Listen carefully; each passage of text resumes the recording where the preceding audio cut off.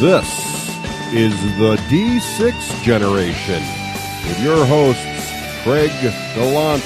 You're wrong! If you're getting any compensation, it's not charity! Russ Wakelin.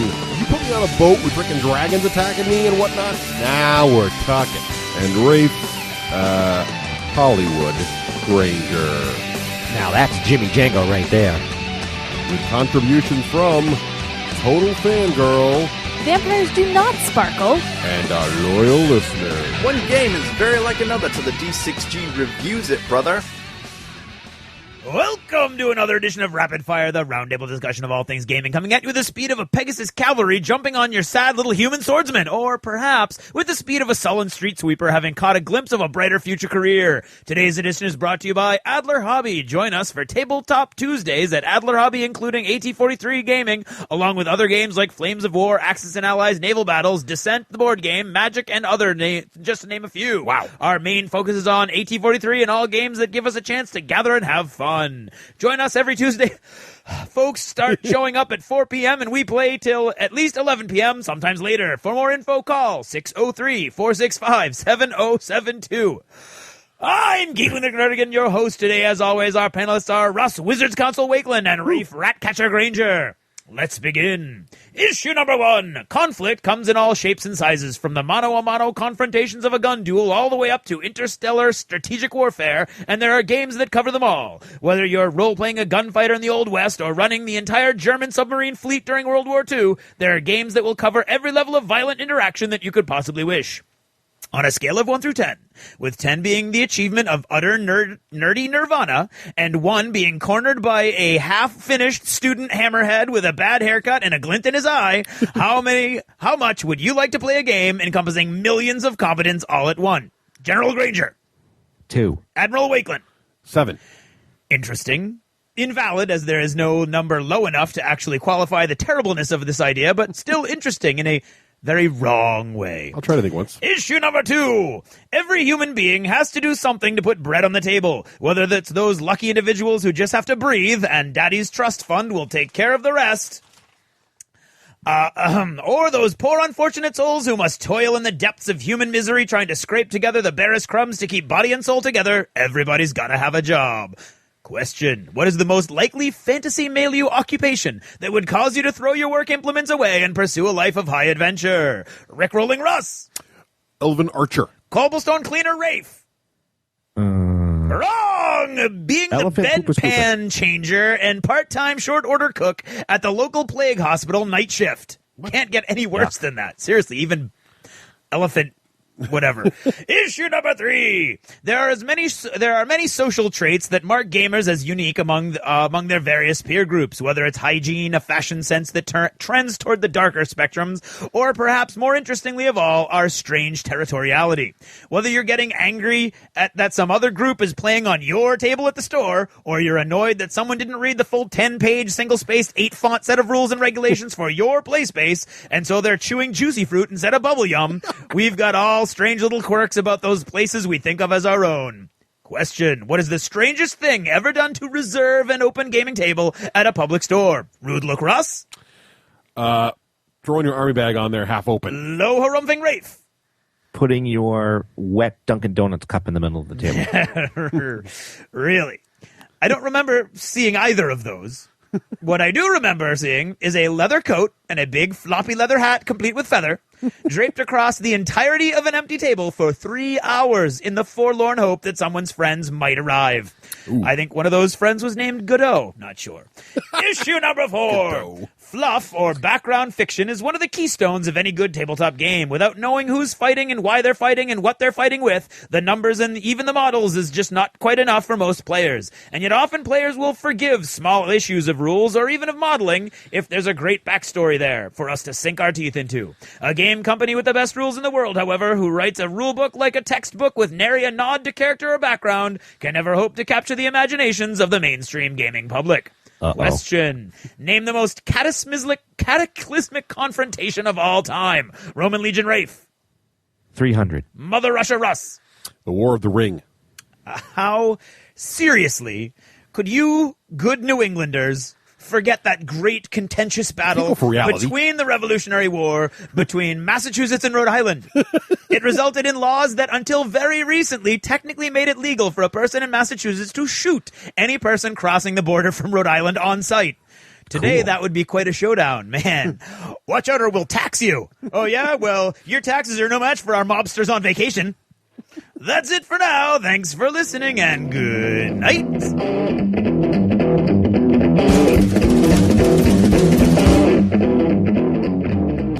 You're listening to the D6 generation.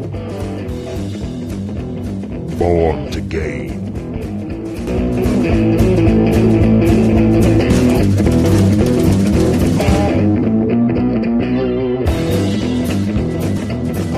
Hello. And welcome to episode 53 That's a very odd number. of the D6 generation. I'm Russ Wakeland. I'm Craig Gallant. And I'm Raef Hollywood Granger. What are we doing on today's show, guys? Today, we're not interviewing anybody. I know, really. We're going to go back We're on to... our own. You know, we decided that we have been doing all kinds of other great topics, which has been fun, but we want to get back to the hardcore, let's talk board games. Yeah, even one that I actually like. How long has it been since we've done that? And we're going to do a full show. We're going to do a board game. We're going to do Rune Wars. Yep. But up first, we're going to do what, Rafe? Wait. You guys promised me we were going to do collateralized security agreements. No. Oh. No. What a bait and switch. We're going to do a role-playing extravaganza review of Warhammer Fantasy Roleplay 3.0. Excellent. Nice. Excellent. So awesome. So we got two big things coming up from Fantasy Flight Games, totally different things. We got role-playing. We got giant epic-sized war game. But first, before we get into all of that, we need to thank our sponsors. We really do. For making everything we do possible That's for right. you. So who should we thank first, Rafe? We should thank Dan of Myriad Games, who supports us, the D6 generation, and on behalf of all friendly professional gaming stores everywhere.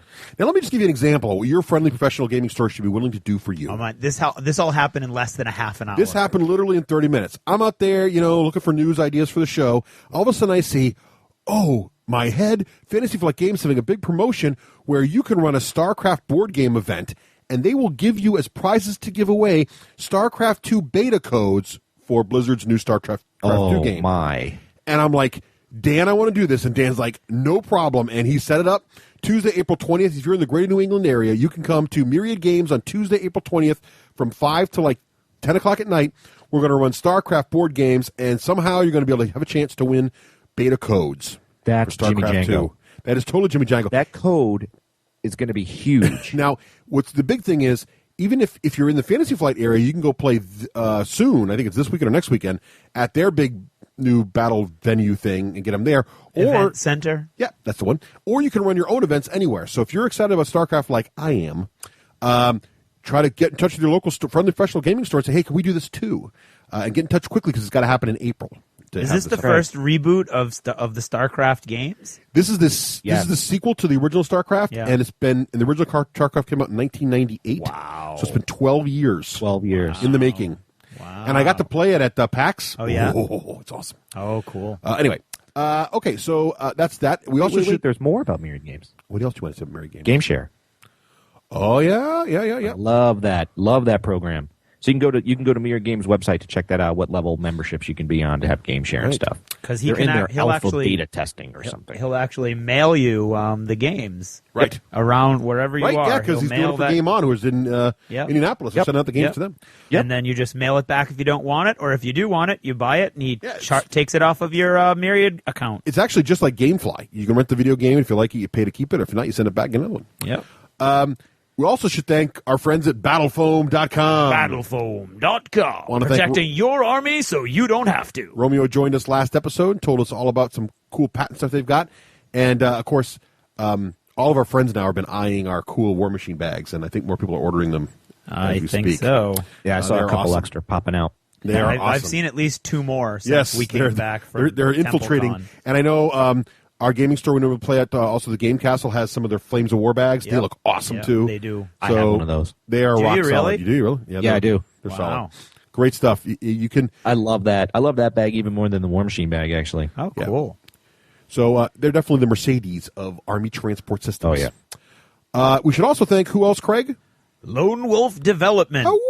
Absolutely the best purveyors of software for supporting your gaming habits around the globe.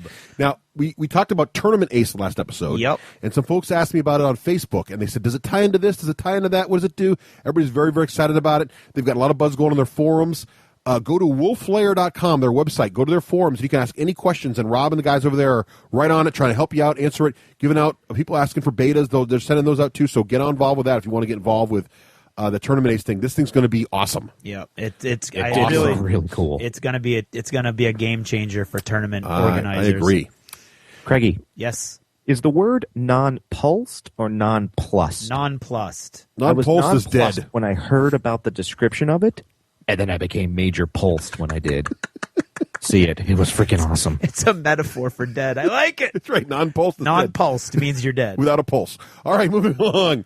The War Store, bringing war to your door since 1999. Our friends at the War Store, they're just a great online retailer. If you don't have a friendly professional gaming store near you and you are looking for the absolute best selection online at some great prices, definitely go check out the War Store. They do a great job there. They have board games too. They've got they got everything. bunch of If stuff. you're looking for it, they've got it. If they don't have it, they can get it. So give Neil a call. He's great help. Always happy to chat with people. Yep. We also want to thank our friends at paintedfigs.com. Got you doing it. I do. Nevin's still working on our great our painting projects over there. I can't wait to see my Stormblades. Raef, what's your project going on over there again? Well, I have two now. Two? Mm-hmm, two. Wow. I have to email you guys that so you don't think I'm. I know, I'm you're like jipping it, shocking me here. But Navin hasn't sent me the spreadsheet on it yet, so now I'm having the beast painted up. I got jealous of your exhibition style. Yeah. I'm having the beast painted. You going exhibition? Exhibition, baby. Yeah, bring it. So what's cool about this is Navin, when you send him a project, you say, I want to do this, he sends you back a nice Excel spreadsheet with a quote, all the different, you can all pick the different from options. dipping all the way to It's great. exhibition. You can pick what you want to do. And the cost and what it's ultimately going to cost you. Including timing, including shipping. everything. It's all broken down. He does a great job. Yep. And Now, finally, here's the cool thing. Just like you, I'm ordering from Dan assault commandos that I want to paint. right. So remember we would have this. I did anyway. This consternation of like, oh, but I'm a miniature painter and I can't. I don't have that consternation anymore. I'm like, No, you pick Beast and choose. 09 goes to Naveen. Yeah, you paint the models you want to painted paint. by Raef. Yeah, paint the models you want to paint. Get the models you need to have in your army, but don't feel like painting from Painted Now, Figs. is there any writing on Beast 09? What do you mean writing? Does it say like Beast 09 on him somewhere? That'd be cool. You should have him Abat at exhibition level. Like on his shoulder pads or something. That'd be It cool. might. Like all chipped. It looks cool in my head anyway. Now, we should also thank, of course, who, Rafe? Well, we should thank Doghouse Systems. Of Nice. course. For For making making the it possible for best. Rafe to podcast. Yes, the best MMO computers, or any computer for that matter, but they're designed to be affordable for MMO players. You know, it's in funny. the whole darn universe. People often ask us, how does Rafe sound so darn good and sexy? And we could say, well, one of the reasons is because he's good and sexy in real life, but the other reason he sounds so good, Genetics. even though he's on Skype, I think it's because he's got a high-end system handling all the processing With for him. 2 X-Wing fighter combo crossfire shooters, That's exactly right, man. among other things. If you ever look Got at that your right. computer and you think it looks like an X-Wing fighter, you just might be. Star That was a Wars great game. segment, by the way. That was very... All right, so I thought he really had him on. well, actually, we're going to have. I've been talking to the news guy, and he tells me that once in a while they're going to have. Announcer, man. Yeah, they're going to have every once in a while they're going to have guest speakers on the show. Experts in their field, if you will. Oh, I can't wait. So there might be another one this episode. You have to listen carefully for that. And Doghouse Systems, of course, you put in D6G as the code, you get free shipping anywhere in the U.S., which is a big deal on these huge systems. On these so. big computers. Yeah, that's a Absolutely. huge deal. And now, if you're not a company helping the gaming industry get the job done out there, Get her done. but you still want to support the show, what you can do is you can support us with our shout-outs and be a part of the show at the same time. How does that work, can. Craig? Well, you can either go to eBay and search for the D6 Generation, and then you'll be able to find our auctions, or what's the link, the direct link? eBay.the6generation.com. UK. Correct. And if you go there, you'll see all the shout-outs for all the recurring regular segments that we have, and you bid as much as you think it's worth. I mean, that's the great thing about this system is you decide how much it's worth. And if somebody else disagrees with you, then but you can always bid again That later show's on. back on again. I know. Oh, yeah. Now, I got an email from a listener Yep. who wrote in, Dear D6 Generation. He wrote in. Could you play Rolling the Dice? Could you review? I'm not even gonna go there. But he wanted to know. He said, I keep checking it, and every time I go to ebay.the6generation.com, the auctions are gone. I really want to get involved. How do I keep missing it? Well, we do post in the Twitter feed the moment they go up. So if you're a Twitter fan, you can follow us that way at the d6generation.com and see what's going on. If you're not, isn't it if the auction's closed, they're not there? That's right. So if you're not a Twitter fan, though, here's a tip. I usually post the auctions the Wednesday or Thursday after the show went up. The last show goes live. Right. So if you bop into ebay.the6generation.com, then you should see them up, and they run for 5 days. So the best bet to always see them for sure is the weekend after the show airs.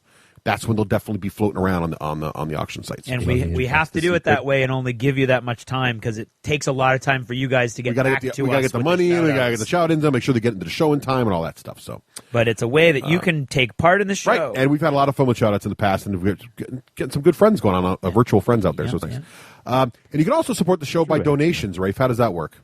Oh, that's easy. You go to the D6 Generation website, you click the donate button, and you donate $1,000. Now, or more, or less. Now, to thank you for thanking us, we would like to sometimes have contests. And it's time for another gigantic contest. It is. It's time to give away something big. We're going to give away. This will be a surprise for me. I can't wait. We have a gigantic mega box copy. Well, it's normal size. Our demo copy. Our demo copy of Runewars from Fantasy Flight Games. Which means, as a bonus, it's already all been punched out and organized. I have baggied the whole thing, punched everything out, and put in a little folder quick reference rules for the game. There you go. Wow. And I was looking at it today. It's almost like getting Russ Wakeland's copy of the game. I have to say, it's kind of breaking my heart. I kind of want to buy a new copy and send him that instead. Ooh, then we shouldn't have mentioned this. So here's the thing. You might get that one or you might get the new one, depending if I can let it go.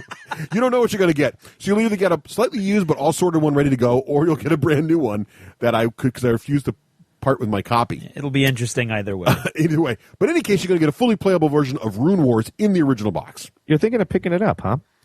Yeah, well, more about that later. But so what is the contest going to be, Craig? All right, Craig has no idea what the contest is going to be. The contest is... So we're going to make up a contest right now. Okay. What should the contest be, Russ? I think we need an email contest. Okay. Or voicemail, either one. Yeah. And what we want to hear is your plea. It needs to be sort of a sad plea as to why your gaming group desperately needs this $100 box set. Either because you can't afford it in this economy, or you just guys are dying for a great new board game, Ooh, or whatever the reason is. Now, audio is preferred always to text, because then we can play them on the air and have a lot of fun with it, and everybody can enjoy your thing, and you get the phrasing exactly right. So those are best. Either email us this audio file or call on our voicemail line. Short and pithy. Short and pithy is always good, but or if you want to write up a paragraph, anything you want to do, anything you want to fluff it out, any way you want to make this appealing and make it interesting to us, we will then pick our two favorites each. We'll then look for any kind of overlapping, as we normally do, and if there's more than one overlap, we'll roll a die. What do you think of that, Raef? Yeah, I like that, actually. Okay. So that's the plan. And send all your emails, whether it's an email entry or a audio file entry, to contest@the d6generation.com. And the due date will be 2 episodes from now. So next episode, we'll tell you the exact date. Slightly less than a month from when you're hearing our voice. You got about 4 weeks, so don't wait till the last minute and all of a sudden realize you got a day to do this. Give yourself some time, just like your school teacher used to tell you. Yeah. As a school teacher, I'm really looking forward to getting all these whiny sound clips. I need an extension because my dog ate my board game. Speaking of excellent emails, yes. We got a great email this week that I just had to share from I love this. Mark in Arizona. And Mark writes, Dear D6 Generation, during a recent team meeting at work, we were discussing the possible reasons that members of an evaluation committee might struggle to work through the differences of opinion. The executive director, my boss's boss, the head honcho, was asking for possible reasons for the problem and writing everyone's answers on the whiteboard. Without even thinking, I said, it could be a case of analysis paralysis. The room got very quiet, and everyone slowly turned and looked at me as if I just said, I love unicorns. Then it slowly dawned on me. I had just said analysis paralysis out loud. The executive director turned to the whiteboard, wrote in huge letters, analysis paralysis, underlined it 3 times, and said, Mark, I've never heard that phrase before, but it is perfectly captures what we're talking about here. Excellent answer. So we're helping you at work, too. So there you go. Gaming terms in the wild, helping people get promotions. Well, we don't know about that, but, helping in the field. We want somebody to fit innovative mechanic into their next boardroom meeting. Innovative mechanic might work. Now, if you need to go back, you can always use some of the tech terms always thrown around, like leverage or extensible. Cloud source. Cloud sourcing always gets you in. Yeah, look for... Now, is it cloud sourcing or crowd sourcing? Well, it's supposed to be crowd sourcing, but I merge cloud in there sometimes, too. I use it interchangeably. Because that's how I am. That's how I roll. And I might even deny something exists, like tree pruning, and be wrong later. That's true. Oh, I'm coming up to that. Don't you worry. I got emails I was about going to that. say, we've heard a lot about that. All righty. So I never claimed to be an expert on AI. All right, so moving right along, it is time now for what, Craig? Achievements in gaming. Ooh, the achievement's slow in the draw. Uh-oh. Anyway. It'll come sooner or later. I'll work on the achievement. Oh, there it is. All right. So. I'm going to go first. Wait. And the achievement in gaming is brought to us by How Have I Managed to Retain the Biggest SOB Title for 3 months? I'm waiting for someone to bring it and try to dethrone me at the April 10th tournament. I'm looking at you, Tom. Sadly, Tom, you only got a couple days, buddy. Get ready. So, Raef, what have you been playing? Okay. I played Descent at Breakfast Gaming Club, and I'm all done. Go, Russ. I want to hear about PAX. Okay. Well, I've done crazy stuff this past 2 weeks because I actually had to go to 2 conventions. Yes. In 2 weeks. The first was a mini convention, but was just blast fun, which was Craig's and Karen's PattyCon. Had a great time there. I'm sure Craig will cover more of that, but I played... I missed Craig's Big Descent cool thingy, which we'll talk about in a little while. I did get to play Gloom, which is always a fun little card game, in which basically it's got these cool transparent cards, right? Yep. And you put them on top of each other, and they sort of tell the life story of an individual in your family. And you're trying to kill your family off, but they have to be miserable when they die. And then you can play these cards that make your opponent's family happy. So they try to. So it's pretty interesting. You're trying to make everybody else happy while fun. keeping your guys miserable until you can manage to kill them. And it only handles 2 to 4 players, but I've discovered there's expansions that bring it up to 6 players. So I'm going to have to get some of those to make it a little more group dynamic. It was funny. I want to play that. Also played Munchkin Bites. One of our listeners sent us a bunch of Munchkin games as a Christmas present, and we got to play Munchkin Bites with Nicole and some other folks there at PattyCon. Had a great time in Vampire Land with Munchkin. That was kind of fun. And Jeremy, our Sherpa, showed off Terra Prime to us. Yes. I get to play Terra Prime for the first time. And how was that? Well, it's interesting. What is it? Wait, not how. What is it? Well, Terra Prime is a space exploration and light space combat game. The components are very bright and fun, and each person has a little spaceship sort of pad in front of them that represents their ship they can add upgrades to. And then you work through on these little tiles. You work out from the main base and explore space. And as you turn tiles over, things will happen like aliens will attack or other things will do. But you're trying to colonize space and get more points that way. And what's interesting about it is it's got a lot of complexity. But Nicole played it, and Christian's wife Nikki played it. Yep. And Now, she doesn't usually play games. Nikki doesn't like games. She doesn't understand why anybody would sit around and play these things. She was just there having fun and being social. We got her to sit down, and I tell you what, not only did she get it, and she was really concentrating, she totally got it, but she actually won the whole thing. Yep. I thought I had it. I'm like, because again, you count your points up, and Ragnar was playing, and he got 21 or something, 20-something. Most people were in the 20s. I ended up with like 42 or something. I'm like, 42, I own it. Nikki's like, yeah, I got 44. I'm like, what? It's 44. So, yeah, she totally rocked that game. It's great fun. It's a great space exploration game, and seems to be it appeals to everyone, even non-gamers. So, yeah. Now, even though she won, was she like, yeah, I still don't know why people play these games, or did she like it? I think she had fun. I don't think she would pursue it on her own, but I think she enjoyed it. So, yeah, she had fun. Yeah, okay. And I just have to say, corned beef. That corned beef is great. That corned beef was awesome. Do you want to talk more about PattyCon before I go on to PAX? Yeah, sure. Okay. Yeah, let's do that. At PattyCon, I got to actually play a bunch of games also. I wasn't invited to go. Craig didn't That's a invite lie. me. That's a lie. You are It is a lie. one of the inner circle that just couldn't be bothered to show up. I got achievements. I got some achievements out for you. Busy man. Take a few. All right. I played the board game Adventurers, which I don't think we've even mentioned, but you said is that you'd the one with played the big it. stone? I played it at Alex's party. Alex's party, thing, right? And it is fun. Yeah. I think there's it's good. I had What did you fun. think? I had fun. There's a whole element to it, that memorizing element to it, that I know I wouldn't be good at, so I didn't even try. So I'm never going to win. You just skip that part. I just skipped over that room completely. So describe it for our listeners who might not be familiar. It's interesting. Each player is an adventurer. Think Indiana Jones. Like an archetypal adventure, like that kind of character from movies and books. Like Indiana Jones. But you get two to choose from. Yeah. And, you get two characters that are yours. You can only play one of them at a time, and then when one dies, the second one kind of drops down into the tomb, or into the dungeon, or whatever it is. Bling. The interesting thing is all the characters they play exactly the same, except each one has a once per game ability that's a very minor thing. So it's mainly you're just moving the tokens around the board. Yeah. And there's a giant ball a la Indiana Jones rolling through the dungeon tomb thing, and you basically have to beat it out the door, back into the jungle, into the outside air, before it closes it off and seals it off forever, and you're trapped and you die. And you're trying to grab treasure as you run through. And there's several different ways, and they're all cards. You pick a card, and the card's anything between 1 and 6. And so that's how much that treasure's worth.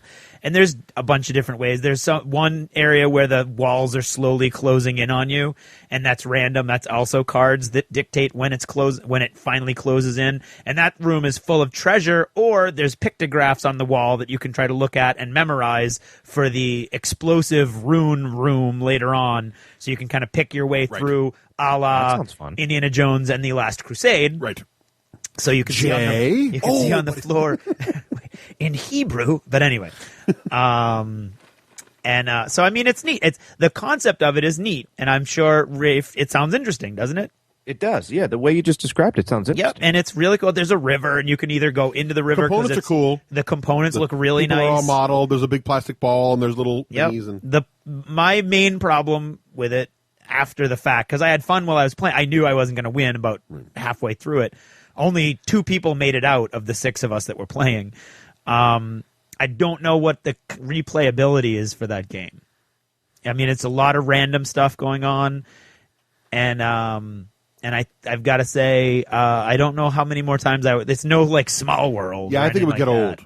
I think it would get old. It kind of reminded me of Mousetrap. I was just about to say that game is awesome the first time you play it, and then after a while you just throw the game away and go, look at the cool parts. It's sort of like it looks like it's one of those Hasbro games. If Hasbro made a Mousetrap, I don't know. I mean, there's more depth than I shouldn't say that. There's more depth. There's a lot of depth to it, but the depth doesn't. It's always going to be the same tomb that you're in, and they're always going to be the same. The treasures are always going to be in the same place, and you're always trying to beat the ball. It's not like a Flying Frog game where there's a bunch of different scenarios. It's not going to be different every time. The board's always static. The board's going to be static. The characters are all, for the most part, very, very similar. Yeah. There's some neat mechanics, and as you go through the first game, maybe even 2 or 3 games, you see the mechanics, and you're like, oh, it's easier. You're gonna go down the waterfall. You have to give up treasures to do it, and all kinds of cool stuff. But I don't know about the replayability. Is it meant to be played with mothers and fathers and sons and who like to repeat it? I think so. And daughters. I think maybe. I think it'd be a good family game.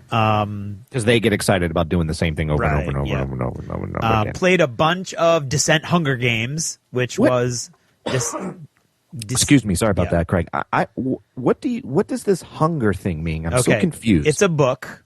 It's a book. Hunger Games is a young adult fiction book. And it's called, quote, Hunger Games. It's called Hunger Games, yes. Okay. It's a really cool science fiction kind of book that I'm not going to go into a lot of the details here, but I highly recommend if anybody's out there and they like... It's a book about food, let's be honest. It is about food. I mean, there's a really cool background story to it. It takes place in the far-off future where a lot of amorphous, not really mentioned things have happened to the world. And the United States and Canada and Mexico and assumingly every country in the world has collapsed. And a city-state basically has risen up to take the place of the United States. And there's one giant super space-age city in the Rockies called the Capital. And then there were 13 outlying colonial states. Each one produced one specific thing. And about 100 years ago, they all rose up against the capital because the capital really oppresses them and basically uses them as slave labor to support their super high-tech sci-fi life, and they're all living like medieval peasants. So they rose up against the capital, and in retribution, the capital used all these genetically enhanced beings and high-tech weapons and eventually subdued all the colonies, or all of the territories. And there are two things they did to finally push forth their point that you can't do this anymore. They used nuclear weapons to completely eradicate the 13th territory. Wow. Just to say, here, take that, bzz, you're gone. And then they instituted these things called the Hunger Games, which is an awesome idea. The Hunger Games, every year, every territory has to... It was like Food Machine. Kind of, yeah. Has to, at random, choose 2 children between the ages of 12 and 18. And basically, it's a lottery system. And every year that you're in the lottery system, you have to put your name in again. So if you're 12, your name's only in there once. But if you're 18, your name's in there 6 times. And in addition to that, because almost all the people in the outlying territories are poor, once a year, you can buy a bunch of grain and meat for your family, but that puts your name in a bunch more times. So poor people are in there a bunch, and rich, those nasty rich people. And so those are all chosen, and then they all have to go to the capital, all the people that are chosen. So there's 12 outlying territories, a boy and a girl from each. They all get sent in, and they get sent into this large arena that's like, the size of, a state, basically. It's just this giant territory that somehow you don't even know really what's keeping them from just running away.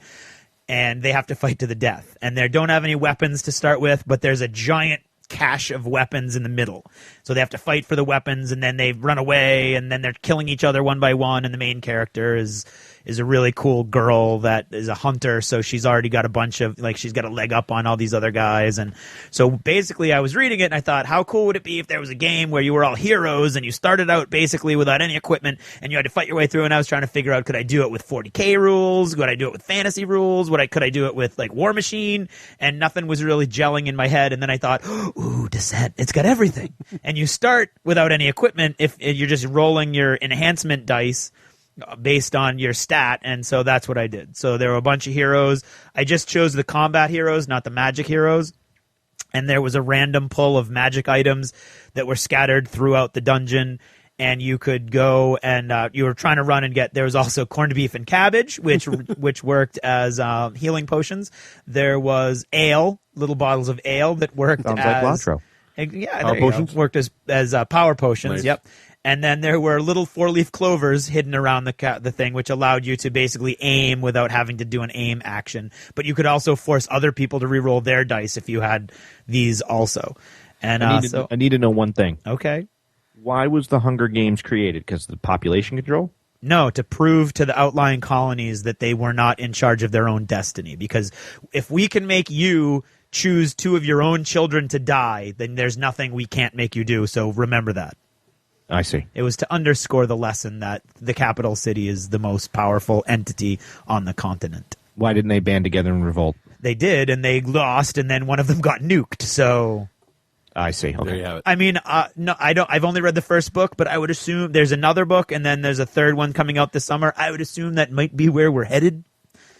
But right now, it's just dealing with this one girl, and she doesn't get chosen. Her little 12-year-old sister gets chosen on a fluke. Oh. And she jumps in, and I don't want to spoil anything. So was the game well received? The game was extremely well received. It looked cool. I never got a chance to play it. It looked really cool. Club after PattyCon. Yeah, we played 4 times, so that's 4 times 4 adventurers, so 16 Nice. plays. It was a blast. Everybody had a lot of fun. I never played in it. I just kind of it's not. You don't need to have a evil overlord, but it helps to just have somebody to clarify stuff as you go. And I had a blast. I loved it. It was everything I wanted it to be, and I really had a good time. And sneaking a book review in there. Nice job. There you go. See, and then I played my Munchkin Merry Christmas game, Munchkin Foo, and Karen loved it and was very disappointed that it's not a 2-player game. We had a really good time. Dan played with us when Dan and Sarah came for a little while. And, nice. This was pre. Logan Xavier. Right, so welcome to the world. Welcome to the world, new X-Man and Professor. So congratulations Yes, to to Dan and for Sarah. their We new missed baby. that. We should have mentioned Yes. that at the top of the show. And so they both came for a little while. She was, I think, 3 or 4 days past her due date, so Right. she was a little miserable. But We were kind of surprised to see they her. had a but, good time. We played some check it out. games, and then she went home to go to bed, or he took her home. And then Dan, like a good husband, Dan came back and played. Nice. Because, I mean, who cares? She's asleep. Come on. Right. She's asleep. And What's he going to do? Exactly. Rubber feet? Yeah. Come on. So we had a good time playing Munchkin Fu also. And then because of PattyCon, that did some strange thing in Karen's head, and we've gone back to Small World of Palooza.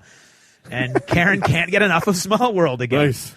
And but still, apparently, I am the Stalin of Small World. Are you winning all the time? I am still winning all There the you go. time. And she's pregnant, man. I'm trying to throw these games. I know what it's going to cost me down the road.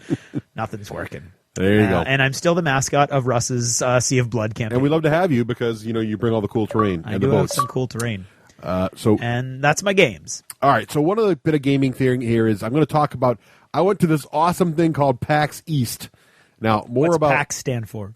PAX is Penny Arcade Expo. Good. I did not know that until this week. And it's East because PAX originally started in Seattle and just in one city, which is called PAX. And now that has become PAX Prime, and this is PAX East. Spreading like a virus. More about PAX in a little bit, but I just want to talk in the gaming section here about the games I actually played at PAX. So, first of all, what I did was I wanted to have something in my backpack because I understand there's some line standing at PAX. So I threw in Martian Flux, I remember that a game. great little card deck game. You can throw it in there. And we're standing in line, and I just was like, hey, anyone want to play Flux? And they're like, some people knew what it was, some people didn't. We just started sitting down, we're waiting for the thing, and played Martian Flux. Had a blast. It was really funny. And Is people this were like, waiting to get in or actually waiting for no, different this is for events? different events, and it was funny because people be like, nah, a lot of people playing DSs there because it's very video game centric. So they're all online playing Mario Kart or something with each other, and all of a sudden I'm playing it. We're like, oh look, a phase disruptor. Oh look, a tinfoil hat. And they're like, what are these guys doing? It was kind of funny. I need to know more about PAX before you go on. We'll do more PAX in a little bit. You just I don't You need to be hold your calm horses. in. You need You're to be already talking about patient. Shane. You just hold your horses. That's because this is the This is order the we've game done section. it for 53 That's right. Hang with it. episodes. You just got Craig to do an entire book review in the wrong part of the thing. I'm Yeah, trying to that get was him- your, and get that us was back all on you, topic. man. That wasn't me. All right. That wasn't So- my fault. I also got to play Summoner Wars. Now, I've talked about Summoner Wars a little bit like I want to try it. And what was really cool about this play with Summoner Wars was I got to actually play with Colby Douch. I didn't say his last name to me, but I got his card. Colby is actually the owner of Plaid Hat Games, and he does indeed wear a plaid hat. Really? Of what variety? Well, this one looks sort of like an old, 1950s one with a little plaid on there. Oh, with very little brim. nice. Like a little Pretty sexy. hunter's hat? Yeah, their kind of? logo is more of like one of those little, I don't know what a- you call those things. Like a Sherlock Holmes hat? Yeah, a little bit. kind of. But anyway. Very nice guy. Did a great job showing me the game, and I respected him for kicking my butt. He did not go easy good. on me. But it's a fun little game. It's a card game, but it has a fold-out map that comes with it. It was kind of cool because at the con, they had a big, cool, polystyrene stone-looking board done up. Oh, yeah. But you put these cards on a grid. Kind of reminded me of Dreamblade a little bit. You put the cards on yeah? the grid, but instead of collectible miniatures, you have cards. And you buy the game in little packs with 2 races. So you'll have, I think one of them is orcs or humans and orcs, or humans and elves, and another one is another 2 different races. Then you can interchange them or just play them separately. So is it a collectible card game No, or it's a living it's card not collectible. game? It's not even living, really. Basically, you buy It's you buy a set, and it's going to have everything And you it need is to play, what it is. and it's 2 players, and you'll get one set will be like orcs and humans. Yeah. And the other set will be like elves and dwarves. Gotcha. Then you can play elves versus humans. You can interlock them, Gotcha. or you can just have the box by itself. Gotcha. This summer they're coming out with undead and knights, I think, or something like cool. that. So they're expanding it that way. And if you have 2 sets, you can put the board together and play 2 on 2. Fun little game. It kind of reminds me of War Machine because your summoner, if he dies, that's how you win the game. And you just kind of move around. It's really slick. It's got range and everything. It's kind of like a combination of miniature combat and cards. It's pretty cool. So the very, cards very represent miniatures? represent models or units. Yeah. And it's very simple, very fast. You'll learn it in seconds, and it plays about 45 minutes. Good fun. Also got some demos of some brandy new games coming out shortly from Steve Jackson Games, the makers of Munchkin, which we just talked about. One of them was Zombie Dice. And this is a game that comes in a little tube with a zombie on it, and it's got a bunch of 6-sided dice. And basically on the dice, you are playing the part of a zombie at the table. It's a very simple game. So you roll the dice, and you're hoping to get, guess what? Brains. A zombie. Right? Oh. Brains, because brains are good. And you roll the dice, you get some brains. If you, after you reach into the can, you got to pick 3 dice out, you roll them. If you get brains, you can then take another 3 dice and roll more. But the problem is also on the dice are little explosions that represent shotgun blasts. If you get 3 shotgun shells, you then lose all the brains you got that turn, and you pass the next person gets to play. That sounds cool. And there are also little feet called runners. That's the humans trying to get away. Okay. If you roll feet, you have to re-roll that die again as part of your pool. So basically, it's kind of a pressure luck game. You're going to roll as many brains as you think you can get. If you stop and say, okay, I got 4 brains, I'm going to stop, you score 4, and then you pass to the left, and the first guy to 13 is the winner.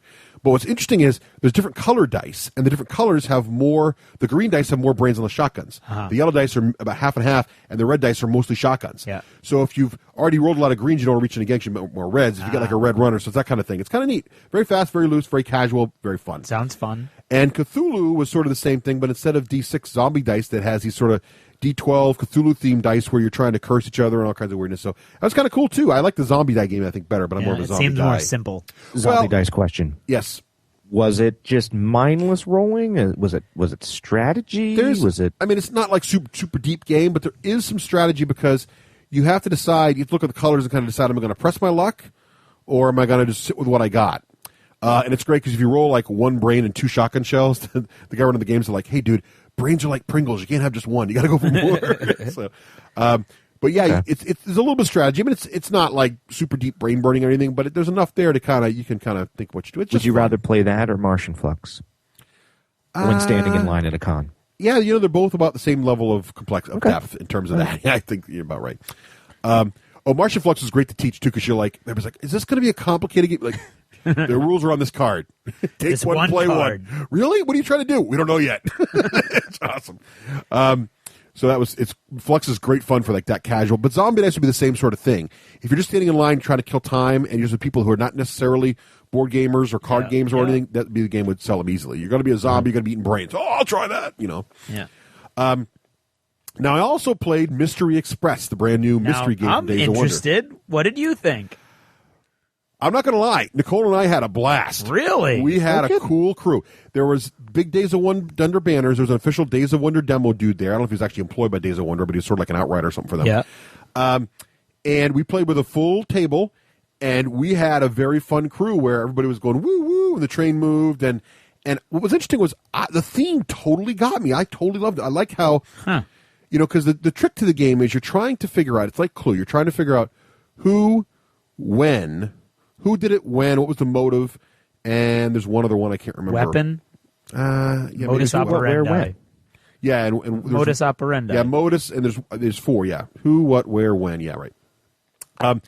And what's interesting about it is, though, unlike Clue, where there's 1 of each card, there's 2 of each card in the game, and then 1 of each card goes into the who did it pile into the board. So if you see motive or his method is hanging.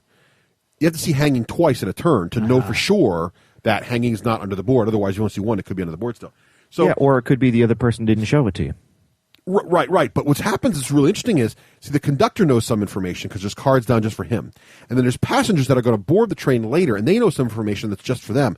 What's really, really cool is the different cards, you can do different moves, and it's really not a memorization game as much as it is a deductive reasoning game. Oh, it's totally deductive reasoning. Because what happens is certain characters have special rules. So one character, for example, can look at a card that was green. If a green card was discarded, I can look at it and see what it is. And so if someone learns a piece of information and it's green, they talk to the conductor and they get a card that no one else has had yet, right? I can then look at it too. We know it hasn't moved around. You know what it is, Craig? What? Russ writes code. So that's fun for him. I'm not busting on him. I like deductive reasoning games. That's fun. He likes deductive reasoning. If you like deductive reasoning, I think you'll like the game. Yes, and I think I'd rather balance Craig's checkbook. It's awesome. It might be my Agricola because I really like this game a lot. Nicole and I were talking about getting into our collection. We think her mom would really enjoy it. I think anybody who likes really thinking through games and really like that kind of stuff. I think anybody likes really boring games. It's really cool. If you like Agatha Christie, like those books and those themes, it's awesome. Really enjoyed it. I think it's the best deductive reasoning game I've ever played. I think it's really, really good. Did you just call him John? I think it's the best deductive reasoning game I've ever played. I think you said really John.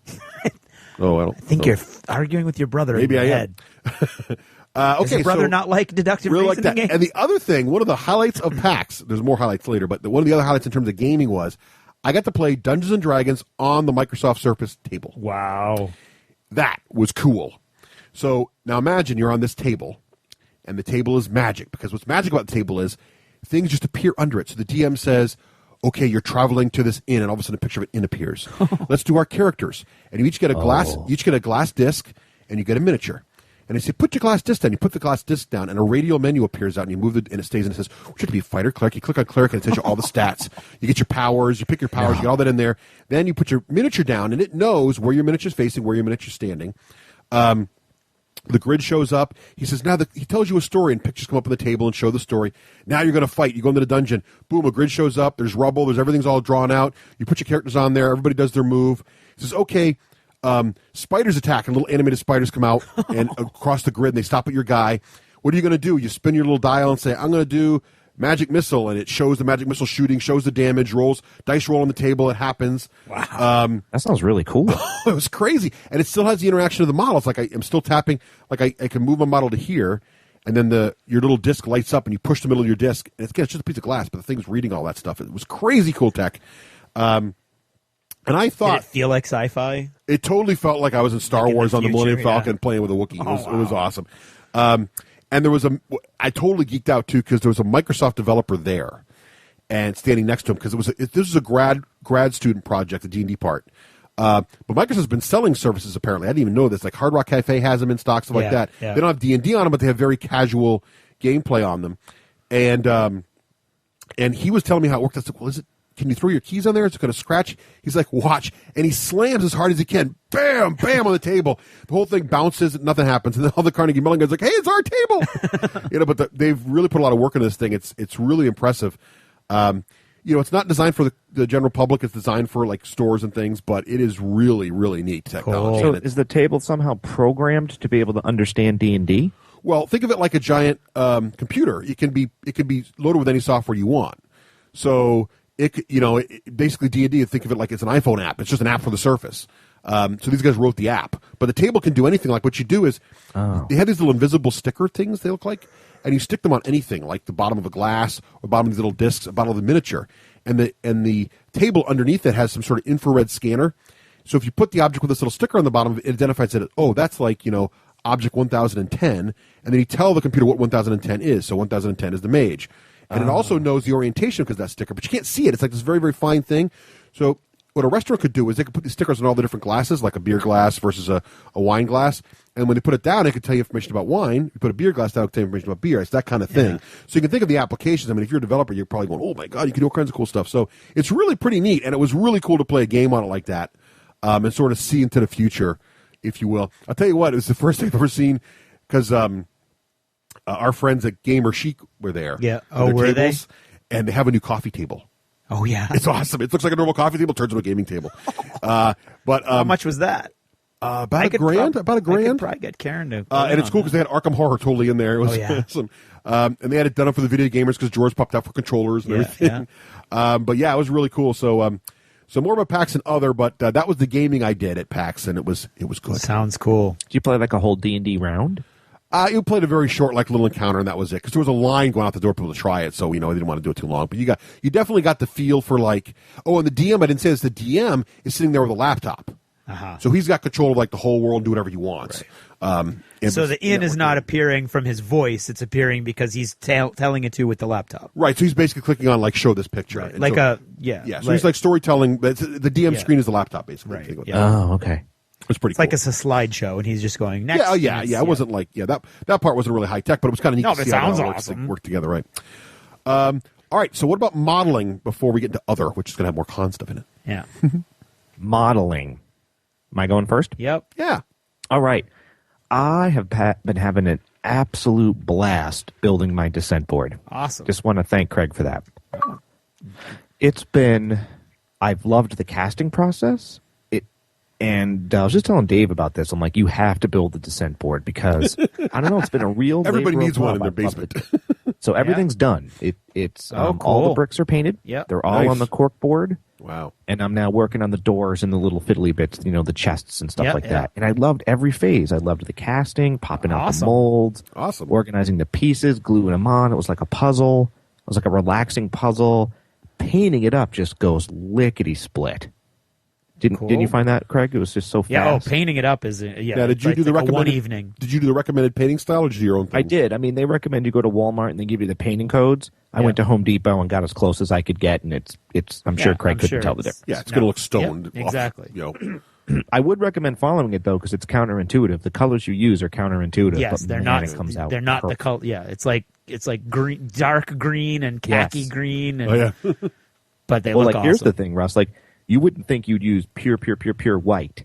Right. You want the dungeons to look gray and stone. But by the color codes they use, you use pure white, and then it kind of melds into the undertone, and it comes out like a bright gray. It is beautiful. That's cool. It is, and I wonder if this is how Craig feels when he builds his gut shot terrain. Like, I'm like, this is like an heirloom to me now. Like, I'm just so proud of it. Yeah. It was really easy to do. Yep. It really just took time. Yep. Yeah. That's awesome. Yeah. Well, go out there and try to build your own descent board, people. It is cool. Craig's coming this Saturday. I am. Nice. He's sitting in for our descent campaign. Yeah, somehow yet another friend-based descent campaign started, and I didn't get included in that one either. Nope. What's interesting is, though, you got your wish of everybody playing the same game all the time is working out. Yes, except that I'm not playing it. Yes, You're playing this Saturday. And you're inspiring people to build their own boards. Which is great. Which is awesome. Which is great, yes. They say that there are two great tragedies of the human condition: to never achieve your heart's desire, or to achieve it. I won't go into any detail, but think about that. Well, as we learned on the Wonder Years, some men are born to greatness, others have it thrust upon them while they're in the bathroom. Right. There you go. All right. So here we go. I've done absolutely no modeling because I've been busy at cons. So, Craig? Okay. I did finish painting up all the monsters and the heroes from Well of Darkness. Ooh. So now that's good because we'll need those for Saturday. Well, it's bizarre. I still the demons, the two demons, the two giants, and the two dragons from the base set still not done. Oh, they look awesome. They're all dry brushed and everything, but I haven't finished them up. Everything else it's very odd. You don't see demons that often, though. Right? Well, good. There you go. But dragons you do, and dragons are cool. I had a dragon shot down last week. Wasn't it? Yes, I remember. It was quite stunned, floating in a circle, and shot down. And it shot down with a cannon. Very it was embarrassing, fun to watch. Really. What I did finish was I actually planned out, and finished the Revenge, the heroes ship. Oh, and it's right here and it looks awesome. And I brought it in so Russ could see it. We'll take a picture and tweet it with Nicole's iPhone. It's I'd like it to be painted a little bit before then, but I mean, you could do we could do a work in progress because I'm very proud of the way it came out. It looks awesome. I used the cannons lame like the other one. There are no cannons on this. The cannons are the same as the other cannons. They look great, by the way. The cannons. Instead of the rope coils to show where the ropes are, I put belaying pin racks from a they look cool. wooden ship model that you can buy them like in little packs. It was like $3 for 20 belaying pins. Nice. And I put a bunch of cleats. It was like $4 for 10 metal cleats. So it actually has all kinds of real actual ship accoutrement all around it. Accoutrement. Exactly. So I'm really happy with the way it came out. Nice. And I just have to put in the magnets and paint it up, and it'll be good to go. And that's what I did for modeling. Well, there's another achievement for that. That book looks awesome. Now let's get on to other. Granger, what have you been doing in the other category? All right. I really did finish Fallout 3, Russ. Did you really? I did, because I had it. I didn't realize this, but I guess I had it 3/4 of the way completed. Oh. And for some reason, I had a hankering, and I let it fly by because I didn't want to make a foolish purchase. And then I had a hankering, and I let it fly by. And finally, I bought the download version. Yep. And I finished it, and I was expecting another 10, 15 hours, and all of a sudden I was like 5 hours in. I'm like, boop, boop, I finished. They have some good expansions for that, too. I don't know if you know that, but they have a bunch of cool ones. You can go actually find I downloaded an add-on pack, which I've never done. Yeah. I think I've learned something about myself. I think I like the single-player role-playing game, actually, because I don't have to, like, you get a couple guys to go with you, but I don't have to waste time kitting them out. I don't have to waste time talking to them. You confuse me. I mean, you mean you like because most of the role-playing games are single-player. You mean single character in your party role-playing games. Yeah, that's what I mean. I'm with you. Okay. That's what I mean. Now, I heard Mass Effect, you really don't have to do that much stuff with the other three guys. It's almost fully automated. Yeah. Mass Effect 2. Yeah, Mass Effect 2. So I might try that next. But I'm having fun with the expansions with Fallout, so I'm just going with it. Very good. I like the storyline. I like the apocalyptic. Yeah, I'm glad you're in the. I'm glad you've rediscovered role-playing games for story because they're good. Yeah. Yeah. Stoney at the end game, I was bored like 2 weeks ago. Yep. But I've been getting in with some pugs. And for you non-MMO, it's a pickup group. Oh, I see. And usually a pug is the bane of anybody's, in existence. But in Latro, pugs are pretty good because we have a good community. Anywho, I didn't really realize this. I'm patting myself on the back, but I guess I'm a pretty good tank because I don't know if I'm a good tank. I just play my character, And I'm going through, and people are like, "Oh my God, man, that's Stony, man, that was great, awesome. We've never finished it so fast before." And I'm He's like, worshipped virtually and in real life too. There you It's go. amazing. Wow. No wonder they call him Hollywood. yeah. So it felt pretty good, and I've been working on some end game stuff, which nobody will know about, which is getting my Radiance gear so that I can go fight bigger monsters. Well, you know what? In honor of Positron, more about that later. I will give you a positive achievement for an MMO. Really? More about that later. Wow. Oh, okay. Now, my article in No Quarter. What article asks you? Craig, you're going to love this. Yeah, you sent everybody out. They bought No Quarter just for you, and there was no article in there. I think you owe a lot of people $7. Well, I have an explanation. Okay. I called up Matt Wilson. I have his personal phone number. Yeah. You did not I'm call listening, Matt dude, Wilson. This is Hollywood here. I got fans. I am not in issue. You know who I am? Do you know who I am? Do you know who I am? I am like, what the you-know-what? He goes, Raef, I'm going to look into this. The editor in charge of No Quarter, canned, brand new editor. Totally fired his butt. Yeah, but he was fired a priori before you called him, right? Yeah. I made all that up. Yes, you did. He was fired, but I it wasn't didn't because tell of Matt. I don't have his personal number. I didn't tell Matt at all. He has no idea. And but what happened was I followed up and I got an email from a new editor in chief. I don't know, the old editor in chief. Maybe he got promoted. But what's interesting is, c'est la vie. He's like, okay, hey, let me find your article. Couldn't find the article. He's like, hey, could you send me that again? So I sent it to him again. Yeah. And I sent him 2 other ones that I'd written for the other editor, and I don't know. Maybe I won't cut the mustard this time. I don't know. Hey, it's nice to be out there, though, isn't it? Yep. you have I'm mustard. okay with it. You lose every race you don't run. Exactly, Craig. I lose most of the ones I do. So that's what happened. Yeah, well, running is no guarantee that you're going to win, but you're guaranteed to lose if you don't. Past Well, that performance. sucks, Rafe. Hey, but we I'm never sure. know. I'm sure I hope I make the cut. Yeah, I'm sure it'll be back. I hope so. It really did come out pretty good. I want you guys all to see it. I believe you. You know what I feel like I'm going to do is if it doesn't cut the mustard, I'm going to ask for permission to put it on my blog. Yeah, there you go. Well, how can you not have permission? Well, it's full of privateer press. I'm not sure because right. I think the minute you submit it, whether it makes it to print or not, you give up the rights to Yeah, I it. think no, actually, it's not. I'm not sure. I could be totally wrong about It's- that. Every magazine has a separate policy, but you would know that policy. They would have most places. It's not in what's it called? Something or other. I can't remember the technical term for it, but there's submission when you only can submit it to one place at a time. Some magazines and publishers are that way, and others aren't. And if they didn't say specifically that they aren't that way, then here's what's funny. Might not be a problem. Looking at the emails that the new editor wanted me to look at, they dated back to 2008. I didn't realize it was going back that far. That what was going back? Your article. The correspondence with the editor. Oh, yours? Yeah. Oh, wow. It takes a long time. Hey, man, you got to pay your dues. Sell no wine before it's time. Yep. That's right. I don't know what that means. I don't know either. All right. Oh, wait. Han and Julio Gallo. In ahead of me. Hey, I hear a Wakeland owns an iPhone. I hear both Wakelands own iPhones. Whoa. No, I do not own an iPhone yet. Nicole owns an iPhone. Oh, what happened there? Here's what happened. I believe it was Russ's about a week ago. No, it's never been mine.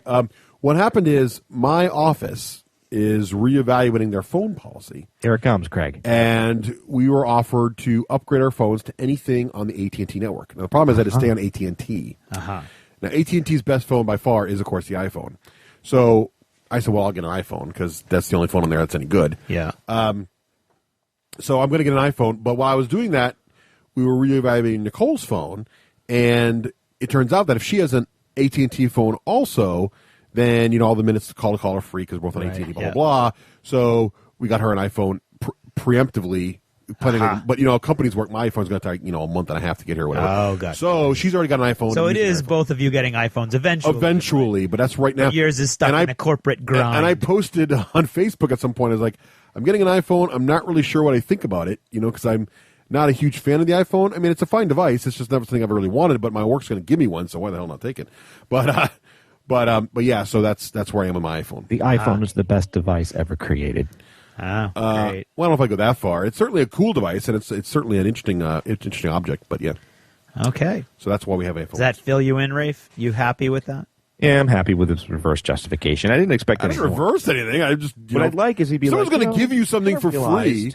I would never pay $200 for an iPhone, personally. That the iPhone's really cool, and we want to join everybody else. There's no zealot like the convert, Rafe. Right. You've got to wait until he's converted. No, I really wanted a Droid. I really, really wanted a Droid, but I couldn't get my company to switch over to the appropriate totally network. different phone network. Yeah. Now, this is even better, Craig. Okay. And our listeners out there. So I mentioned a AI logic theory that I learned a long time ago. Yes. And Russ busted my chops.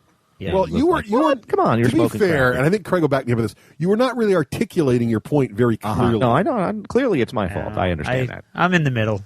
And Bob, I got love nobody's you. back. Joined the HD fan club. Now, a few other people tweeted and did some of the things. It's like I mentioned on DACA. Rafe's 100% right. I'm like, yes. I did concede. I did say I was incorrect, but my only defense is that I did not clearly follow what you're trying to say. I understand. Clearly, it was in the way I explained it. Yeah. I understand. I mean, there's 4 different people emailed and said I'm 100% correct, but I get it. You were just like blah, blah, blah, chest, blah, blah, blah, pruning, blah, blah, blah, tree. I understand. That's how that went.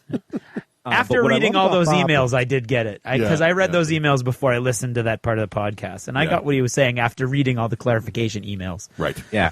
But my favorite part is Russ, in Russ fashion, was like, no, you don't understand. Rafe was wrong because of blah, blah, blah.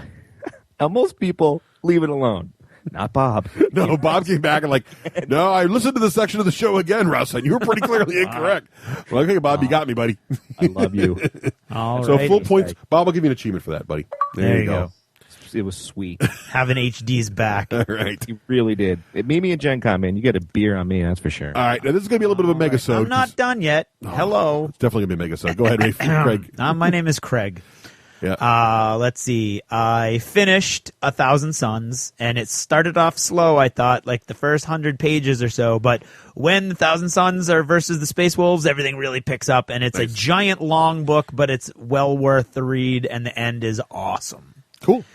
Rafe, you in particular, in your old Chaos, you liked Chaos a long time ago. Space Wolves too. There you go. Yeah, it's both of his armies. It's very cool, and the whole point is it's the story of the fall of the 1,000 Suns, who never really fall, which is interesting, and why the Space Wolves end up being the ones that are sent to bring them to heel, so to speak. Oh. And Dan Abnett's book, The Burning of Prospero, is the same story told from the Space Wolves' point of view. So they had a really cool concept. Unfortunately, with Dan Abnett's health issues, that book has been delayed till next year, till that next reminds me January. of that Clint Eastwood movie, Flags of Our Fathers, told from the American side and then the Japanese side. He made 2 movies. Maybe it's not Flags of Our Fathers. Maybe it's another one. Right. There is a different. It's not. It's Flags of Our Fathers. Is yes. Anyway, sort of. I get it. I'm not going to pruning to me. Right. I was going to say I'm not going to say you're wrong because I don't want Bob on my case. Dude, I am not afraid to call you wrong, Granger. You've not You can't scare this me. isn't hunger. You haven't nuked my colony. See how I did Hunger Games. I brought it all in there. Okay. Panem is the name of the country. Yeah, I think Hunger's a bad vampire movie. I think it is. Right now I'm reading, and I can't remember your name, and I'm really sorry, and I will remember your name eventually, but a listener recommended to me a book called Name of the Wind, and it's sort of like Raymond Feist's Magician series, if you've read that, which is really good. And so I'm just about 100 pages in, and that one kind of started off a little slow too, but it's getting good. But my primary focus lately is my copy of Future War Commander came in, and I wanted this to be our launching off point to do a whole episode, or at least a whole big segment on boutique companies, those smaller companies that you guys are always saying, hey, you guys should check this out. So I'm checking it out, and on first blush, I've got to tell you that this book does not have what it takes to keep me focused. Right. Exactly. There is no eye candy in this book at all. There's some nice photos of some models and some nice photos of some okay terrain, but it's okay terrain like club terrain. It's not terrain like a book terrain. There's no artwork. It's not really very inspirational. No, there's You've got to already know what you want. There's little blurbs of tiny, paragraph every 10 or 20 pages of fluff. It's not a long book. I'm trying to gauge it. I'm trying to gauge it within its own genre, with its own system. Are we just spoiled? I think we're spoiled. That's what I'm wondering. But look, no. First of all, the book costs $50. That's a lot of money for like a 110-page book with no color. It's got color. It's color, but all the color photos and everything. Not a lot of art or anything though, really. But there's no art. Yeah. The cover is 2 more photos of.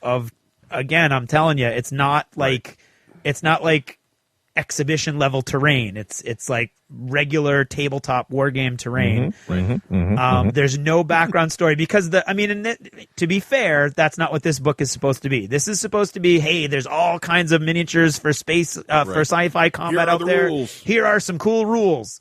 And because you're looking at, I think they have 15 different miniature manufacturers that they cover, and including Games Workshop. And the big problem I'm having is that's why I bought it, because of all those epic models that I have. But they've got permission from everybody, they say, to do all this. But for some reason, all of the epic models they had to give different names to. So, like, I was reading the book, and Karen was on the couch, and I was like, WTF? And she went, what's wrong? And I went, I just spent $50, and the one thing I'm looking for is not here. You have to go to their website where there's a sheet that's like a translation, for like, when we say this, it's actually this. When we say this, it's actually one of these. And there's no chaos list, which is really annoying because that's the list that I really like. There's a fan written list. So it was really hard for 2 days. It sat there and I flipped through it, and there was not. This is what I do with a new book. I flip through it. I look at all the pictures. I look at some fluff. It engages me. Bam, I go in. When there's no real good pictures and there's no fluff, I really had to force myself to sit down and start reading it, which I did. And now that I'm doing that, it's a really cool system. It's based on the War Master rule set, which we like. And so we're gonna play it. Russ said he'd play it. Dave said he'd play it. We'll play it a couple times. We'll get an idea of what it is. And if we like the system, then we'll revisit this sometime in the not so distant future. But right now, I got to say, I think I am spoiled. Yeah. And $50 is. And Dan was very quick and correct to say, like, well, keep in mind that this is a small house. You know, it costs them more money. Sure, yeah. But you could say the same thing about Uncharted Seas and Firestorm Armada, right? And, those comparing are full. This to them, Uncharted Seas is like Privateer Press compared to these guys. Right. I mean, and $50 is $50. Right, but if you're looking, I don't know. I mean, we'll look at this in more detail at some point in the future. But right now, I'm giving it everything I got. I'm trying to be fair. I'm liking the system. He's soldiering on for you, the listener. I am, because a bunch of you said, "Oh, that's going to be cool. You got to look at that." And then, of course, you're saying, "Oh, look at Blitzkrieg Commander. Oh, look at Cold War Commander," because there's 3 different versions. And I got to tell you that we've already said that we're not really big fans of World War II gaming, Russ and I. And I'll step up and say I'm not a big fan of contemporary combat gaming either, because I see enough of that on the news. Right. Okay. I've got friends in many places on the earth right now getting shot at or shooting people. It's not a game to me, and so it just doesn't engage those particular elements of my personality. But sci-fi, I can get behind, so I'm trying my best for you, the listener. Nice. Now I'm done. Can I talk about PAX yet? Forever. I'll give you an achievement for soldiering on. Thanks. All right, so this is going to be a mega-sode because I got to get some achievements in here for PAX. Yeah. I just have to talk about this because it's awesome, and all I can say about PAX is, whoa, dude, it's amazing. So, Raef, you had some questions about the origins of PAX? No, not the origins, but so it stands for Penny Arcade, which is a webcomic. Yes. Go from there. Well, how do they end up having a con? Why are games involved? Are there comics? Do people walk around in costumes? That sounds like an origin question to me. Yeah. So here's we go. Why do you stand in line? Go. All right, here we go. I'll try to get through all that in my order, but my bullets down here don't include that particular question. So Penny Arcade is a webcomic, been around for a long time. This is late 90s. There's a video game conference called E3, which is really about developing video games. It started to really suck in the mid 2000s. So Penny Arcade stepped up and said, we can make this cooler, and they started this thing called the Penny Arcade Expo. And it grew in Seattle from this very small thing to this huge thing. And it started centered around video games, but the Penny Arcade guys have tried to include anything they like to do. And there are cartoons mostly around video games, but they also cover things like 40K and War Machine and board games occasionally. So those are all sprinkled in the con as well. And, of course, any con that involves these kind of things also has cosplay and famous people and everything else. So it's a full-on con. Cosplay would be people going around in costume playing. We saw Ghostbusters that could have walked off the set, and they had amazing stuff. And for those video game guys out there, if you've ever seen the character from Dead Space, or the glowing parts of the full armor, a guy looked just like that guy. It was amazing. The costumes were two ladies dressed up like Bayonetta, who were, I'm 6'3", and they had like 6 inches on me without their heels. They had these heels on. These ladies were tall. You see Catwoman? No Catwoman, but lots of other interesting people there too. Because that was Steptoe's wife. That was a different con. That was a Comic-Con, I believe. But yes. Oh, okay. Not his girlfriend. It was somebody else. Not his wife, but someone else. But anyway, so let me just give you a sense of scale for this, because this is what blew me away the most. So when we normally talk about conventions, we talk about things like Carnage, TempleCon, Adepticon, and those cons are really fun, medium-sized, what I would used to consider medium-sized cons, which are like 500 to 1,500 people, depending on the con. Right. Now, and I'm not telling you this because I think big cons are necessarily better. I like the small, intimate con too, but I just want to give you an idea of scale. So then there's a con called Origins, which is a very well-known, run by Gamma convention that features mostly board gaming with other stuff and RPGs on the side and video games a little bit there, but mostly board games. Origins is about 15,000 people. That's pretty big. Yeah. Gen Con, one of the most famous one for RPG fans, and of course the ones we talk about on the show all the time, I think has peaked out at like around 26,000, 27,000, but typically gets 25,000 at least. Again, 10,000 more than Gen Con, much, much bigger than Adepticon and TempleCon and Carnage. 10,000 more than Origins. Right. And when you, Origins. And if you go to Gen Con, if you go to Gen Con in Indianapolis, it feels like the city's engaged with the whole thing. Now, Dragon Con, another huge convention that takes place in Atlanta, Dragon Con is mostly dedicated to fan stuff. So, like, the 501st, the guys all dressed up like stormtroopers are there. A lot of characters from different sci-fi series are there. There's comic books there. There's gaming too, but it's most centered around fan stuff. Dragon Con tops out usually around 35,000. Wow. Now, to give you an idea what 35,000 is, Fenway Park here, where the Red Sox play in Boston, 37,000 capacity. Wow. Okay. Wow. So Dragon Con would fill Fenway Park. Wow. Just to give you an idea. E3, the computer convention that is PAX came from originally, E3 last year had 45,000 people at it. Okay, that's pure video games. Yeah. PAX Prime, which takes place in Seattle, and now PAX East, which takes place in Boston. PAX Prime sold out in Seattle last time. So they started PAX East in Boston. So it runs every 6 months now. One in Seattle, one in Boston, one in Seattle, one in Boston. Both have sold out. They sell 60,000 tickets. Holy cow. PAX East Boston had 60,000 people there, and really not a lot of famous people, unless you count, like, Will Wheaton was like the headliner, who is famous in our geek world, but not A-list celebrity or anything. And Major Nelson, probably the two most famous. But everybody else there is all like, you're there to see the people who make the things you play. Yeah. Whether it's, Wizards of the Coast or BioWare or a game developer like now that's got to be multiple venues, right? That's not all in one place in Boston. It was all in the Heinz Convention Center. Really? All 3 floors. Now the Heinz Convention Center is huge, okay? Yeah. Now, to give you some idea of more scale, Gillette Stadium, which is where the New England Patriots play, handles 68,000 people. Oh, man. So PAX was just shy of filling up Gillette Stadium. Wow. And the biggest convention I know about, there might be bigger ones someone can email me about, Comic-Con. I know Essen is huge in Germany. Yeah, Essen's big, but I don't know if it's this big. Comic-Con, it might be, because in Europe, games are huge. Comic-Con, which is about comic books mostly, but also a little bit of gaming, which takes place in San Francisco, I believe, or San Diego.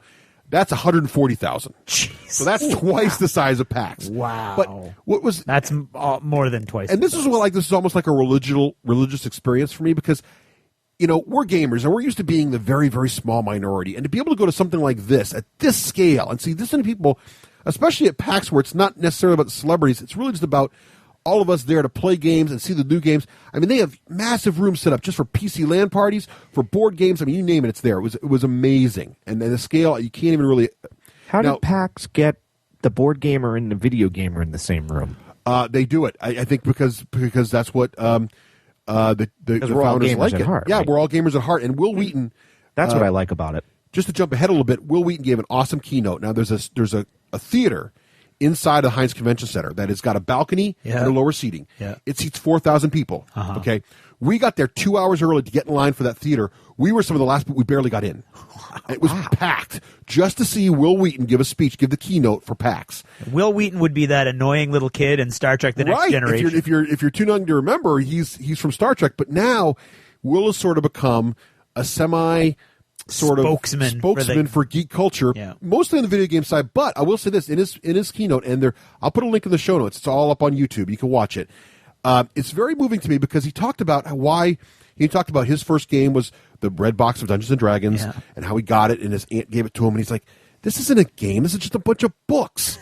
And how it unlocked his imagination, and how all gaming is the same in that you use your imagination no matter what you do, whether it's a board game and you're imagining these things are real, or a miniature war game and you're painting and imagining them, or even a computer game, especially the older ones where you had to add imagination because the graphics are just little dots, and even now you're imagining these characters are more dynamic than they really are and have more life, more background than they really are, and it really all pushes your imagination. And he had all these great references that only gamers would get, like he talked about, I had a bunch of friends coming over, and while we were waiting for everybody to come over to Pandemic so we could lose to Pandemic 4 times in a row, we first were playing Small World. We had the Berserker elves fighting the money-loving barbarians, and who wants to live in a world where there's Berserker elves and money-loving barbarians? But anyway, we're playing, and he just went on and on. It was really, really funny and really, really great, and full of bunch of references. Like, this whole room is full of 4,000 people that get these jokes. Wow. Where can you go like that?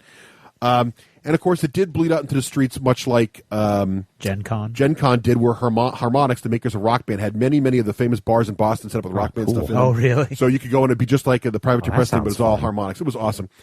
Will Wheaton was talking about on his Twitter, writing his speech. Yeah. He really worked hard on it. Oh, he did. You could tell. And he apparently... Is that downloadable by podcast? I know you said it's on YouTube. Yeah, I don't think it's... Can you get an audio of it? I'm sure if you Google Will Wheaton PAX 2010, you'll find. You know what? I'm going to crowdsource right now. If anybody can get me a link to download to my iPhone. There you go. All right. Crowdsource.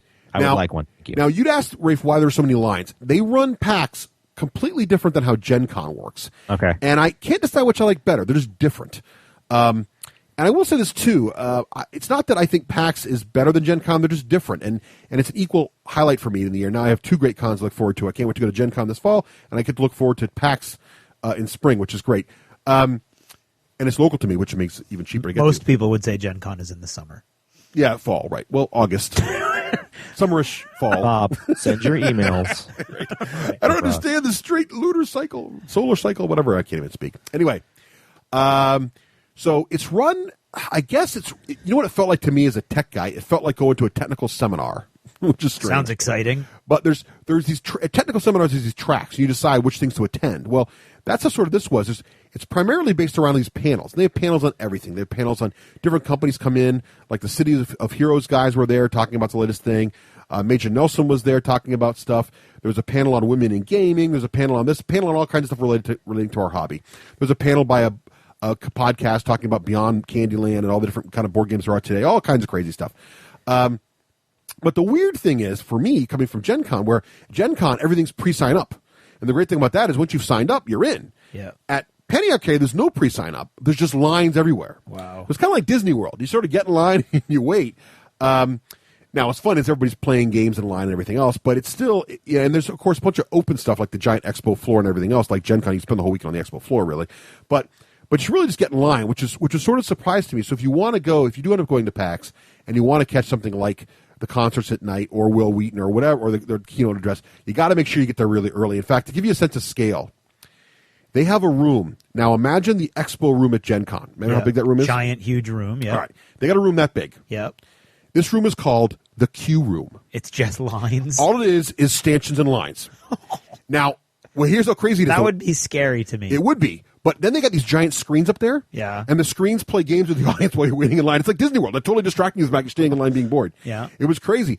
And but then that line takes you, that's when the con's going to open, and that takes you through a very orderly way with nobody getting crowded to the main event, whatever the main venue is. Now, once you're in for the day, you don't have to stay in that room every time. But for the super huge events like the keynote or like the big concerts, they have this special room just for lining up. So it's really, really well organized. But the scale is just unbelievable. Do they have big TV screens so if you don't make it into Will Wheaton, you can watch it? They didn't have that, which would be cool. They did not have that.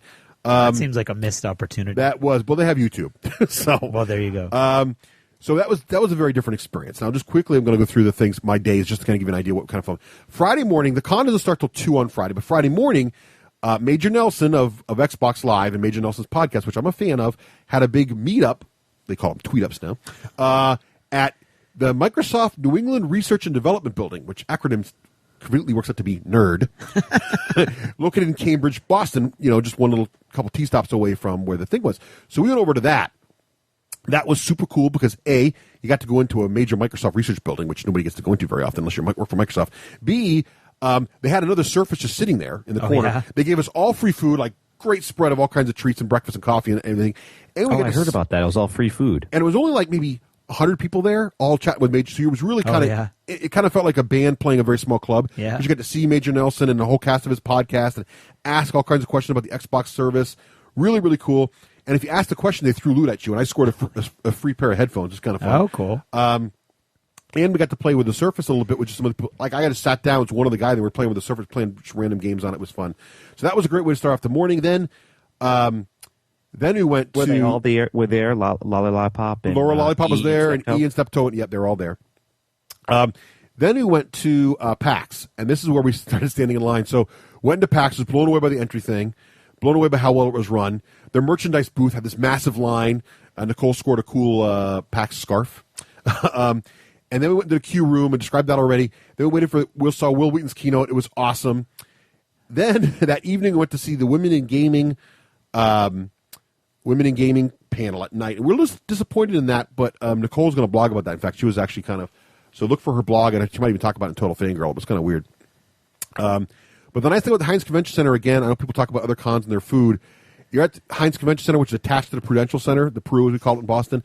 So there's plenty of great food there. Newbury Street's right on the other side of that. There's plenty of places to eat. So why did Shifty say the food stunk? Well, they also had, right in the middle of the PAX event, the classic little cafeteria food. Right, okay. And there were people there eating that garbage, but I knew that you could walk 10 more feet right into the Peru, which is a great food court. There's California Pizza Kitchen, all these other great food places. And then right beyond that is Newbury Street. So I guess if you weren't a local and didn't know that. Okay. I don't know why Shifty wouldn't have known that. Because he's from Texas? He's not a local. But he lives in Bedford, first of all, and that's because they moved here from Texas. All right. And then finally, Nicole is a big follower of Will Wheaton, so we waited in line to get he did signings and waited in line for him. And really nice guy in person, very, very, very personable. So you are 1 degree of separation from the entire bridge crew of the Enterprise. I did. I tweeted that. I'm like 1 degree of separation now from the entire bridge crew of Next Gen, which is just awesome. Then Saturday, because technically he did serve on the bridge crew occasionally as a cadet. He did, and teenagers have been known to save the universe. Apparently, that's he's true. That guy. Yeah. Saturday, Positron, who was a big fan of our show, he works at the company formerly known as Cryptic. They have a different name now. I forget actually. I'm sorry, Positron, but they developed City of Heroes. The big superhero RPG game, MMO. And we decided it would be fun to drop by there, see what that's up to, and say hi to him. Yep.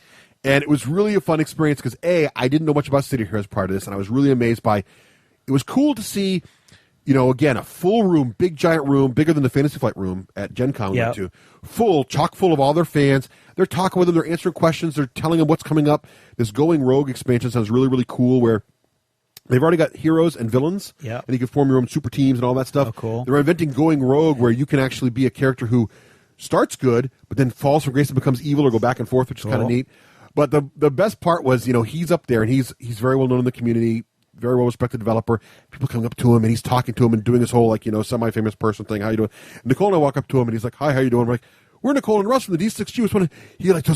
He was totally fan struck, which is funny because we're not, he's like, "Oh, it was great. It was really nice. It was very fun to have that experience with someone who was, equally kind of involved." It was really just a really weird experience for Nicole, but very, very fun.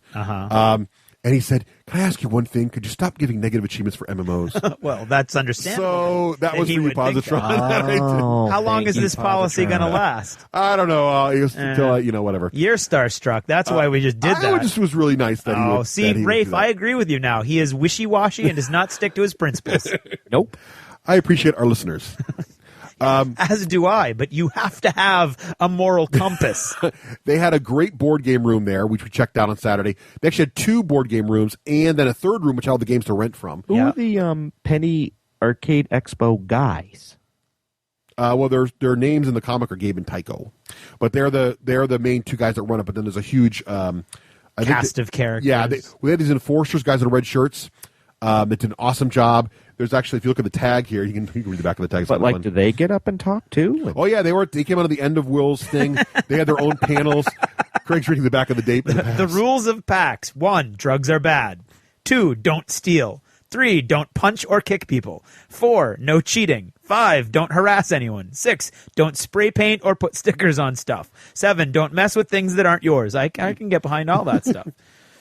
And what's cool about the back of the pass, too, more guys should do this, it has what's on each level of the convention, so you can find where you're trying to go, which is kind of nice. And you carry it around wherever you go, so if you're wondering where to go, you just very well organized, too, because they had this little application for your phone, but it wasn't like an iPhone-only app. It was a mini web page designed for any phone that showed what was going on currently and where it was. It was awesome. So quickly, on the expo floor, there was some awesome stuff. Got to see 3D gaming, and you put the glasses on like the new tech from Avatar. Oh, jeez, you're kidding me. It was crazy because the guy was walking in his 3D world, shooting his guns and stuff, and it looked like you were looking through. So it's not a board game? No, a video game. Okay, good. And they had the 3 screens up like you normally see, but it looked like you're looking through windows because outside there's this like whole world. It was crazy cool. Got to see Crackdown 2, which is a new game coming from Microsoft. Red Dead Redemption, the big cowboy video game I wanted to see. Ruse, another video game, cool. Again, mostly PAX is to video games what Gen Con is to board and RPGs. So Gen Con's mostly board and RPGs with some video games on the side. PAX is sort of the reverse. It's mostly video games, but a good sprinkling. Because I say like it's mostly video games because only the half of the first floor of the Heinz is dedicated to board games. So it's just still a huge amount of space. So we had Ruse. They had cosplay. Nicole is frantically waving a sign at me saying, I left out sign. Will Wheaton's law, which is, of course, don't be a dick, which is a great law of the internet. So there we have it. And then we had Wizards of the Coast. This is a fun thing we did. That sort of pushes the family-friendly. Wizards of the Coast had a big booth up there. And what's cool is, remember at Gen Con, where kind of like they weren't really pushing D&D 4? Yeah. Well, here they had a giant grid on the floor, life-size grid. Yeah. And they had these giant cut-out monsters on the grid. Yeah. And they gave you a lanyard with a pre-made version 4 character. Yeah. And you hung it around your neck. And they'd be like, okay, who's a dwarf? And Nicole, I was a dwarf, and Nicole was a wizard. And you'd walk on the grid. And he'd try to flank the monster, and he'd be like, and on your card was all your special moves. You'd be like, I'm going to do this. And he fought the monster. It was pretty cool. It was very short, designed to be a demo, but it was fun. It was a very fun way to present That is a fun way to present it. And of course, I got to play StarCraft 2 on a big NVIDIA display, which is awesome. And then later on Saturday, Nicole went and chatted up with her Geek Girl Network friends. And when she was doing that, that's when I got the Summoner War demos, and I hung out in the Harmonix Rock Band room, which had a huge real stage set up with a bunch of fake Rock Band instruments. Oh, yeah. And they're from Boston, right? They are in Boston. So they had screens on like every instrument, one for the drummer, one for the guitar, one for the singer. And they were jamming, they were previewing Rock Band Green Day. And they were showing all those songs off, and they had a full bar there. It was going, so you could just drink and have it was a party. You're such a hardcore drinker. Yeah, well, it wasn't for me, but people out of Boston. Also, Saturday night was a massive, and this is weird to me, because if you look about the headliners at PAX for the concert, and also PAX doesn't build itself as a convention, it builds itself as a festival. Yeah. Because one of the things they talk about is their big music scene. And Saturday night, there's this concert that goes from 8 at night till 2 in the morning. Wow. It's just like a real rock concert. But the headliners are the Video Game Orchestra, which plays actual themes from video games throughout history, followed up by Jonathan Colton, who you might know whose famous hits include Your Brains, and, of course, the theme song from Portal, as well as many other humorous sort of Weird Al-like songs. So it was just a really fun, and it sold out. You couldn't get in. It was part of the con, but you had to get wrist bracelets early, and it was a hard thing to get into. But yeah, it was really, really crazy to see this geek culture just exploding on the scene in Boston. It was wild. Sounds really fun. And then lastly, Sunday, went to the Microsoft Enforcement panel with Steptoe, which is cool. More time on the expo floor, and that's when I had my days of wonder. What was that like? The Steptoe thing? Mm-hmm. What is that? Well, Steptoe Gamertag is one of the guys from Microsoft who his job, he's on the Major Nelson podcast, but his job at Microsoft is he has a team of guys who are like the cops on Xbox Live. Yeah. And their job is to watch for people who are using foul language or cheating in games and stuff like that and police the service. And it was interesting because he went through, at first he read from like the book of which is kind of funny, he made like the Bible and read through all the different rules of the service, but they talked about some of the indecent things they've seen on the Xbox Live camera. Yeah. Oh, really? Such as the helicopter, which will leave to your imagination, involving male body parts. Other things. But what was really interesting was they talked about what they had to do and why they do what they do and why they ban people and how they decide what to ban people. And I thought it was really fascinating to see how they have to deal with this kind of stuff. So I thought it was interesting as a tech guy. Cool.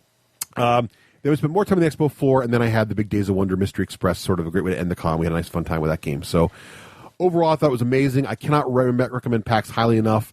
And I just had to jam it into Achievements in Gaming because it was so much fun. For the longest Achievements in Gaming ever. And that's my PAX. Sounds like it was awesome. I'll take a big achievement for that. Any other achievements? Really fun. No. All right.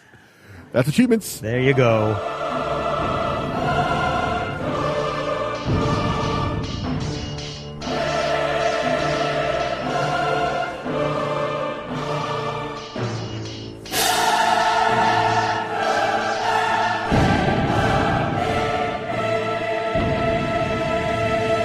You're listening to the D6 generation.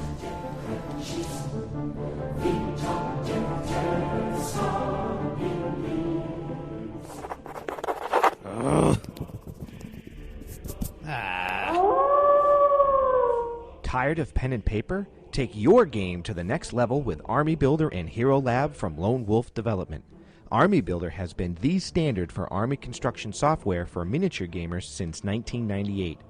And coming out in July 2009, Army Builder 3.2 includes PDF support, streamlined user interface, mobile device output, and lots more. And for RPG players, Hero Lab is the award-winning character creation and management software for players and GMs alike. Hero Lab supports all the major RPGs from D&D to World of Darkness. With Army Builder and Hero Lab, point-and-click simplicity lets you spend less time prepping and more time playing. Download a free demo from our website, www.wolflair.com. Discover for yourself why 100,000 gamers have chosen Lone Wolf Development. And now, what's in the news with the shout-out? A shout-out from Ilian Squid Eye from Toronto to everyone who made it to PAX East or who wanted to be there but couldn't, like Justin, especially that one enforcer with the beret. All the enforcers, actually, and Russ and Nicole for being so friendly when the fan ambushed. Positivity all around. Well, thank you, Squid Eye, and good to meet you, Squid Eye. That was awesome. Wakeland, calm down. Get out of here. This is my segment. And now, the news. D&D and Heroescape? Oh, yeah, baby. The new D&D sets of figures for Heroescape have been released. Check them out at your friendly professional gaming store and get that going on. Also, in the news, of course, is the iPad, which I'm sure you all know about unless you've been living under a rock. What you may not know about is that Days of Wonder has already announced that Small World is being released on the iPad. Head on over to daysofwonder.com to check out more details. The graphics shots look really, really good. The only downside is that it's only the two-player version of the game. Disappointing. Perhaps the iPad's too small to get 4 players around it. In other board games news coming to video games, a game called Risk Factions, based on the board game Risk with a few added fancy frills, will be coming to Xbox Live Arcade in the not-too-distant future, so that's one to watch out for. And speaking of video games that have turned into board games, which we weren't, but I've reversed it. How do you like that? See what I did there? StarCraft, the board game, has been out for a while now, but you know what's not out yet? StarCraft 2. Fantasy Flight Games has decided to merge these two wonderful tastes together and is holding special StarCraft beta key events at both their main location at their corporate headquarters, as well as participating game clubs and venues across the country. Basically, if you run one of these events, Fantasy Flight will send you a couple of beta keys for StarCraft 2, the video game.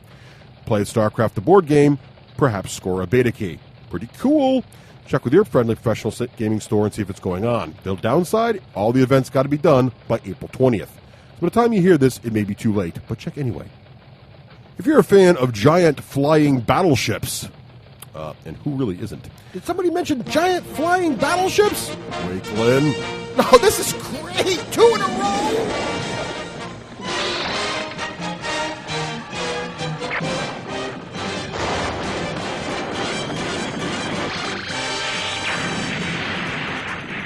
We're off to outer space. We're leaving Mother Earth to save the human race. Our star blazers. Wakeland, this game is not in any way based on Star Blazers. I know, but this is what happens happens when people who grew up on Star Blazers grow up and actually start making games. It's like Star Blazers with okay. Cut it. We're back to the news. Anyway, check out the Leviathan game coming soon. Now, what's interesting about Leviathan is, in addition to being giant flying battleships, the artwork and visuals look really, really interesting. A bunch of new PDFs for Leviathan have been released recently. Go to tabletopgamingnews.com and check out the latest information about Leviathan, the game. It's kind of interesting. And in news from the Black Library in Writing, the New York Times best-selling author Graham McNeil has reached the shortlist for the David Gemmell Legend Award with his Time of Legends novel, Empire. The novel also featured on the Ravenheart shortlist for Best Artwork, thanks to the skills of John Sullivan. That's awesome. Thanks to Black Library for sending us along that little press release. Very, very cool. It's great to see books based in gaming becoming so prevalent and well-respected in the literary world. And finally, while in the 40K universe, we would be remiss if we did not mention the other big news, which is that Fantasy Flight Games has posted the PDF rules for the new Horus Heresy board game coming out very soon, this summer, or perhaps sooner. A lot of excitement around this game. Big mega box game, 2 players, war simulation, based in the Horus Heresy time period. How can you go wrong? So head on over to Fantasy Flight's website and check out the big PDF file for all of that. And that's what's in the news. Are you having trouble fitting your whole army into one carrying case? Ever had your heavy centerpiece models break through the sides of their foam tray to scrape against their neighbors? You'll never have to worry about any of this again with Battle Foam. The trays from Battle Foam will hold over 30% more models than any standard tray, and they make foam to fit any box, including all manufacturers' carrying cases. What's more, they will custom cut your foam trays to fit any miniature. The boys at battlefoam.com can even personalize each tray by etching Army logos, personal text, or images right onto the foam. So go to battlefoam.com right now and pick up the best foam on the market. You've spent more time and money than anyone wants to think about on your models. Shouldn't they be as safe as you can make them? Battlefoam.com. Hooah! Welcome, everybody. Hollywood here with Russ and Craig to talk about Warhammer Fantasy Role-Playing 3.0. Surprise. Woo! Woo! Woo! I can't wait. Preach it! Preach Give it! us more RPGs! Preach it! Give Preach us it! more RPGs! So this interview is going to be Raef style, folks, which is like Can't wait. southern fried chicken with beans, coleslaw, mashed biscuits, and, of course, sweet tea. It'll also be Rafe style because it's not actually an interview. That's right. Yeah, not an interview. It's you. Now, That one slipped right by me. If the preceding thing made sense to you, then you'll get my review. If I had not, well. I had to do that because Sorry. he got me on the 1986 was the first edition of Warhammer Fantasy Role-Playing. Wow. How many years ago was that, Mr. Lawyer? What? How many years ago was just 1986? I don't know. 14. 24. And, 24. They did have a second edition. I don't know anything about the second edition. Those of you that have seen the cover of a book with a troll slayer with an orange mohawk, tattoos on his head, and a big pointy end of an axe breaking through chainmail. So this would be orc that chest. important information that we were going to cover? Right. And that's the first edition. Okay. Excellent. All right. We don't know what the second edition looks Well, like. that's what's exciting to me. Did you search for it at all? I have a warm place in my heart for Warhammer Fantasy Role-Playing. It'll be that way Because then. back in the day when D&D was all played out, I needed a role-playing game to play, and that's what we played in college. And it was fun. And what I liked most about it was this concept that you started as a career, as Craig had in Rapid Fire. You know, and I literally remember in the first edition you could be a rat catcher. Yeah. I mean, that was your regular career. And the theory was, is one day you're holding this rat by the tail, and you say, dang, There's blasted, got to I be hate something better out there There is. There's something better for me. And than rat catching. You whip your rat down to the ground, you just step on it with your foot, and you walk off on the job. And you go being a hero. And that's my favorite idea. I don't know why. It just excites me. I guess it's because I always want lawyers to have an action job, and they just don't. And what I mean by that is, you know, doctors, they're always like, is there a doctor in the house? You know, doctor gets to go in and save somebody. Nobody ever says that they're a lawyer in the house. Well, they might. You know, and I used to always I used to always watch Star Trek, talking to Will Wheaton all the time. I used to watch Star Trek, and I'm like, what would a lawyer be if he was in the future on Star Trek? One of those episodes you could skip. Job at all. So, I mean, tell you what it'd be. That's like Deanna Troi, It'd be the one where Riker doesn't have a beard. That's what it'd be. yeah, exactly. So I just am always fascinated by games where you just start out as a regular Joe, and then you can imagine yourself being a hero, because that's my life. I'm just like regular Joe. Well, the new iteration follows that tradition. You have careers. We're going to get into that later. So let's talk about the box. It's big brick. A lot of controversy here because this box is expensive. You got to buy the whole giant box. That's what, $100? And it does not look like your average run-of-the-mill role-playing game. No, it doesn't. So it's very different. It's packaged very, very differently. Cool cover art on the box. The box is $100, right? $99. Yep. But it's a different theory. The theory is like a board game. It's like a big boxed board game. The theory is you're going to get everything you need to play with your role-playing group in this one box. Really? And I got to say, if you think of it that way, it supports 4 players. Yeah. And if you think of it, I mean, you can role-play with more, of course, but the box has equipment for 4 players. Uh-huh. And if you think of it that way, everybody kicks in $25, like if everybody bought a player's handbook, well, that's the price of a player's handbook. Right, except that they don't all have a player's handbook, but that's okay. That's true, except that they don't, right? But you don't really need it. But if you added the cost of the player's handbook, the DMG, yes, but you're you're right. I mean, yeah. I'm just saying that you could put in the $25 and you. Oh, well, yeah, I get you. Yeah, but we're just saying. All right, so what do you get? A way to look Inside, at it. You get the rule book. And these books are pretty thin, which I like too. They're very doable in one sitting. You know? Yeah. You get the priest book, you get the wizard book, and you get any the fluff in these books.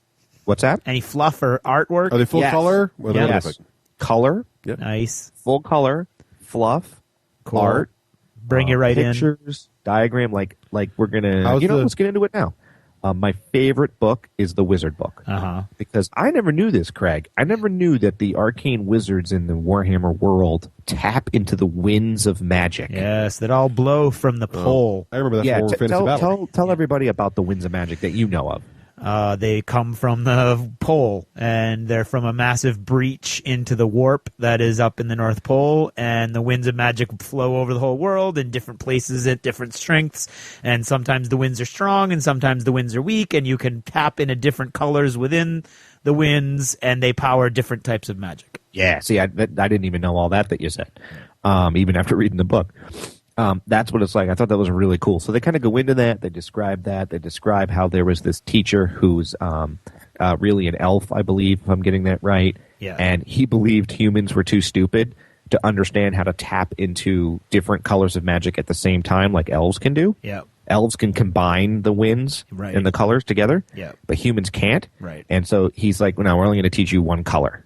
And that's why you have a bright wizard that does fire magic, and you have a gray wizard who does dark magic and stuff like that. So I thought that was really neat. I never knew that before. Yeah, that's all right out of Warhammer Fantasy Battle. Yeah, yeah, which I thought was neat. Yep. So if you have any inkling you kind of want to do this role-playing book, there's lots of new fluff in there. At least for me, it was new. The adventure book acts as the GM's guide and monster manual. You get that. So you get your 4 books.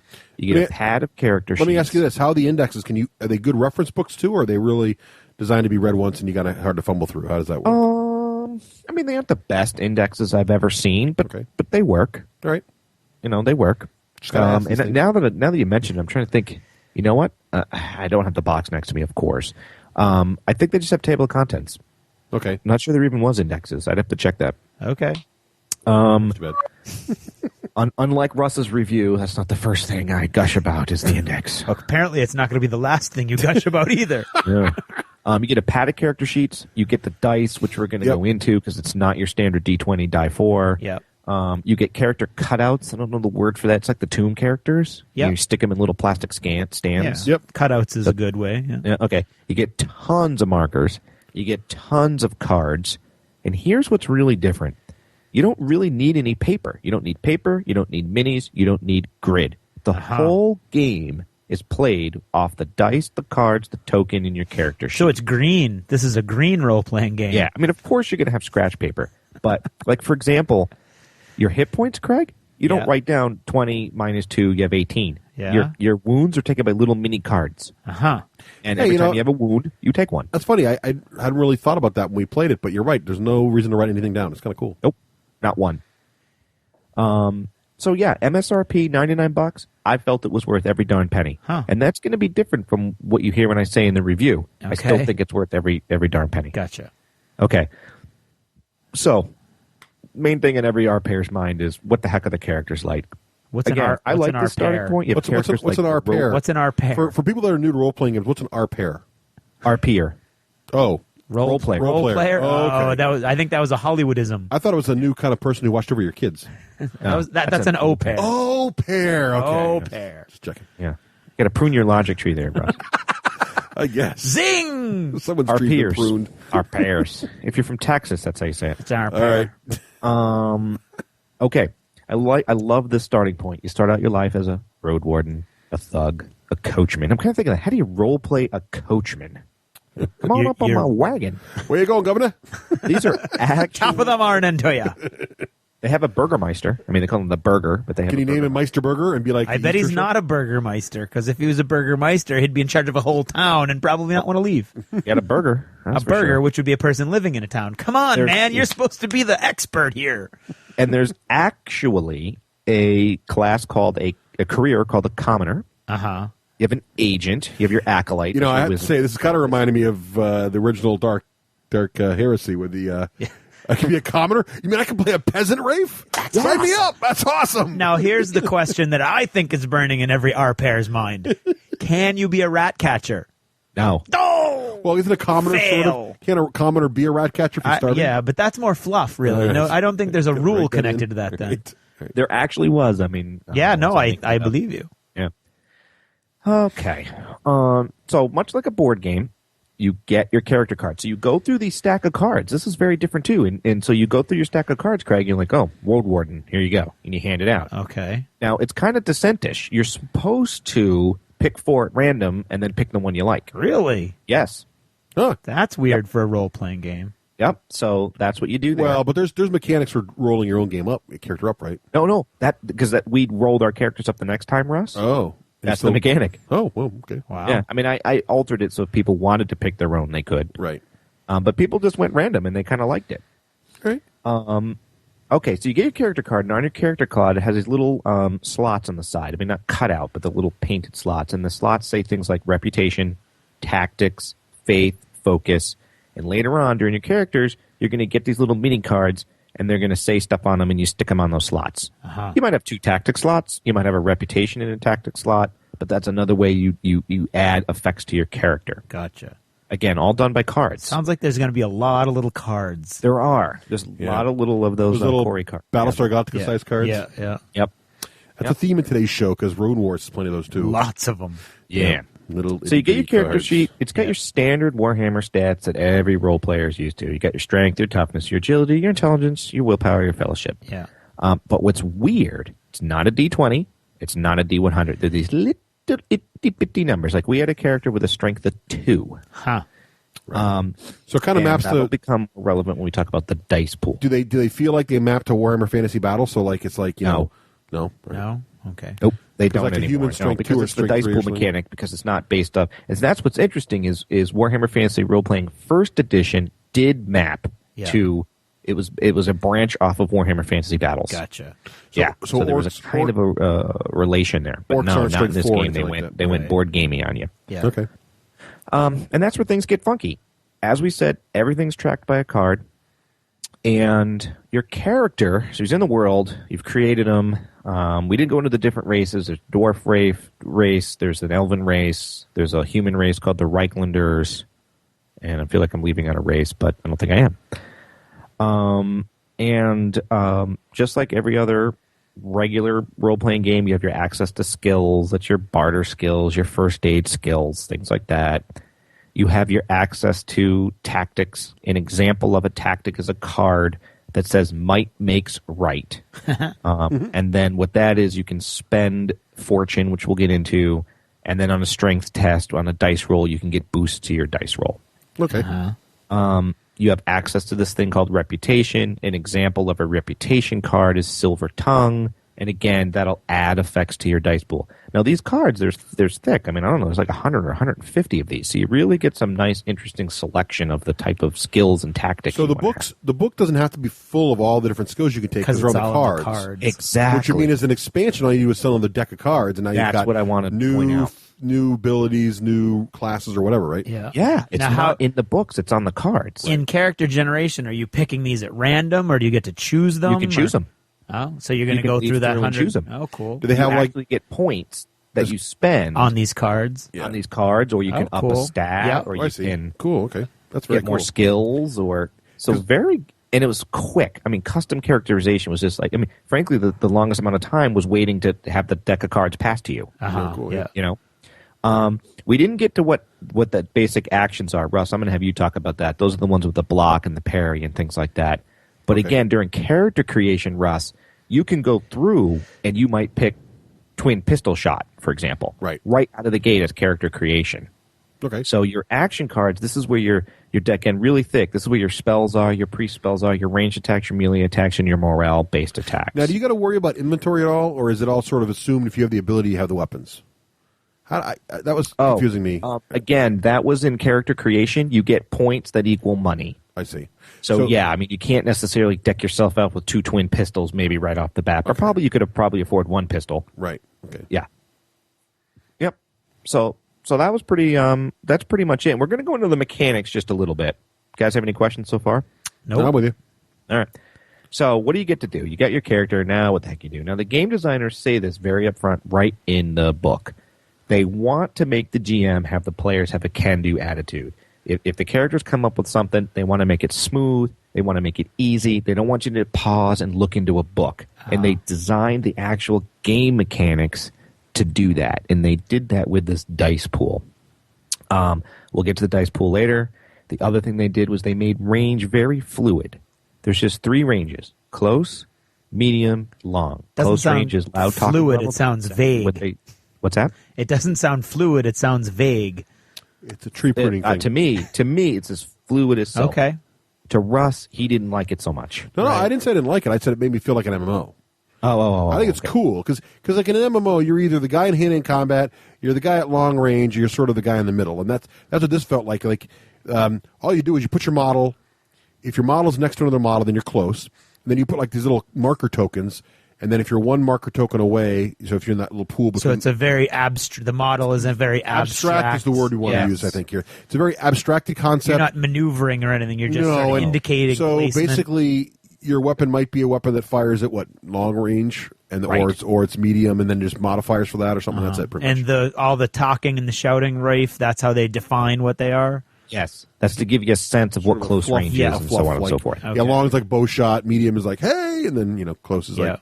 Yeah. So imagine you set up your dungeon tiles and you have your equipment. It's just like Russ would say. If I say, my 3 beastmen are here, and Craig, they're in close range with you, each 3 beastmen. Yeah. You can kind of narrate your story. Be like, all right, I want to hop over the chest, pull out my twin pistols, and execute my twin pistol shot. Okay. Like, okay. There's no counting grids or anything like that. Interesting hybrid. What your movement value is or anything. Yeah, it's an interesting hybrid between the old school RPGs where there was no grid or anything on the table. It was all imagination.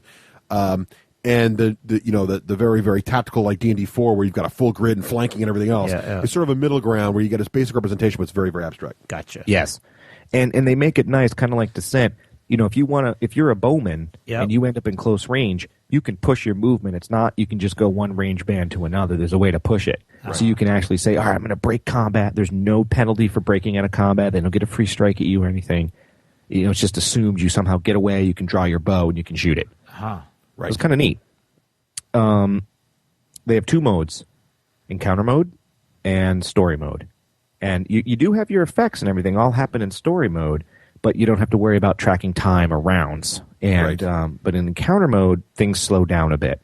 And so here's your character, you got your sword, the 3 beastmen are popped out. What are you going to do? Your character has basic choices. Number 1, you get to change your stance. Stances are a way that your character can either be and this is a game term, a reckless stance or a conservative stance. And you have these little game chits that lock together like puzzle pieces. There's like a little meter. It's like a little meter on the table. Yeah. And so you can move your stance one or the other, and that affects which part of your ability you use, because each ability's got 2 different features depending on the stance, right, Raef? Yes. So the more sort of aggressive you go or reckless you go, the more damage you might do, but then also if someone attacks you, it'd be easier for them to hit you, kind of thing. Gotcha. Or in this dice pool, the more reckless you go, you might pop out a few chaos symbols, right, which will have effects which are on your own cards. Your pistol might jam more likely or blow up or something, but you do more damage if you hit. Okay. Kind of thing. More conservative, you can do other kind of cool things too. So it's just different. It depends on what you're trying to do.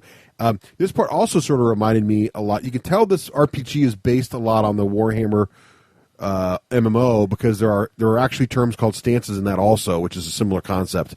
But I think it was a neat mechanic to see in a tabletop RPG. I liked it.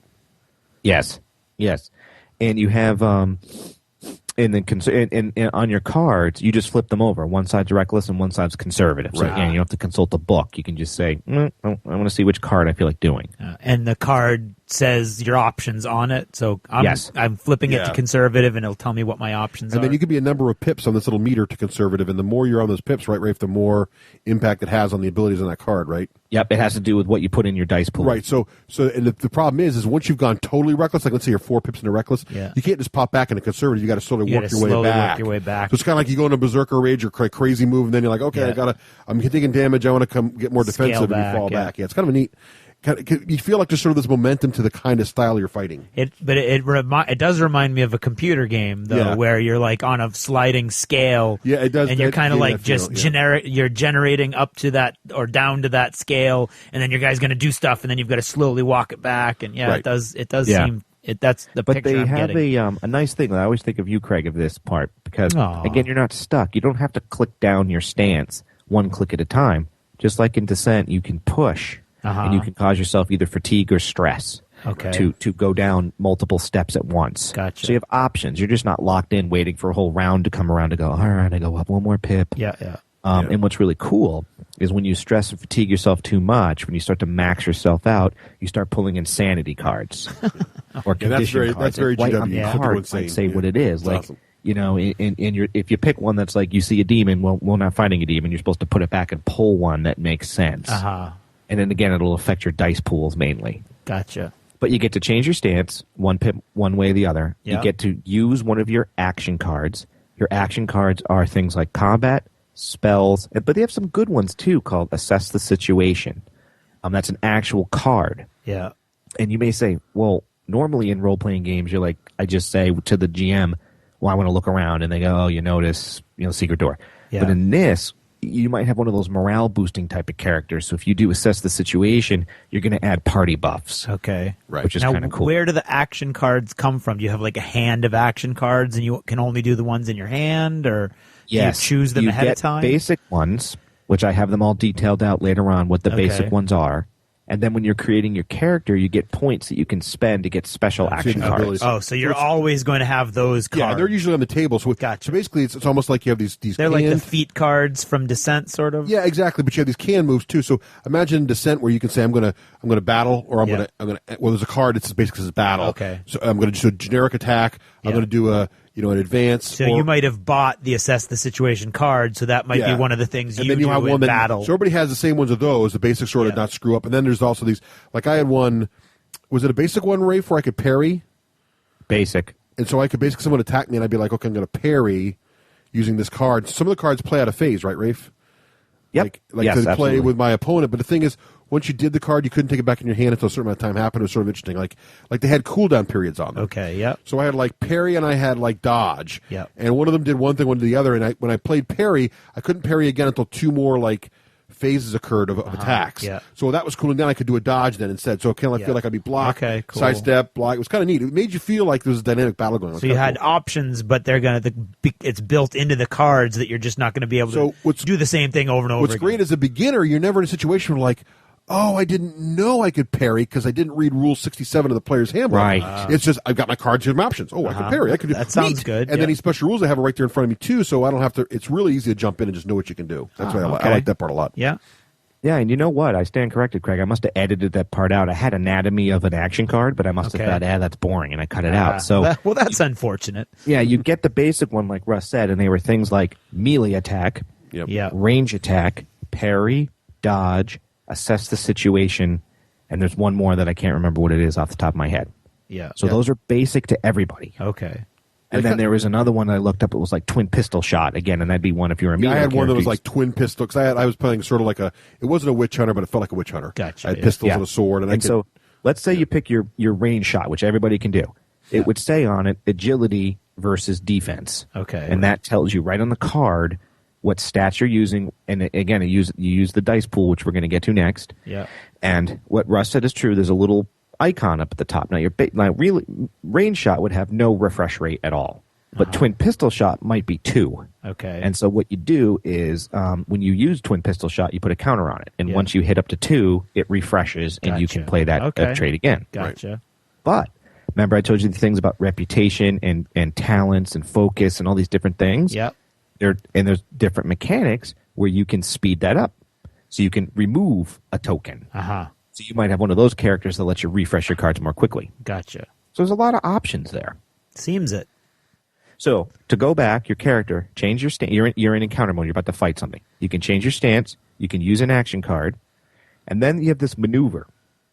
Terrible name, because I think a maneuver is moving. Yeah. Maneuver really stands for drawing a weapon, changing range bands. It's kind of anything else that you might want to do other than playing an action card, which is combat. Gotcha. Yeah, okay. What's important about maneuver, though, is, again, you get one maneuver for free, and after that you can spend fatigue or stress to push a little bit. Yeah. So you can change range bands, draw your weapon, use your action card, and move another range band. But you burn fatigue when you do it. Yeah. You know, so it's just like Descent. So again, very flexible. Yeah. Makes it fun when it's your turn, you know? Gotcha. It gives you tactics. You got to decide, when am I going to push for it? And then when am I going to rest and get some of that back? Yeah. And I didn't say this, but Warhammer's known to be, just like Dark Heresy, very, very deadly. Okay. I mean, you take 2 serious wounds and you're looking at critical wounds. So same thing. If you push yourself and start suffering stress and you start pulling those insanity cards, you're really going to be weakened. Gotcha. All right. So tell me about this damn dice pool already, right? Okay. Here's what you get in the box. You get a number of blue dice that are character dice. You get a number of, suddenly can't remember the color. So, can't remember the color. Stance dice. Okay. Oh, no, that's right. They're red or green, depending on if you're reckless or conservative. Okay, that makes sense. White fortune die. Black misfortune die. Purple challenge die. Yellow expertise die. All right. Okay. And they vary between 10-sided dies and 6-sided dies. They don't have numbers on them. They have a variety of different symbols on them. I didn't list all the symbols, and I'm not going to grid out and bore everybody with what every symbol is. Yeah. But the basic symbols are hammers, these symbols called boons, these symbols called banes, crossed swords, Sigmar's comet, chaos star. Now, what you do is, so let's say you're in a fight with a beast man. There's Greg. You got your sword. Okay. You have a strength of 4. Yep. What that tells you is you take your 4 character dice. Those are the blue dice. You put them in front of you. Okay. You're in your reckless stance of 2. You remove 2 blue dice and you add 2 red dice, and that's better for you. Okay. So stance dice are better than characteristic dice. Okay. So you just made your dice pool better. Yeah. And now let's say that you're trained, which is a skill in the sword. Okay. You add a yellow expertise dice, let's say, which is better for you. Yep. And you're fighting my beast man, which has a defense of 3. So I add 3 black misfortune dice.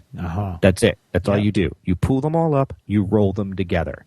If you get 1 hammer on your dice, you succeed in doing whatever it says on your action card. Usually 1 hammer will say, do 1 damage. But don't the black dice cancel out hammers? Yes, I didn't get to that yet. Okay. The black dice, if you get crossed swords, they block out every hammer. Okay. Right. So that's what you do. You just kind of match them up. You go, oh, 1 cross up, 1 hammer. So for base, cancel out, 1 cross so up, no, 1 for hammer. no fancy abilities, right, exactly. Just compare your hammers to your cross swords, and if there's more hammers than cross swords, that's how much you succeed by.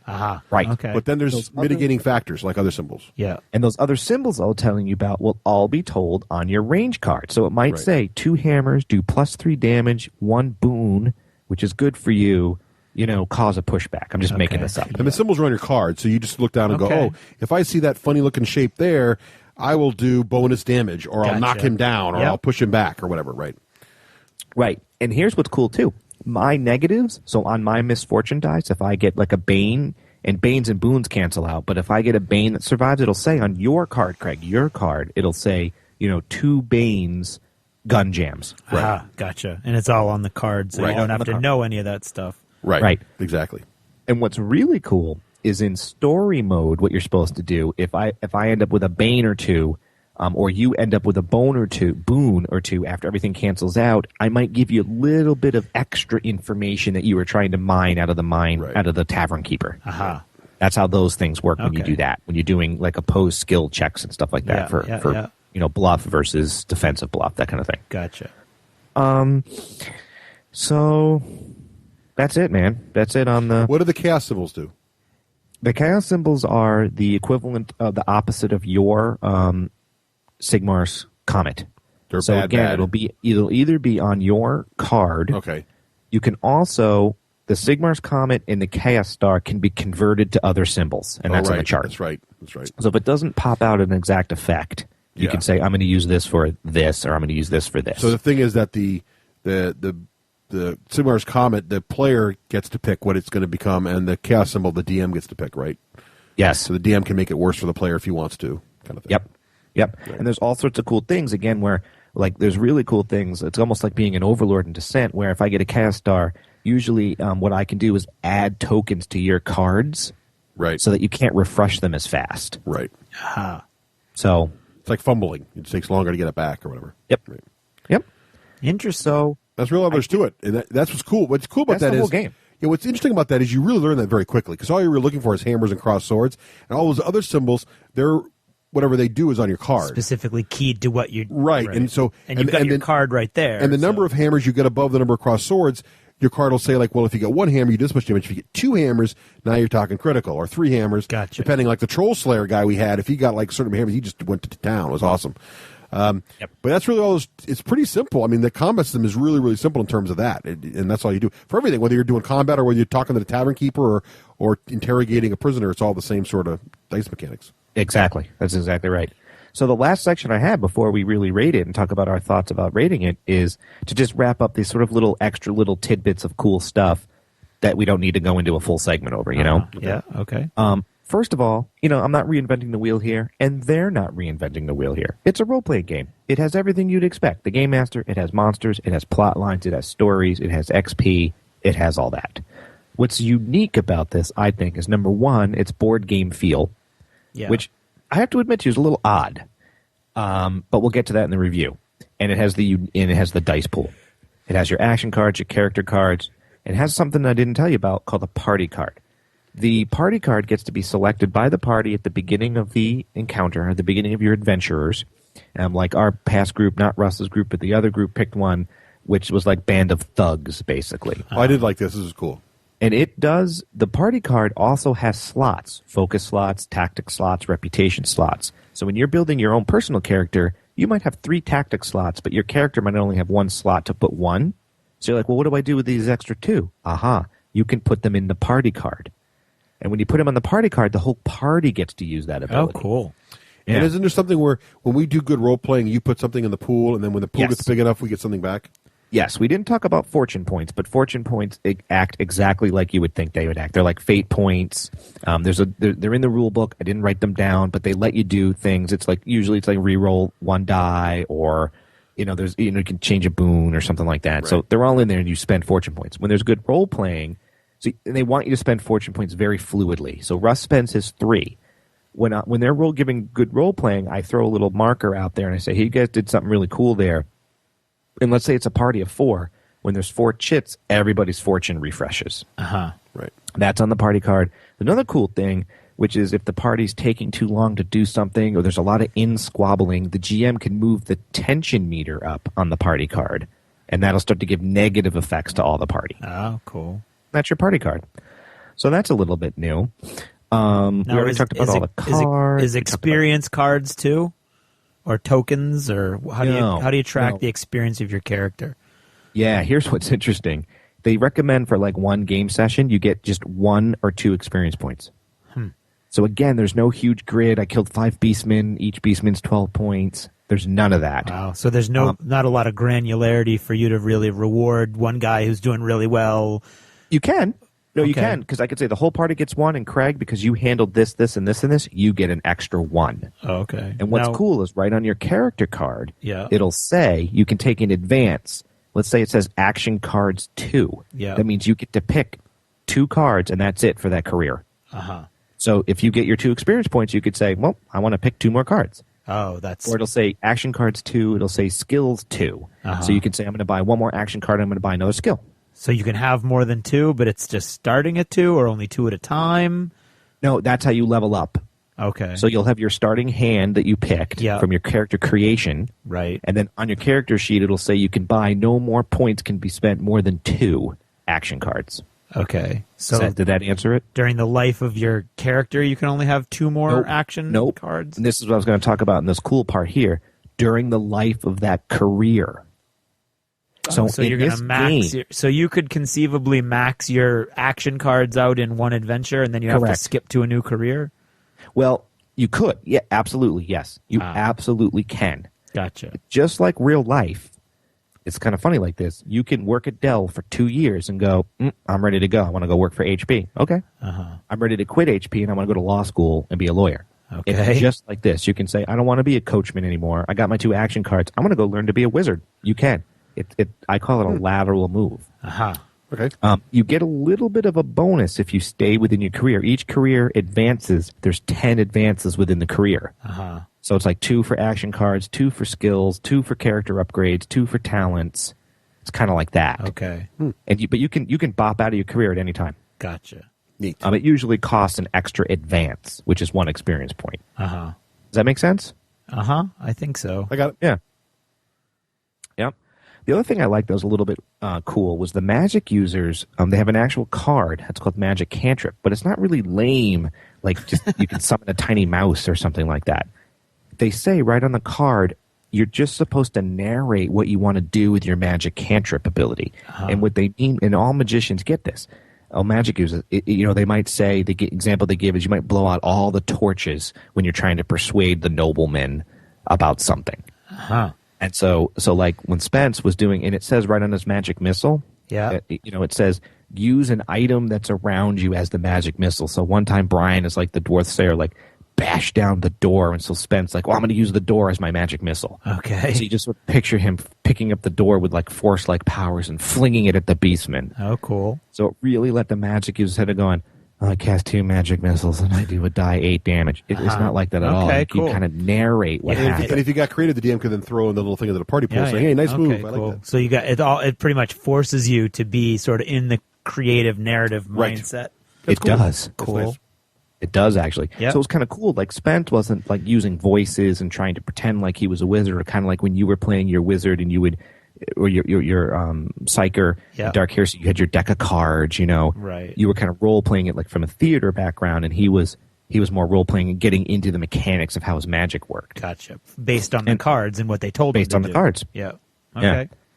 Yeah. The priest stuff works the same way. There's all sorts of spells with divine favor and stuff like that again, is very open and very narrative. The monster book is a little bit thin in the different types of monsters. It's not a huge monster folio. It's the very basics. You've got like beastmen, you've got giant spiders and like a giant boar. You got your demons, and I don't know, any 5 more orcs? different kind of basic monsters. You got any orcs? Yeah, there's orcs and goblins. Uh-huh. Yep, basic orcs and goblins.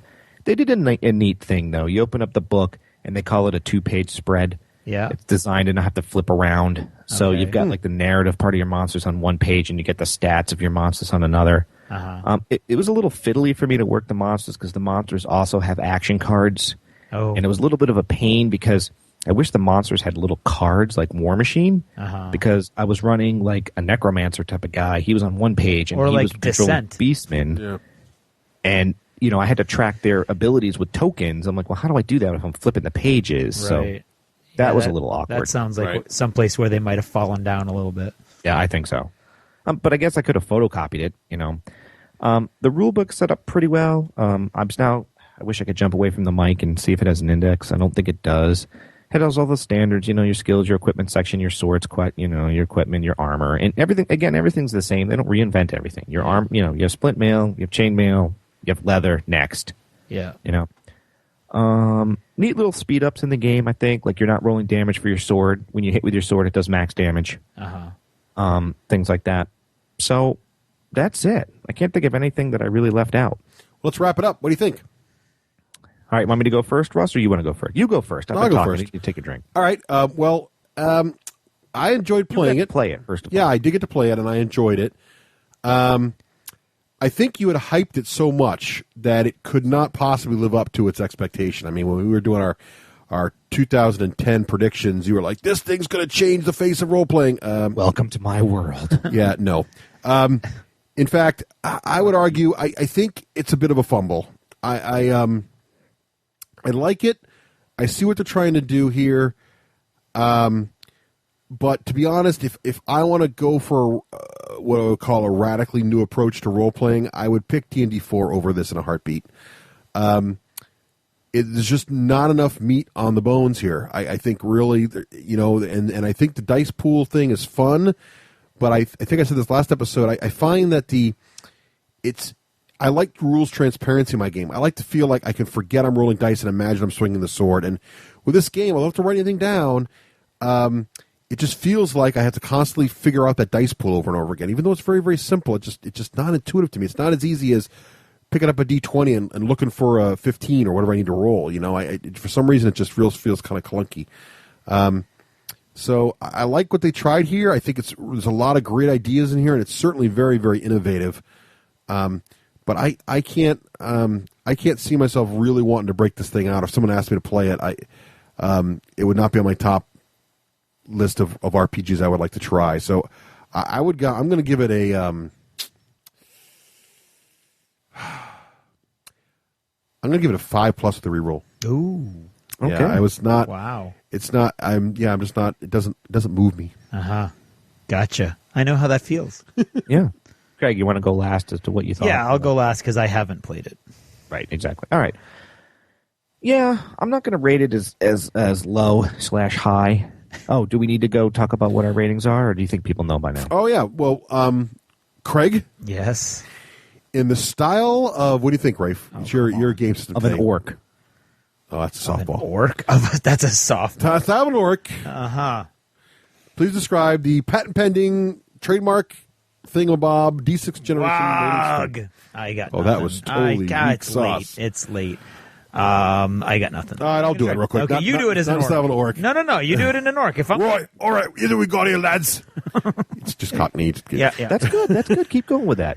If any of you crazy oomies wants to play a game with dice, then you knows that a D6 is what you need to roll to see results. So we use a D6 to rate games, and the number we rate a game is the chance you're going to like it on a roll of a D6. You roll a 3, and we say it's a 3+, you're going to like it. You roll lower than that, you're not going to like it. Low is better. The end.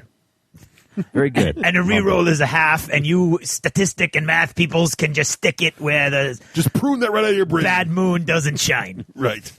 All right. Yes, so Raef, statistician is not a career in Warhammer Fantasy Role. There you go. So Raef, what are your thoughts on this thing? I did like the game.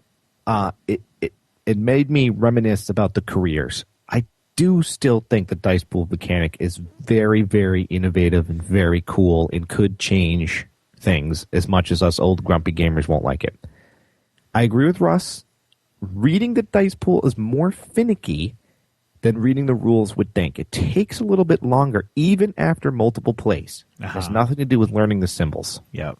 A little more finicky. Whether that's because we're old school and we're just used to a D20 and we're used to a percentile system and so it just works. Yep. I don't know. Russ, at the day of the game, loved the card mechanics. His comment was, this is great. I don't have to read a rule book. I can play this game again in 6 months and not have to read a rule book. Yeah, I did like that. But that to me, D&D 4 is the same thing. Yeah. So that's not innovative to feel yeah. at all. No. I didn't like all the cards. Yeah. I didn't like that the wound cards, the insanity cards I like, but I didn't like the wound cards and all these cards. I didn't like that part. I didn't like the wound if I'm going to have all these cards and do all these things, I might as well just play Descent. Uh-huh. Like I wanted my paper, I wanted my pencil, I wanted my D20. You know, Yeah. I do love the idea of the very loose range bands. I like that. I loved the idea of the game master being able to say, okay, yeah, you want to jump off a tower? Sure, here's 3 purple challenge dice. Let's add it in and see what happens. But yeah, Russ was right. Like, after you rolled that, there's a little bit of a sense of a letdown to be like, okay, 2. Yeah, there seems to be a hiccup in the flow. Yeah. Because you're like, okay. Like, jump off the tower, and okay, now we stop while we redo to figure out the dice. And Yes. Love the fluff of the careers and the lateral movement, which I described above. Yep.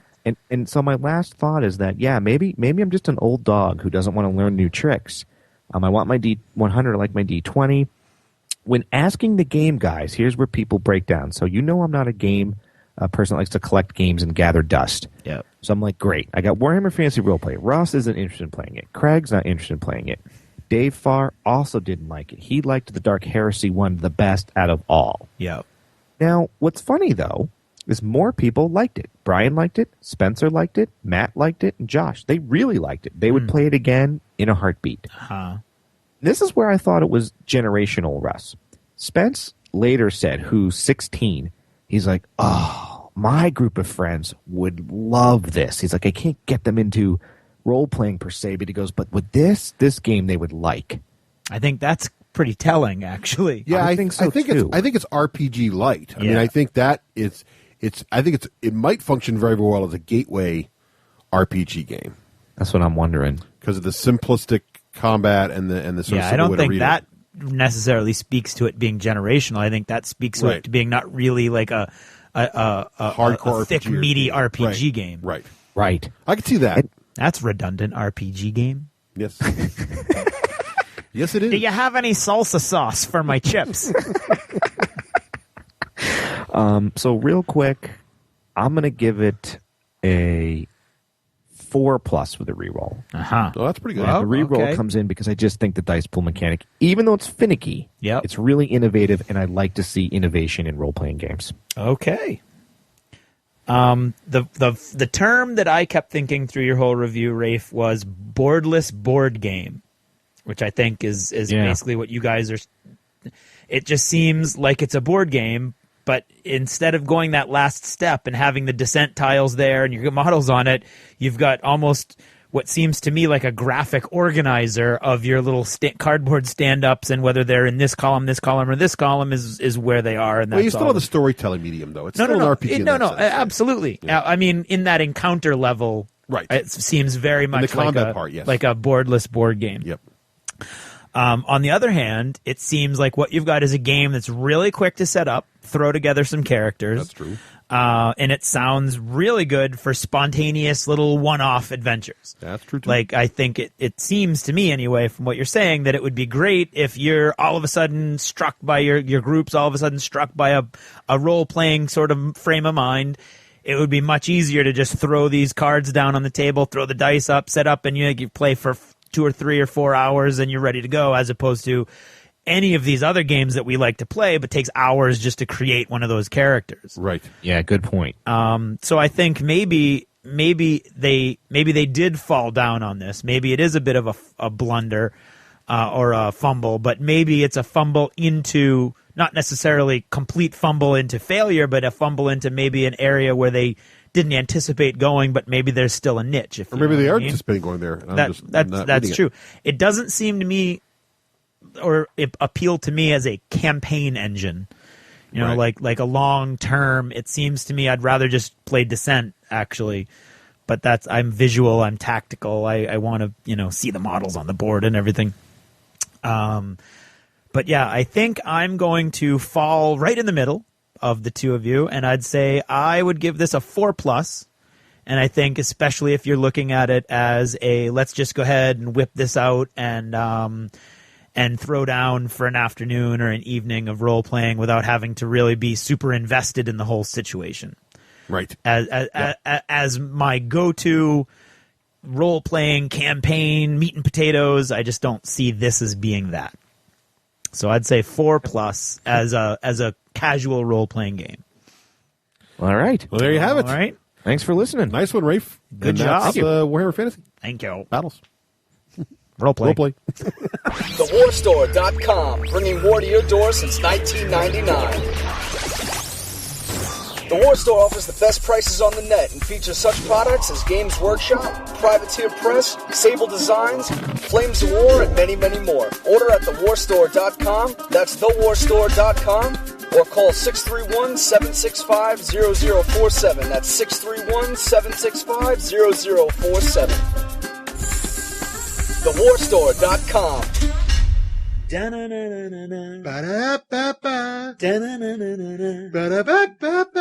Raef Hollywood Granger, and this is the Hollywood Minute. This shout-out is brought to you by Ray from Australia, who just wants to congratulate Dan and Saria from Myriad Games on the birth of Logan Xavier, and to wish his own daughter Emily a happy birthday. You were lucky to make it to 2. Let's see if you can make it to 3.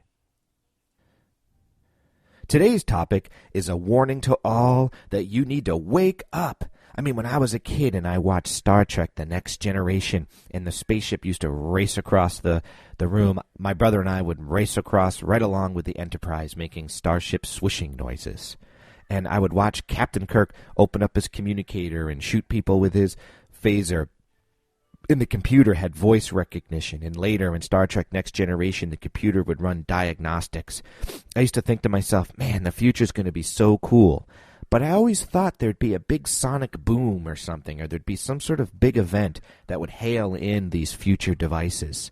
But it doesn't seem to be that way. I mean, I don't know, what was it, 3-4 years ago? I'm on the phone with Amex, and I'm speaking my credit card numbers into the phone, and it recognizes it and advances me in the phone log. I was like, hey, we're here. Voice recognition.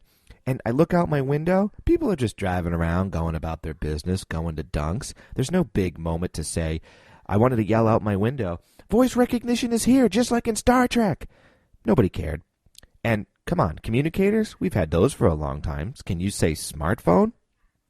But it doesn't make a big moment. It just seems to creep right in. And we have cyborgs now, too, right in our midst. We're living with Alpha Borg, and no one is concerned. I mean, let's talk pacemakers and diabetic pumps, just to name a few. I mean, we have machines that are now assisting the human body to live. We are so close to the dark age of apostasy, like in 40K, and people just don't even care or notice. Craig will correct me if I've pronounced that wrong. And as we all know, Google will soon become self-aware and become Skynet. And except for me, the only other people that notice are the hosts on CNET's Buzz Out Loud. But personally, I'm waiting for 2 inventions. I'm waiting for the personal levitation device. Not for me, for my things. I want to get stuff out of my hands. I'm tired of carrying around my iPhone, with my keys, with my earbud, with my note for things I got to remember, and my pen. I mean, I just want to drop all those things so they can levitate around me. And even cooler, if I just think iPhone, whoop, it floats right into my hand. I mean, how cool would that be? And the other thing I'm waiting for, of course, transporter tech. I mean, if I want to play craps at the casino, I don't want to have to drive 2.5 hours just to throw a yo. I want to step in a transporter and boop, be right there. And how cool would it be that when Ray from Australia, who wants to play Agricola with us on Breakfast Gaming Club, he just bloop, transports himself over to my house, and we have ourselves a good game of farming. How cool would that be? Well, that's my story.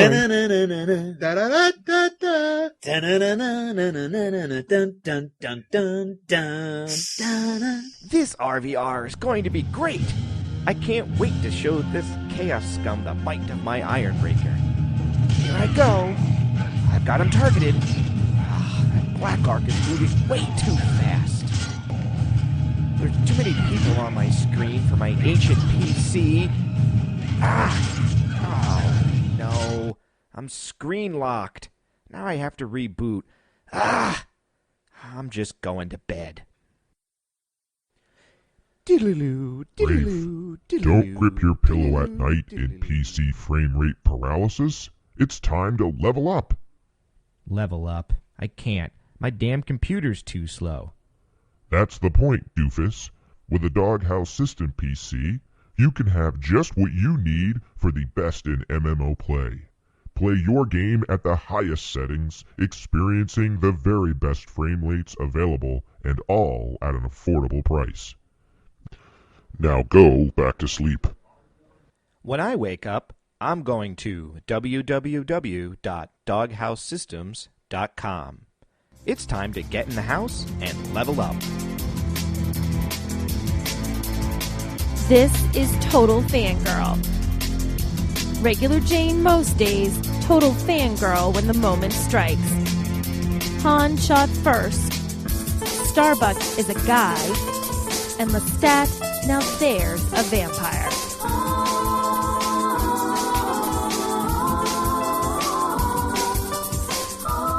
Hey everyone, this is Nicole Wakelin, your total fangirl. You can follow me on Twitter at Nicole Wakelin or check out my blog, www.totalfangirl.com.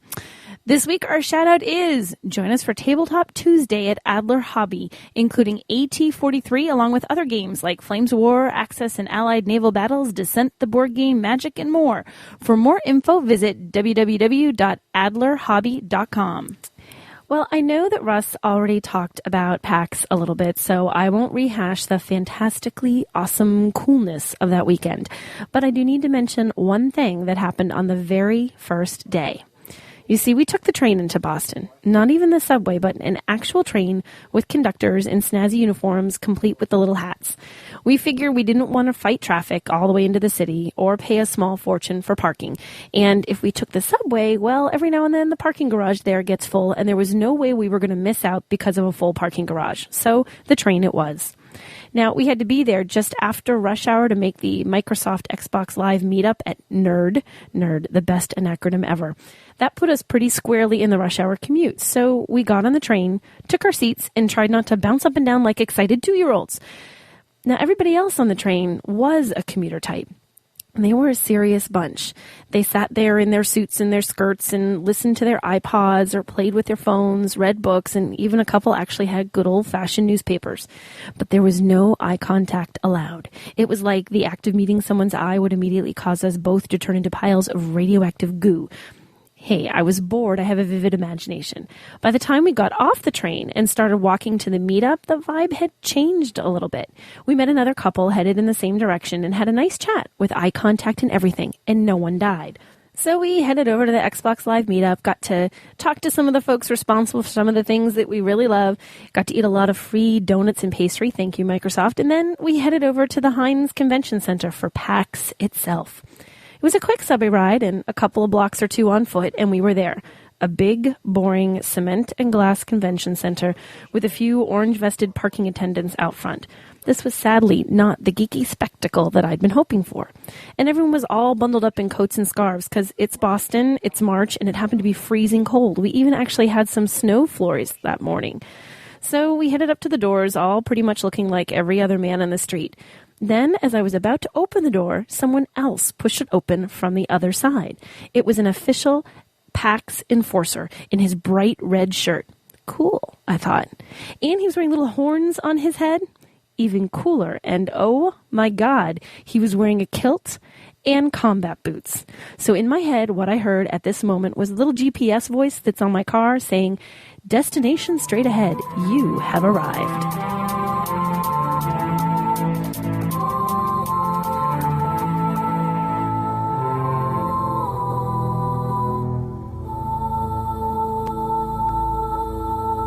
Need to add a big unit to your current force and don't feel like painting that many grunts? Or maybe you want to start a new army and really don't have time to paint it up. That's where paintedfigs.com can help.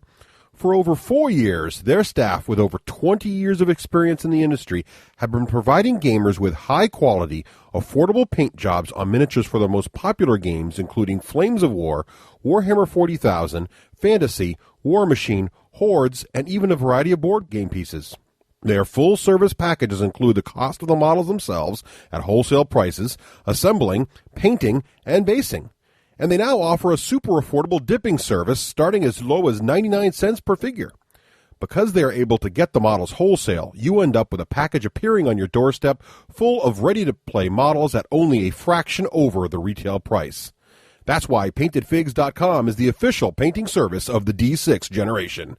Their name says what they do. PaintedFigs.com. High-quality miniature painting at the lowest rates on Earth. Even with shipping.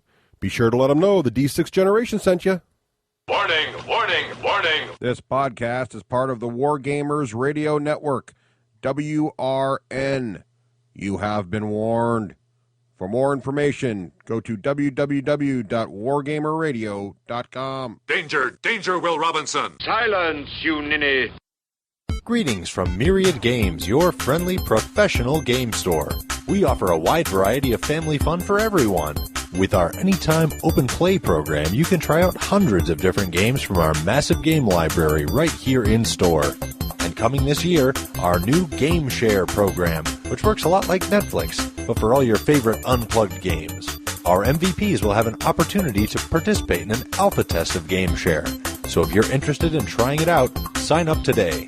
We've expanded our MVP program, offering steel, bronze, silver, gold, platinum, and titanium MVP memberships. MVPs receive a wide variety of benefits, including bonus Myriad money, access to our new achievements program, complimentary open play passes, free shipping, and much more. The higher your level, the more bonuses you'll receive. For more details, visit myriadgames.com/MVP. Thanks for shopping Myriad Games, your friendly professional game store. Welcome back. Welcome back. Haven't done that in a while. It's been at least an episode. Yeah. All right, moving on to Rune Wars. It's a Fantasy Flight Games Festival extravaganza. Oh, there's no machine guns. Rune Wars is the latest gigantoid blocks from our friends at Fantasy Flight Of which Games. there were supposed to be 3 this year, right? There were box. During the winter years, there are going to be 3 boxes, not necessarily giant, because some of them are smaller than others. No, but I thought there were 3 big ones. This one, Horus Heresy, and Battles of Westeros. Yes, but I think Battles of Westeros is a smaller box. You sure? I think so. But in any case, there's Okay. big boxes. Yeah. But in any case, yes, those are the 3 big ones announced. And, of course, Horus Heresy is on the front lines, but Rune Wars is already out there. Been out for a couple months now. And we're going to talk about it. It's designed by our friend Corey Knitska. We've had on the show before. Yep. Corey, of course, is designer of games you might have heard of, such as StarCraft. Yep. And former resident of New Hampshire. That's true. And, of course, Battlestar Galactica, huge hit. Yep. The game is, of course, expensive. It's 100 smackaroos. It is the new frontier in board game pricing. Just like Warhammer Fantasy Battle. This is an expensive show. If you buy everything we reviewed today, you're going to drop $200. That's right. However, it is... We should get a cut of that. Massive. With a massive amount of components. More of that in a bit. Yeah, you do get your $100 worth. And this game is just chock full of theme. In fact, the first 2 pages of the rule book are nothing but story. Oh, cool. That's not for a rule that's game. very different for a Fantasy Flight Rune board game. The drive here is you are going to play a story of epic scale. Yep. Here, that's the whole theme. It's high fantasy, 2 to 4 players. You're going to be trying to grow your kingdom and capture enough dragon runes to control Tyrannoth, which is Tyrannoth, which is the same world that Descent and Runebound live in. So you're in the same universe here. Yep. So this is the 3rd game in that realm. Milieu. And the 4 different races you can play, so each player is going to play a different race. There are humans, elves, undead, and Uthuk, which are basically their chaos people.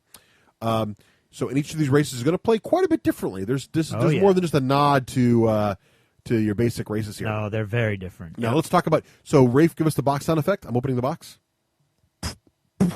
Yeah, this one is kind of heavy. So little vibration thing. You open it up there.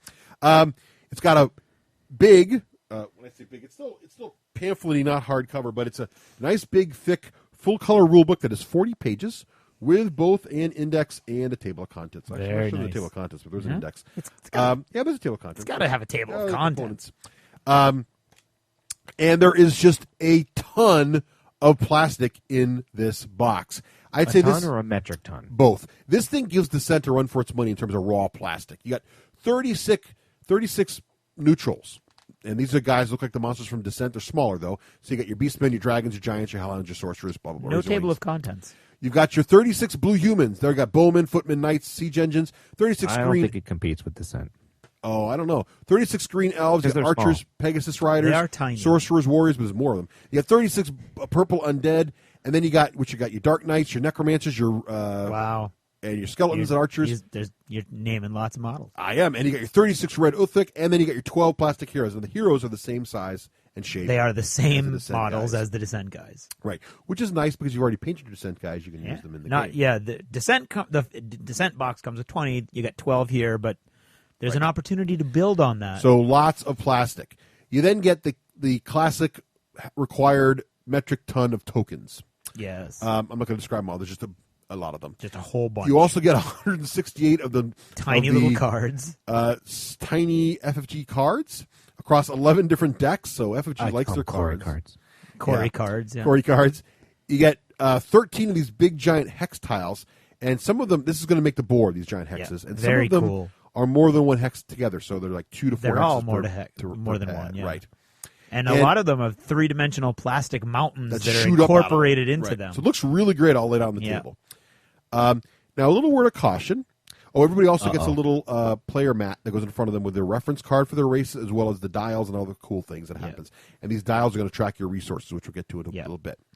Now, a bit of caution. When you when you get your box, the initial print run had some errors, and what they did to fix it was they included extra components. So there's like 2 placemats for the elves, and there's a couple extra city tokens, some other things. It's very clearly written in the box, but if you jump in there like we did one time and just throw the little writing away, that stumped us for a while there, didn't it? So, but it's right there in big letters. You really can't miss it unless you're just not paying attention, crazy like us and jumping in, right? So just word of caution about that. Go in with a level head. Now, setting up this massive game, it's not the longest setup ever, but actually setup is sort of a mini game in and of itself. It is. So setup is not quick, but also you're sort of playing a game while you're setting up, so it's sort of like you're already in the world. In the beginning of the story you're going to play, you're going to create the actual realm itself. So what happens is there's this thing called the Fate deck. I'm bringing it up now because there are no dice in this game. No. The Fate deck really functions as the role of dice function in most games. Oh, yeah, I'd forgotten that. So basically, you're going to flip a card over the Fate deck to determine who's going to be player number 1. There's all kinds of different symbols on the Fate deck. More about that later, but there's also a number on the Fate deck. So whoever gets the lowest or highest number, whichever you want, is going to be player 1. So player 1 picks his race. You go around the table and picks their race. Next, we're going to use the Quest deck, which is a deck that has all these different objectives in it, but also there's a starter card for each of the territories. Remember I mentioned these giant hexes, right? Yeah. And each of these hexes come in pairs, and there's little numbers in the corner of them, like 6A, 6B, 6C, stuff like that. So you're going to deal out these Quest deck cards, 2 to each player, which are going to dictate which are going to be the starting hexes they get. Yeah. This is not where they're going to start. It's just going together to and a certain number of them aren't in every game. Right, unless you're playing a full 6-player game, they'll all be there. Yes. Oh, is it? But if you're playing less than 6 players, it can't be a 6-player because there's only 4 races. Sorry, 4 players. Okay, playing a full There's 8 of these little hex tiles. Oh no, you're right. There's 13. No, you will always have them. There's you're always right, at least one that gets. Yes, left I'm out. right. You're sorry. Yeah. There's an extra one. I'm right. You're sorry. I'm right. That's a Russism. Wow, that's a Freudian slip right there. Sorry, it's late. I'm right. You're sorry. But you're right. You are sorry, but you're also correct. So if there's 4 players, you'll be using 8 of the tiles, so there's extra tiles. I think it depends how it pairs up. But anyway, you get some of these tiles. Okay. You put the build tiles the board. Out. Go. You go around the table building the board, so you place these in order. Yeah. After the board's built, there's these special cardboard markers that are designed to show the possible places the kingdoms can start. And these go on the edge of the existing built hex board. And player 1 picks, I think, which the first zone is going to be, and then these zones are placed around the table, but you can't put them within 4 of each other, right? Right, yeah. So your starting realms are going to be at least 4 away from each other. And if you can't make them 4 away, 1 can be 3 away, but if you can't do that, then you got to rebuild the whole board again. Yeah. So you might play this minigame a couple times to get a board. We've never had to play it more than once. I've had to reboot it once, I think. Oh, really? Yeah, well, just once. Because what's kind of interesting is you can build this board all kinds of wacky ways, which makes the game unique every time. It does. Because the zone you start with there's is totally so different. much going on here. There's lots of replayability. Oh, yeah. So then now that those are down, you can see where the possible starting are. The player to the left of player 1 can then place their home, because each race, in addition to getting their card, also has a set of 3 hexes together that are the home tile. Yeah. So you place those down also. Around the edges, yeah. Right. So I'll place my little evil chaos set of tiles down. Craig will put his elf ones down. Yeah. Raef finds his human ones, blah, blah, blah. That's all set up. So now our homes are set up. Then we got to put neutral units and cities on the table. So what's interesting about the game is every hex that's not one of your home hexes has little things on it that tell what kind of Little nutrients icons, live there. yep. Little icons. So the one might have a dragon in it. And how many? So it might have 2 razor wings, or one dragon, or 2 giants. So the whole world, except for your home, is populated with these sort of neutral monsters that you'll have to deal with in some way. More about And that later. you'll recognize right out of the basic Descent set. Now, also, there are city locations, but you got to shuffle the city tiles and put them there. So you always, certain hexes always have cities in them, but you never know what kind of city it's going to be. Right. Okay. So that makes the game different every time also. Yep.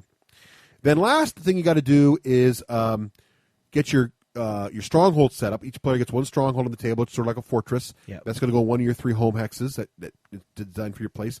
You're also going to get some number of starting units, which are the plastic pieces, your army essentially, and that's going to be dictated by on your home card also. Those go in one of your 3 home hexes.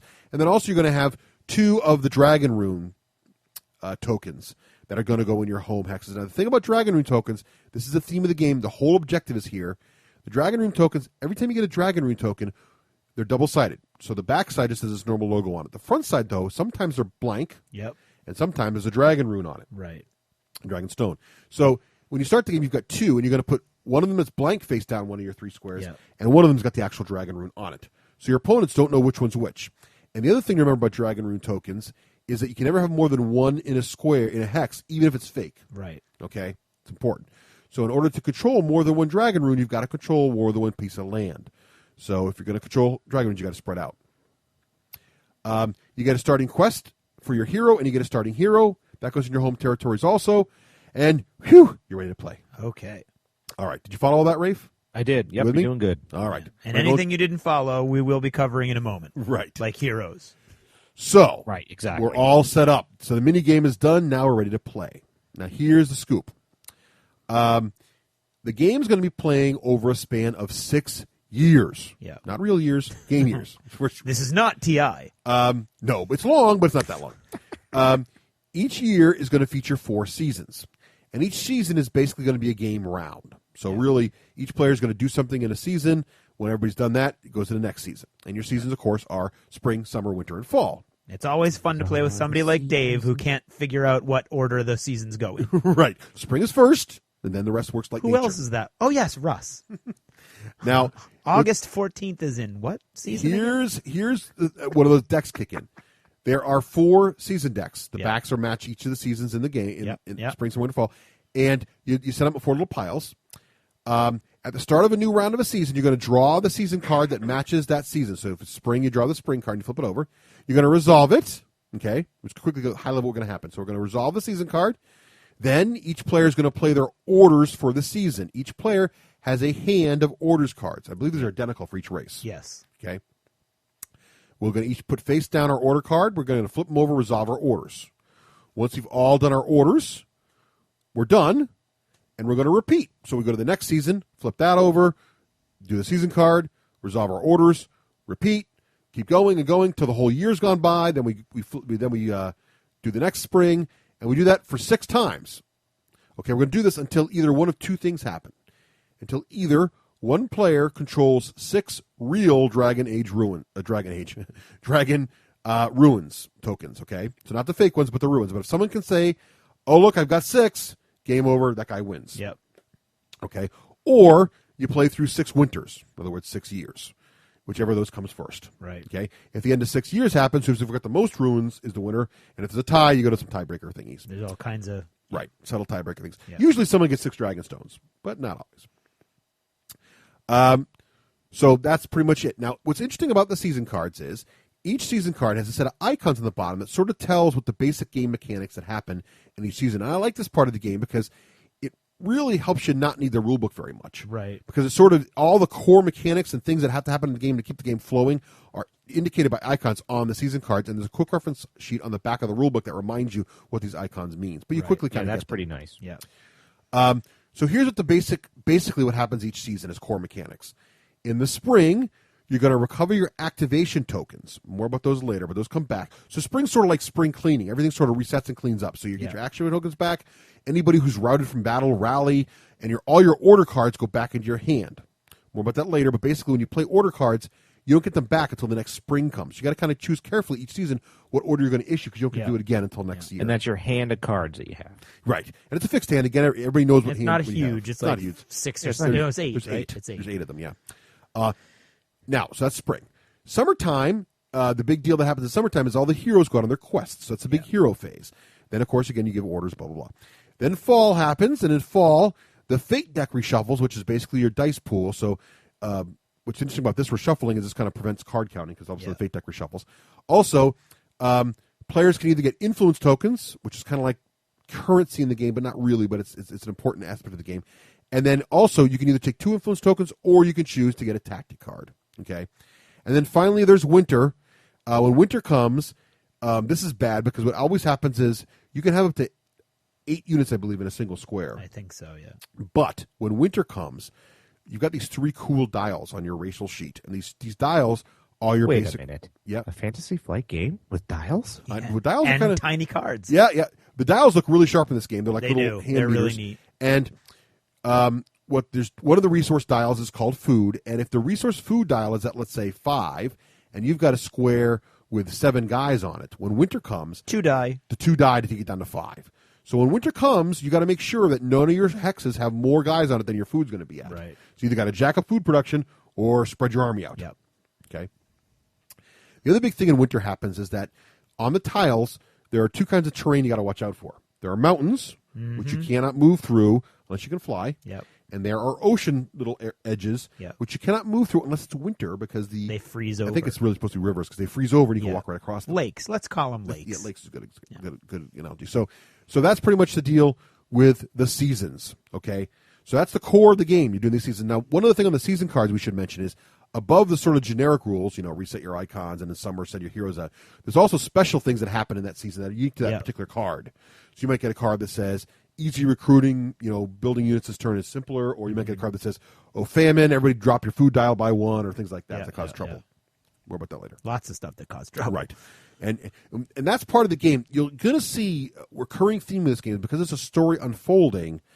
There's going to be a lot of randomness that you've got to deal with as a commander. That's going to appeal to some types of gamers, but it's also going to not appeal to other kinds of frustrate certain kinds of gamers. But I like to look at it as like, hey, in these kind of stories, things always happen to people that you can't control, and it's something you got to deal with. But it is going to be frustrating to some kinds of people. So now we mentioned these order cards. So after you've done the season card, now it's time to do orders. So everybody's got a hand of 8 cards.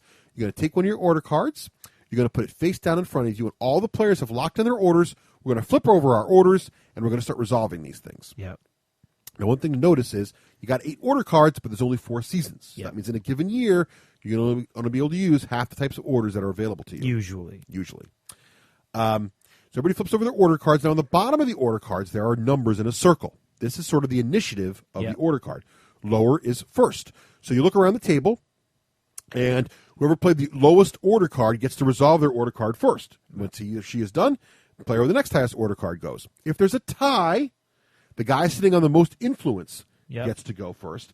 And if there's a tie on influence, the guy with the most starting influence on their card is a tiebreaker for that. Yeah. So there's one aspect where influence is very important because sometimes the order of play becomes a big deal in this game. Yeah. And so having influence is a tiebreaker is kind of a thing to watch out for. Okay, so we play our order cards, and each order card has a primary ability on it and a what's called a supremacy ability on it. Okay, primary ability, you can always do that. The supremacy ability only kicks in, and this is going to sound weird, but stick with me, if it is the highest initiative number on the card you've played so far this year, right? So, for example, if in round 1 I played an initiative 4 in round card, 1 it's going to be no matter or what. in spring. Let's say in spring, whatever card I play in spring is going to get both because it's the lowest the only card one, so it's automatically the highest. But in summer, if I played an initiative 4 card in spring, and in summer I play a card that's initiative 1, I would not get the supremacy ability. Exactly. It's lower than the card. It really kind of gimps you. So the game is encouraging a certain kind of play order, like it's easier to sort of scout and recruit and then develop. But if you really don't want to, you can, but you take a penalty. Yeah. Okay. I like it. So that's kind of a neat little trick. And it's very simple because it's right on the card and tells you what happens. Yeah, it explains harder than it really is. is. Another thing about this game that's really nice is it's got a lot of depth to it, but it's not hard to follow once you start walking through it. Exactly. The rules are very simple and intuitive. It's just there's so many moving parts that you're like, whoa, what should I be doing? It is very awe-inspiring and almost frightening when you first set it all up. It's overwhelming, but not in mechanics, just in like options. Yeah, It's sort of strange. You'll see so many little decks of cards. Right. So we do our orders, we do our primary, we do our secondary, and then once we've gone through, all of us have done our orders, bam, the season's over, next season, repeat. Yep. Let's go through the order cards real quick to get a feeling for how these things work. First card, the number 1 initiative card, is Strategize. Strategize is an interesting little card. What it lets you do is move any number of heroes and units. Remember, heroes are your descent guys. Units are anything plastic that's not a hero. So they're your army pieces. Yeah. Into any adjacent friendly hex. Now, this is a big deal because this movement doesn't require the use of an activation token. Which we'll talk about in More a about second. later, but having an activation token on the table is going to limit. You can only basically put an activation token in one hex once per year. And nobody can move out of that hex that's got the activation Nor token. can you put another activation token and move it again into it. Right. Nobody on your side can do that. Yeah. So basically, you can only attack one hex per year. And then it locks that hex down. And anybody you hex, can attack more than one hex. No, the same hex. I'm sorry, you can only attack the same hex more than once per year. Right. Because in this part, if you remember, it's kind of like StarCraft or Game of Thrones when you lock in those little squares in there. You can't go back in there again. And another thing you'll see in this game is there's a lot of influences from other Fantasy Flight games in here kind of merging together to form Voltron. Oh, different company, sorry. Sorry. So anyway, hope you enjoyed the theme song from last episode. So the big deal is no activation tokens. And the supremacy thing is, so if you play this card early on, you get to draw tactics cards equal to your dials. So let's talk about the dials for a second. So you got dials for the 3 major resources. What are the resources, Craig? Food.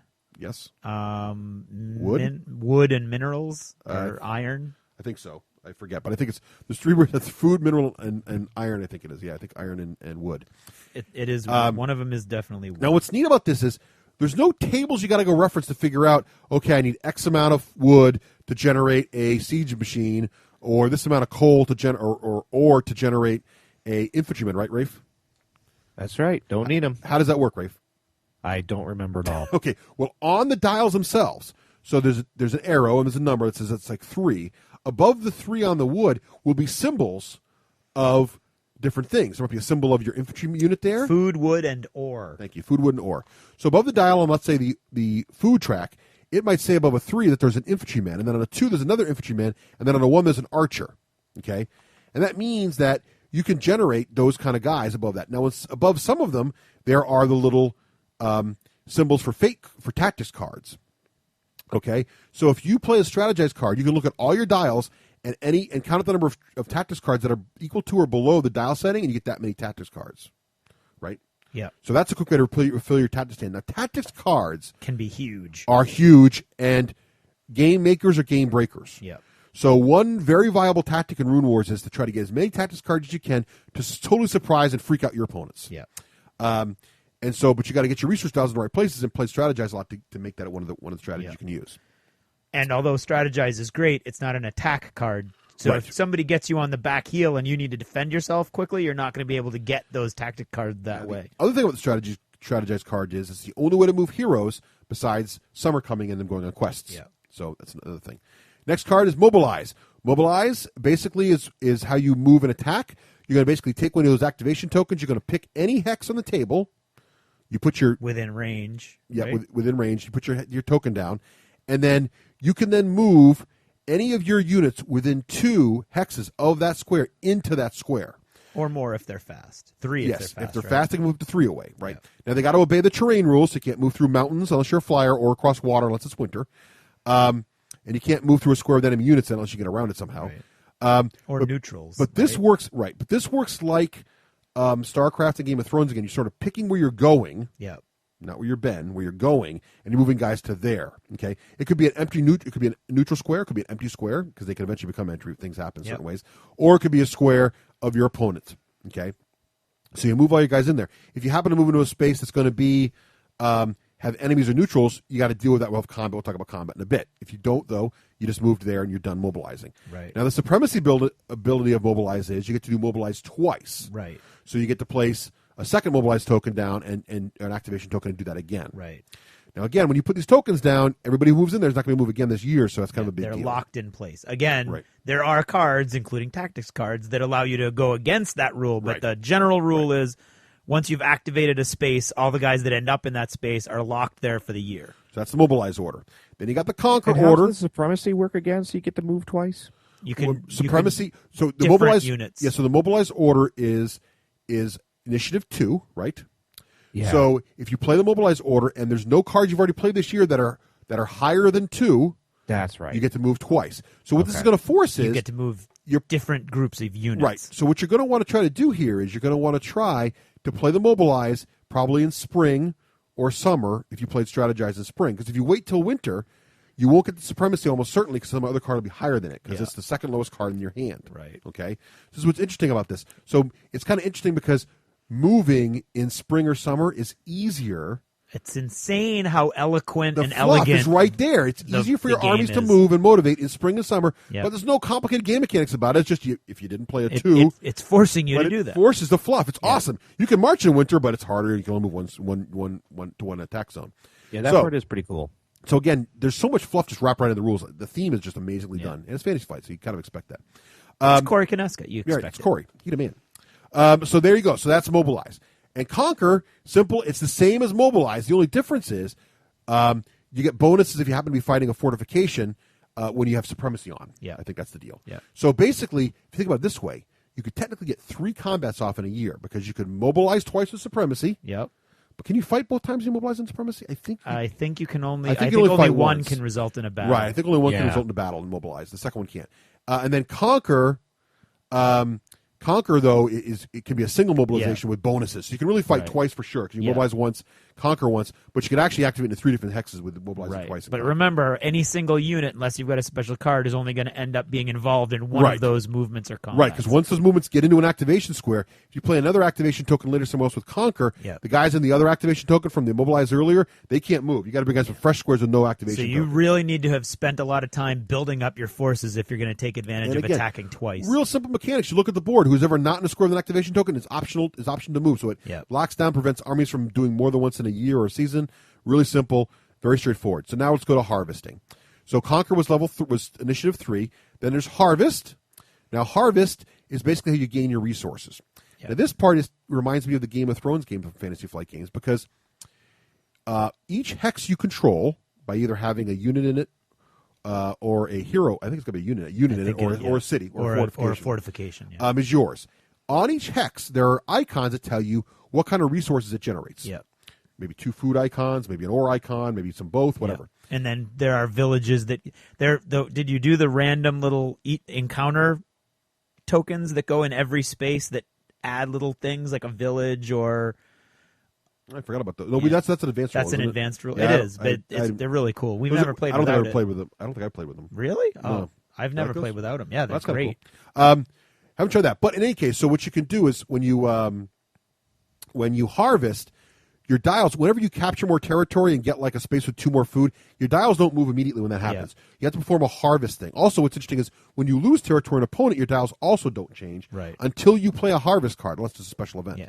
So basically, the harvest card allows you to reset your dials to match your current production in your land. Yeah, you want to do it when that's a good thing. Yes. Now you'll be forced to do harvest because what happens is sometimes when you do things, you actually move your dials down, like to build a fortification to physically move your dial down. Yep. So when you do that, you're going to have to harvest to get that back up. Or there'll be events that, like famine, they'll drop your dials down and things like that. So you're going to want to harvest once in a while. So harvest gets those dials back. If you supremacy with harvest, meaning, again, when you play harvest, nothing's higher than a 4, you can then get you can build developments, which are like extensions onto your cities that add special abilities to your cities. Yeah, fortresses. Fortresses, sorry. Do those are those race specific? I can't remember. The extensions are race specific. Yes. Okay. So what Chaos has is different. And that's really fluffy too. Yeah. Now recruiting, the 5th order card. Recruiting gets all. That's how you get units on the table. So you pick one of your dials. You can't pick all 3. You can pick one. You look at your dial, and whoever the arrow is pointing currently on the dial, the object, the icon, the unit icon that arrow's pointing to, plus all the icons below it. That are plastic get generated. Yep. So if you look at your dial and you see there's an archer and 2 footmen below that, you can get an archer and 2 footmen. Right. You can then put them out any place you have a fortress. A fortress, right. So those go on the table. With the supremacy bonus, you can pick 2 dials to do that with. Yep. So you can also get, let's say the siege equipment's on your ore dial. You have the ore dial also, so you can either do ore or food. But if you get supremacy, you can do both. Yeah, and that's huge. So you're really taking a hit if you do the recruit card outside of the order. If you do, let's say you've got to do recruit early. So recruiting is 5th, right? Fifth initiative. So let's say you wanted to recruit first or before you mobilized. Yep. You could do that, but it's not going. But when you do that, then your mobilize is going to be lower than your 5 for recruiting, and you're only going to be mobilized once. Exactly. So it's kind of mechanic it's where forcing you to be strategic and plan ahead to get the most out of it. You don't have to. You can sort of save yourself, but it's or if you're really you might have to because your opponent's got you on the ropes. Next is 6 is rally support. Rally support is going to give you your bonuses from your cities come in. So each city's got little icons on it that generate different bonuses. You can get a hero out of there. Yeah. You can get what else? So you can get units sometimes. Neutrals will join you sometimes out of there. Neutrals. Other things. So tactics cards. Right. So exactly. So to get those advantages, you got to do a rally support card. You basically go into the city that you own, saying, "Yeah, we're awesome. Give our overlord some loot." If you supremacy for that, you get a hero out of the city. That's what that is. So you need the supremacy bonus for that. Number 7 is acquire power. Acquire power is going to give you influence tokens, which is huge. How those come is, again, your dial, some spaces on your dial below where you have influence tokens, so you can get some of those. And also, the supremacy bonus there is going to give you all kinds of crazy neat abilities from the title cards. So there's these 3 title cards that you can try to bid for. Yeah. And if you get a title card, then you bid for that, and if you get it, then it gives you you're the Lord of Heroes. Lord Captain of the Heroes Guild or the lead wizard of the Wizard's Tower. Which give you all kinds of bonus things and stuff, so they're kind of cool. And lastly is Fortify, which lets you build or repair your strongholds and lets you move your dragon runes around. Now, why would you move your dragon runes? Well, if you've captured enemy territory that had a dragon rune in it and you want to kind of have the dragon rune kind of move back towards your homeland, you can then slide the dragon rune 1 hex. I don't think you can slide. I think you have to exchange with places. any 2 that you own, though, right? So basically, if you've got a fake one in your homeland and you've got the new one, now you can flip them out. Is there a distance limit? I can't remember. No, I think you just. So you can basically suck that one home. Yeah, because at one point I think you just switch them. Yeah, because I established a stronghold in Joel's home territory with a dragon rune, and then I just teleported it back for one of my fake ones. So a courier took it out, right? So that's really awesome. That's a neat trick. So that's a big strategy there. Because remember, it's all about the dragon runes. Yeah. All about the dragons. And if you lose your eyes on that prize, you will lose the game and think, what the hell happened? Right, yeah. Because that's what it's all about. So that's really, going through all that, that's the game. Right. Okay?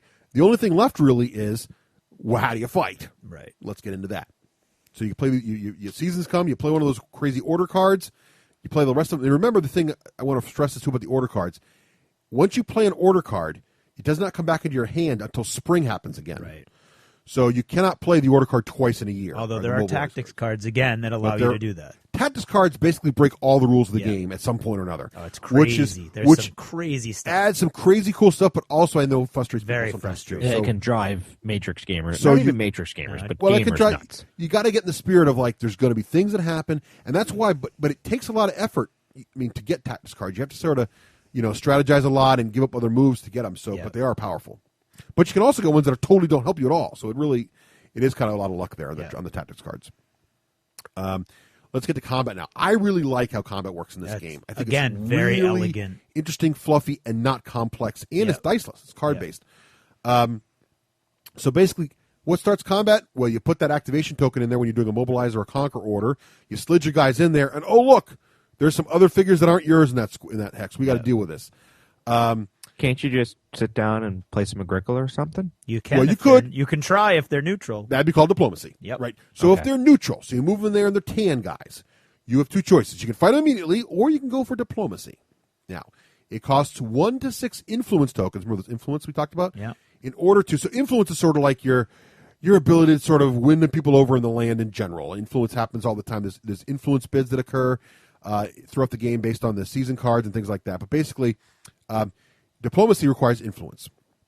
The number of influence tokens you're going to pay here, you have to pay at least 1. So you have no influence at all, you're going to fight. Yeah. Okay? Or flee. Now, in the beginning games that I had played, influence was a complete waste of time. Did the later games really? It work differently? Oh, I didn't find that at all. Without influence, you cannot do diplomacy. Yeah. You're like, So you cannot. There's a whole neutrals. bunch of stuff you can't do without influence. Like like there's season cards, for example, that say things like, perform an influence bid. If the combined amount of the bid is more than the number of players, each player receives a dragon rune. That's a game changer right there. Yeah. Totally. And how influence bids work like that when a season card comes up is you put your influence tokens secretly in one hand, you put your hand in, you flip them over. Very much like when you're bidding for the different things in Game of Thrones. And whatever you bid is lost, even if you lose the bid. Yeah. And so things like that happen. Those are total game changers. Influence is huge. In fact, it's so huge that some of the races that don't have a lot of influence because it's their racial design, those players really have a hard time in early game, I found, figuring out how to counteract that. Because influence is this awesome. isn't as unique, but if you're at work and you're in a board meeting and you're like talking about the competition, you could say, "Oh, boss, that's a game changer right there." Yes, might score you some good points. Yeah. Game changer, good one. So you're going to play some number of influence tokens here, 1 to 6. Yep. Why would you waste more? Well, for each influence token, you're going to pull a fate card. That's from this fate deck. Now, the fate deck has got all these crazy little symbols on them. Yep. Three crazy little symbols I can't find at them the right top. Now. Maybe go find them for me. Three crazy little But in any case, you flip these cards over, and what you're looking for in the bottom, there's all kinds of symbols, but for this particular purpose, you're looking for the symbol down to the center of the bottom of the card. Top card, right? There's 3 basic symbols. There's a red one, a yellow one, and a gray one. There's a red dragon head, like Descent. Mm-hmm. There's a gray ball, and then there's a gold, it looks like a gold triangle thing, like a triangle gleaming thing. So the gold one is like super success. So you look at all of the influence, all the fate cards you pulled from your tokens. So you pay 3 tokens, you get to draw 3 fate cards. Of the 3 you pick, you're going to pick one to actually have resolve. So you're looking for the one with the yellow symbol. If any of the 3 cards you pulled have a yellow symbol on them, the neutrals join your army and they're now part of your force. Which is huge. It's huge. These are dragons and stuff. That's what I'm saying. I never really saw that happen. Oh, we use it all the time. But I only played one game, so. Oh, that's awesome. Then the other thing that's huge is now if you get silver, the neutrals just run away. Okay, and if you get only red, from running your poll, away means they move to an adjacent hex. Right, and they're knocked over. They're fled. If it's red only, that means. So let's say you paid only 1 influence, pulled a card, got a red one. Oh crap! You got to fight them. So you're going to fight. So you can either retreat yourself before the fight happens, but now you got to move back to a friendly square and knock all those guys over. Yeah. Knocked over guys cannot participate in movement later in the year. Right. And in springtime, everybody stands up who's knocked over. And if you're attacked and you're knocked over, you don't fight. Right. So that's a problem. Or you fight the neutrals. So that's diplomacy. So if you moved into a square that has an opposing player in it, units, or the neutrals decide to fight, then you're going to have combat. Now, combat's sort of interesting. What makes combat fun is you're going to take them off the board. It's like StarCraft a little bit too. You're taking all units off the board. There's a special counter, little red X. It's called the battle marker. You put that where the battle's happening, so you remember where you're fighting. Yeah. Then you take all your guys off the table. Your opponent takes off his guys off the table. If it's a neutral you're fighting, some player to your left will play the neutrals for you. Yeah. And on the right-hand side of your player mat are these little numbers, sort of slots for numbers, 1 through, I think it's 6 or 7. 1 through 5. 1 through 5 for the initiative slots. Yeah. And there's also symbols on your card that show the stats and initiative of each of your units you own. Yep. What you're going to do is you're going to put the units in their appropriate initiative slots. Okay? So then what you're going to do is you're going to look at the shapes of the bases to get a feel for the types of units. So there's triangles, which are your common units. There's like regular troops in the line. Yeah. You got your circle, which is sort of your same weedy guys, but they've got special powers. Then you got rectangles, which are basically your cavalry, and then you have the hex, which is sort of your big powerful guys like dragons and siege engines and stuff. So what are we going to do once the fight happens? So we've got our guys in our initiative rows. The attacker then looks at the lowest initiative unit he's got. Let's say he's got initiative 2 guys out there, and he picks one of the unit types in the initiative 2 step to fight with. If the defender doesn't have initiative 1. Yes, it's just that's right. whichever player has the lowest. Yeah, if the defender had initiative 1, he would then fight first. But if both the defender and the attacker have initiative 2, let's say, and no initiative 1, and the attacker goes first, he's going to, if he's got 2 different kinds of units in initiative 1, he's going to pick one of the shape bases to work with first. And he's going to draw a fate card, one for each model he's got in that base shape fighting. Okay? So he draws the cards, and he's going to look at he's going to look at the shapes of the bases he's pulling for on the card. So each card's got 4 of the shape bases on it, and next to that symbol, next to that base shape, there's going to be a different symbol. There's going to either be like a blood splotch, which is wounds. There's going to be like a sort of a crystal ball shape, which is going to be special abilities triggered, or there's going to be some kind of flag with a number in it, which is going to cause retreating. So what you're going to do is you're going to look at these cards, And your defender then is going to do the same thing. So he's going to take all the cards where he has that initiative. Or there's a blank. Right, there's a blank, but you get nothing with that guy. Now the defender is going to do the same thing if he's got guys at that initiative step also. Yeah. So everybody's attacking. Right, at that initiative step. Now then what's going to happen is we're going to resolve any special abilities. So if you see any crystal balls that match your base shape, you're going to look at your actual player mat, and it's going to say, well, I can't remember what they are, but there's some that are like, do double damage, or make our unit retreat, or kill one already wounded enemy model. So there's all these special abilities, like magic and stuff. And this is what's kind of cool because each model's got different special abilities and kind of adds flavor to the battle. And for those following along that are more simple-minded like me, it's taking longer to describe. I think Russ, you're doing a good job of it. It's not that hard when you see it, and it's hard to like fake cards. I don't get it in these symbols, but it's all right there in front of you. It's very simple. Yeah, it's really not that hard. It's not as complicated as it takes to describe it on air. Right. So you pull a number of cards equal to your models. You look at the match the base shapes, and you look what symbols are available to you based on the base shapes. Yeah. So you're going to look at all the crystal balls resolved first. Any special rules apply for that, which is right on your mat. Then you're going to resolve any routes. So any flags you're going to count up, and let's say you got a flag with a 2 on it. Your opponent's got to knock over 2 of his models. They're not dead. They're just fleeing. And then you're going to resolve any damage. Any of those blood splotches with numbers in them, you're going to take wound tokens, and your opponent's going to apply to those to any models he wants that have wounds on them. But there's some rules about that. But it's basically wound guys. Then the defender does the same thing, and then we're going to repeat that process until all the initiative steps have fought and all the monsters that every initiative step has fought. I forget. Can you retreat? You can retreat at the end of all the initiative steps. Right. Okay. You can't retreat before he fights with this big guy. Right. Yeah. Okay. So we rinse and repeat for the whole battle. Now, but what's going to happen is after all the initiative steps have fought, the battle is now over. Okay, you can't fight again. It's over. And here's what you're going to do. You're going to tally up the results. There's fortifications involved. You're going to add bonuses to this. You're going to count all your standing models. They count for 1 each. And then your opponent's going to do the same thing.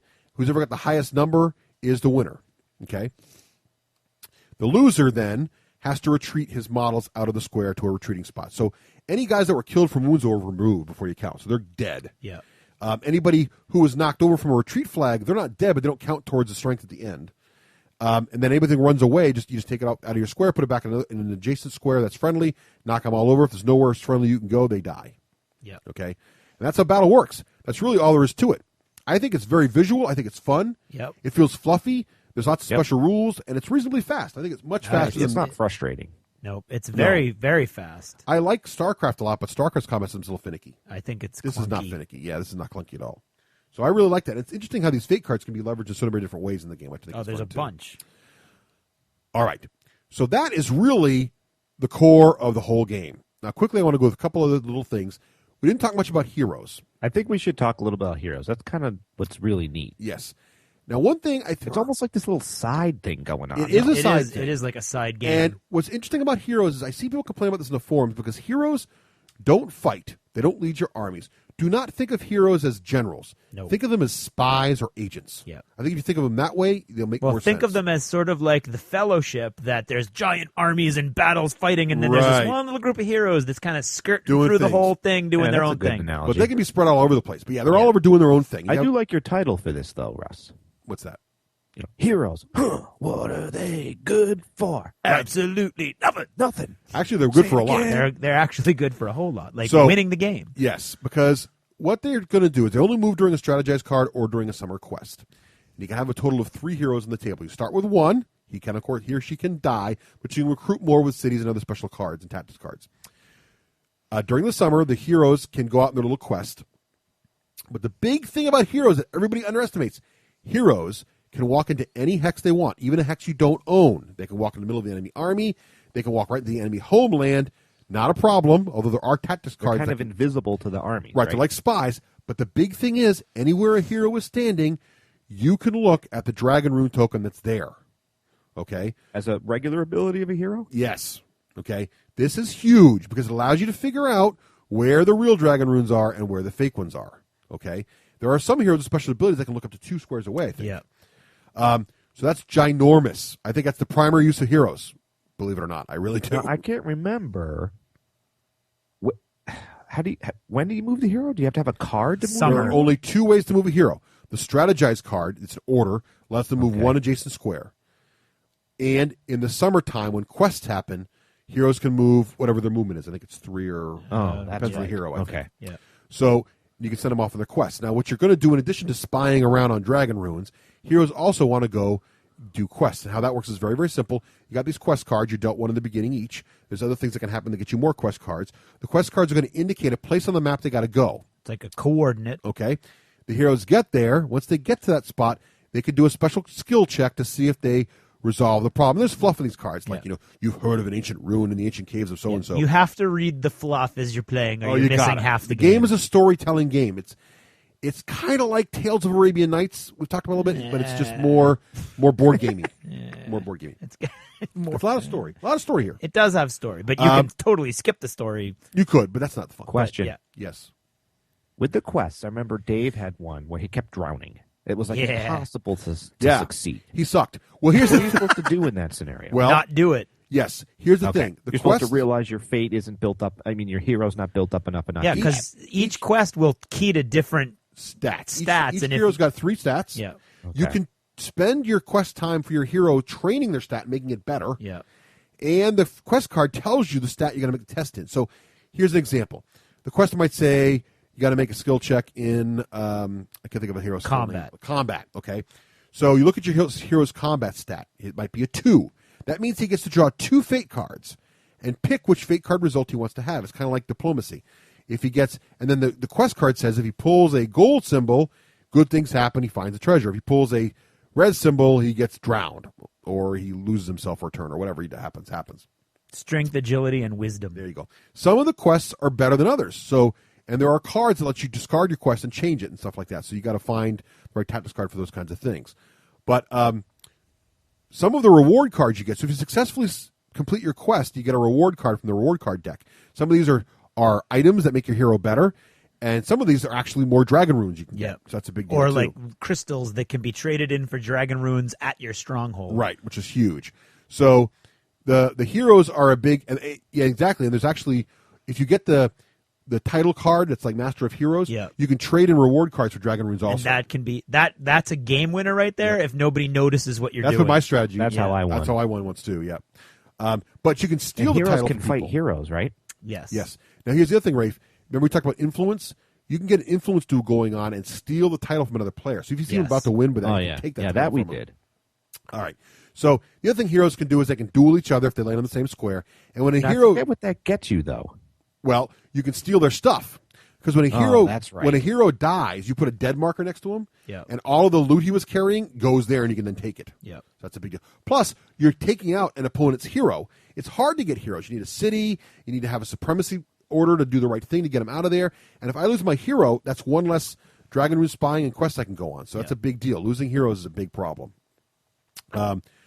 So that's pretty much the deal with heroes. Now, the other thing is tactics and objective cards. We talked about tactics already. These are crazy good cards. What are some examples of tactics cards you've seen, Craig? One is special mobility, where you can choose one army and the entire army gains flight for one turn. But you can fly over the which mountain means you can attack over or not. It's not called special mobility. It's like mountain pass or something like that. There's a teleporting one where your entire army, and then there's other ones that are a lot weaker, like your routed models stand up before you fight. So which can be huge if somebody suppresses half your army before the battle. Now the thing about the tactics card is there's a hand limit of 10. Yep. And you do have to spend resource things to get them because they're part of your track. So you have to give orders to get more of them, but they are very, very powerful. So one game tactic is to get as many of these as possible and try to find the sort of like search for the great ones. But another game tactic is, hey, focus on the things and kind of just mutter through them. I think I've kind of played tactic card light, but I've seen people bust through with crazy tactic cards. Yeah, me too. Now, the other thing we should mention is the objective cards. At the start of the game, each player gets one objective. These are sort of like sub-objectives, and what's interesting about these is there's an objective pile for the good side and an objective pile for the evil side. So the chaos guys and the undead are the evil side, and the elves and humans are the good side. What's interesting is these, if you solve your objective card, you will gain a dragon rune. Yes. And you only get one of these per game. Yeah. And they generally require you to work with the other side. I've never had one that did that. That's what the fluff says. We'll see. But in any case, that's what it's supposed to do. But like, for instance, all the ones I had were either you must go into a territory where there's more than 2 neutrals and recruit them. Or you must go, or there must be no triangle-based neutral left on the board. Here's one. If your food resource dial is at 8 during your turn, you may discard this card and gain a dragon. That's hard. 8 is like maximum. 8 is huge, yeah. So there's different objectives. That's sort of interesting, too. So that's the sub thing.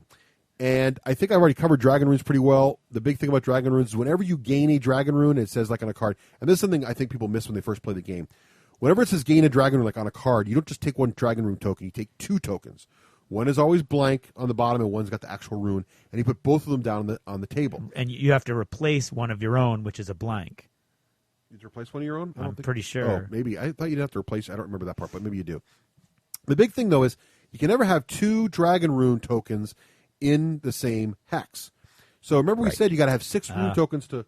go ahead. The player, when you get one, the player may optionally discard up to 2 false tokens from areas he controls, because that's a huge thing. Like you keep saying, yes. you have to have enough. You can only put 1 per territory, and you can only put them in territories you control. Right. So you have to control enough territory for you to have all 6, so you can win. You have to put them where you control? I don't think you have to put them where you control. Receive tokens placed, 1 rune token and 1 false rune token. The player looks at the faces of these tokens and places each face down in a friendly or uncontrolled area. Yeah, so you put them neutrals. So you couldn't put them in a neutral Right, which territory. is interesting. But the big thing about that is you really do have to have enough land to have 6 dragon rune tokens plus a few fake ones to throw the enemy off. So you do have to get some board control. You can't just sit at home and collect 6 dragon runes. Right. And you can look at any token in an area that you control, not just your hero. Yes. So you can walk into somebody else's territory, and as long as they're not there, you can look at the token. And then it's cool. You can start reading players. So like I had in one game, I think it was Andy got one of his heroes in on a dragon rune that was in a neutral territory. And he looked at it. All of a sudden, he had started massing armies there. Yeah. So I fought back, and I figured it was a real one, and it was. Yeah. But he could have easily been faking me out and been playing me. So it's really interesting how that all plays out. There's a lot of levels going on. There's so many levels. And one last little thing about the season cards is there's all kinds of crazy stuff that can happen during the seasons. We talked a lot about the bottom of the season card, which is sort of the core rules. Yeah. But each season card on the top has special text that happens. And this could be crazy things like the influence bids, where you find dragon runes, and the highest influence guy gets a new rune. It can be...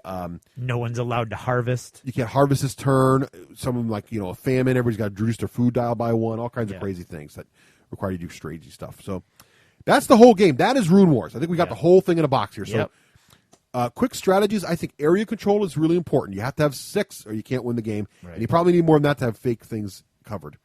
Cities are crucial. Yeah. Don't make the mistake I did my first game and ignore the cities. You're going to feel totally hosed. They're resources on multiple levels. Especially for hero recruiting. Yeah. But other things too. And you'll want to try to get a good different spread of resources. And this is what makes the game different every time, because how the board lays out and how close your starting zone is to certain resources is a big, big deal. And if your race is weak on a resource, try to get your starting home near the resources you need. That's really, really important. I think the elves will find this. I think the elves really need food. Yeah. Or wood. One of the ones they really, really need. So you want to make sure you get them near those territories. The elf needs food. I think it's wood.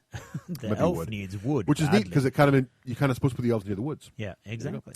And influence and tactics cards are game drivers, but they're also luck-based on how much you get of those, so it's kind of tricky. Yeah, and I would like to actually add the one optional rule that I've kept playing with, which is the exploration tokens, which is just really quick. Every hex in the game that's not somebody's home territory gets one of these exploration tokens, and they're all face down, and your hero, when they go in, they can look at that and activate it, and there's all kinds of different things. Villages, which actually actually boost the resources of that unit. There's one dragon throne, which counts as a dragon rune, so if you can get that, boom, you've already got it, as long as you control that. That obviously adds power to the heroes, which is good, because some people think heroes aren't. Yeah. Did you find it added too much more luck to the game, or was it no big deal? Now that you mention it, it is kind of luck. The one game where I thought I was winning, and then Dave pulled it out got 3 dragon runes in one turn. Of these things? It was one of those and 2 runes. Yeah.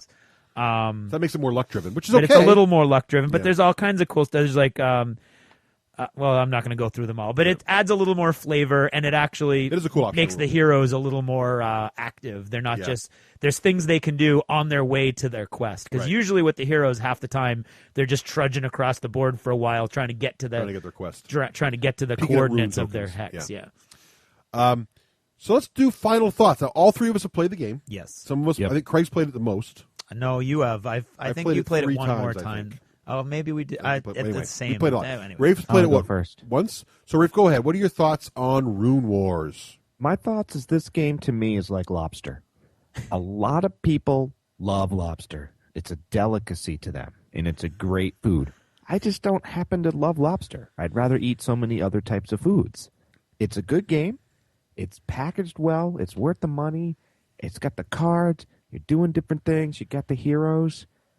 But for me, if someone's like, hey, do you want to commit this amount of time for Rune Wars? I'm like, yeah. What do we think? We didn't talk about playtime. What have we discovered playtime is in this game? I kind of remember it being a couple hours. Yeah, I would say between 2 and 3. I think it's 3 or 4 your first playthrough. And really? Once you get it down, I think it's going to be. Well, I remember the first time we played at Granger Law. Wasn't it a long time, Raef? We played it a while there. Oh yeah, that's right. I think I played it twice then. But I think once you know the rules, it's less than 3 hours. Yeah, I think it was 2 to 3 both of the times I played. But I played with experienced people both times, all the time that I played. So, each time when I was done, I was like, it just didn't feel like the bang for my time investment.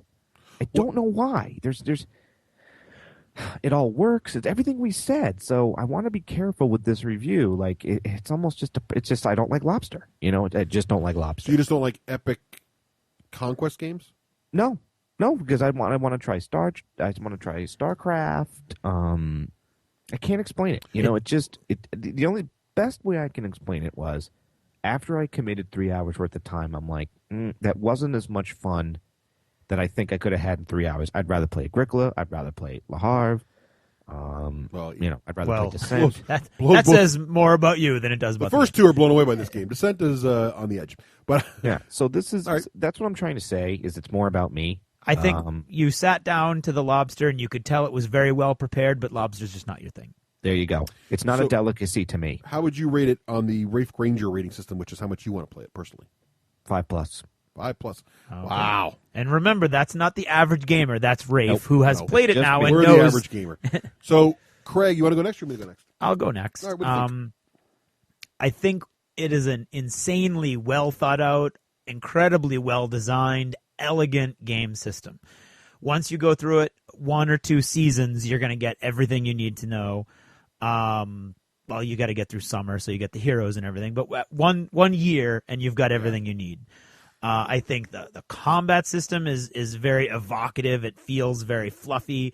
I think the heroes running around doing their thing is very Lord of the Rings sort of. You've got epic armies running around, but totally at the same time you've got these super agents running around doing their thing. I at the same time, I almost fall into Raef's category where I can appreciate it. It's almost like it's not. No, I'm not going to say that, but I can appreciate everything that goes into it. And I had a really good time while I was playing it, all the times that I played it.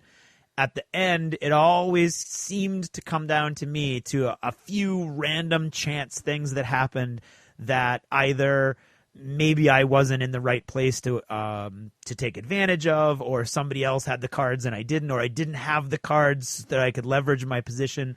And through what felt like no fault of my own, I couldn't really realize my strategy in the end game.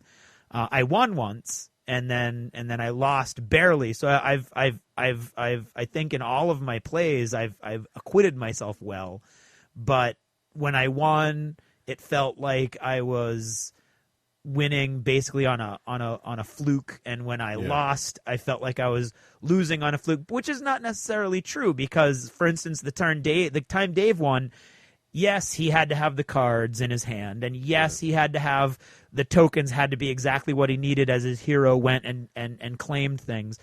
but he also at the same time had the pieces on the board situated so he could take advantage of that when it came his way. Right. So there's a lot of luck involved, but at the same time, there's a lot of, I think what's getting me is it's strategic and not tactical. Oh, yeah. You need to have your units in a fluid position where they can do multiple things so that you can take advantage of the opportunities as they arise through the various different card systems as they come up. Right. It's definitely a strategic game. I think. It's and so I would say the average gamer, I would say a 3+. 3+. At least you're gonna enjoy this the first time you play it.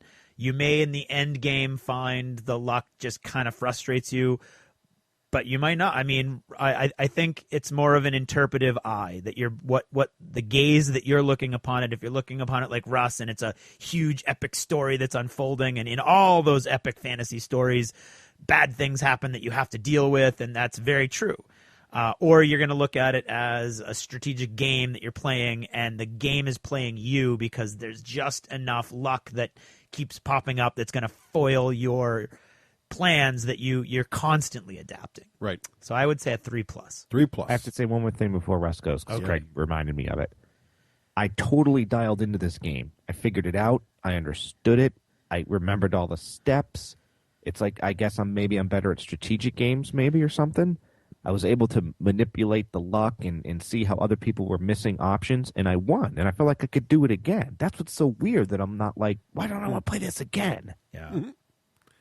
That's it. All right. Well, it's interesting because when I first saw this game, I think I've said on the show before that StarCraft is my favorite sort of strategic conquest game. Yeah. And I was thinking that Rune Wars would replace that or maybe rival it. And when I first played it, I was kind of like, this isn't really StarCraft. There's a lot of luck. And then at some point in my second playthrough of the game, it suddenly hit me that, wait a minute, this is less StarCraft and more Descent. Mm. What I mean by that is Descent isn't really about who wins and use. Yes, the Overlord's trying to destroy the heroes, and yes, the heroes are trying to beat the Overlord. But at the end of the day, it's about the dungeon crawl, the adventure, and the story. And hey, remember that time that I squished him under the rock? Oh yeah, I remember. That's what it's really about. And I think Rune Wars, if you get your frame of mind, if you enjoy that kind of thing, enjoy just like the afternoon with friends and checking out this cool map, and do you remember that time I almost won, but then you snuck in and figured out my runes was in the wrong spot and stole it, and then played that cool car where you guys all flew over the mountains? Then it's interesting. And I think that's where Rune Wars is. And there's a lot of parts of this game that I really, really find fascinating and mechanics-wise, and I think what you guys are saying the same thing. I love the bidding and the seasons, which is pulled right out of Game of Thrones. I like how that works. I like how the order tokens and movement thing comes out of StarCraft. The resource dials, really, two of the things in StarCraft that are finicky is the combat system, which Rune Wars is much, much better, and the resource building, because players can get totally locked into analysis paralysis when they're trying to build stuff in StarCraft. In this game, it's so simple because you look at your dials, that's what pops out. And yet, even though it's that simple, you still feel like there's all these cool options, and they all function differently, and it's hard to decide, do I want more Cav, or would I rather have more Wizards, or do I need a Dragon now? You can recruit those neutral guys. There's a lot of cool things going on here. It is hard to figure out, though, what you should be doing. Yeah. Should I be trying to recruit neutrals? Should I be working on getting more heroes? Should I be trying to build an army? Should I build more fortresses? There's all kinds of craziness going on there. A lot of moving parts, which is another good phrase to say in a meeting, by the way. If anybody ever says to you, what do you think about this project? You say, well, sir, there's a lot of moving parts, but I think we can handle it. You sound very, very good there.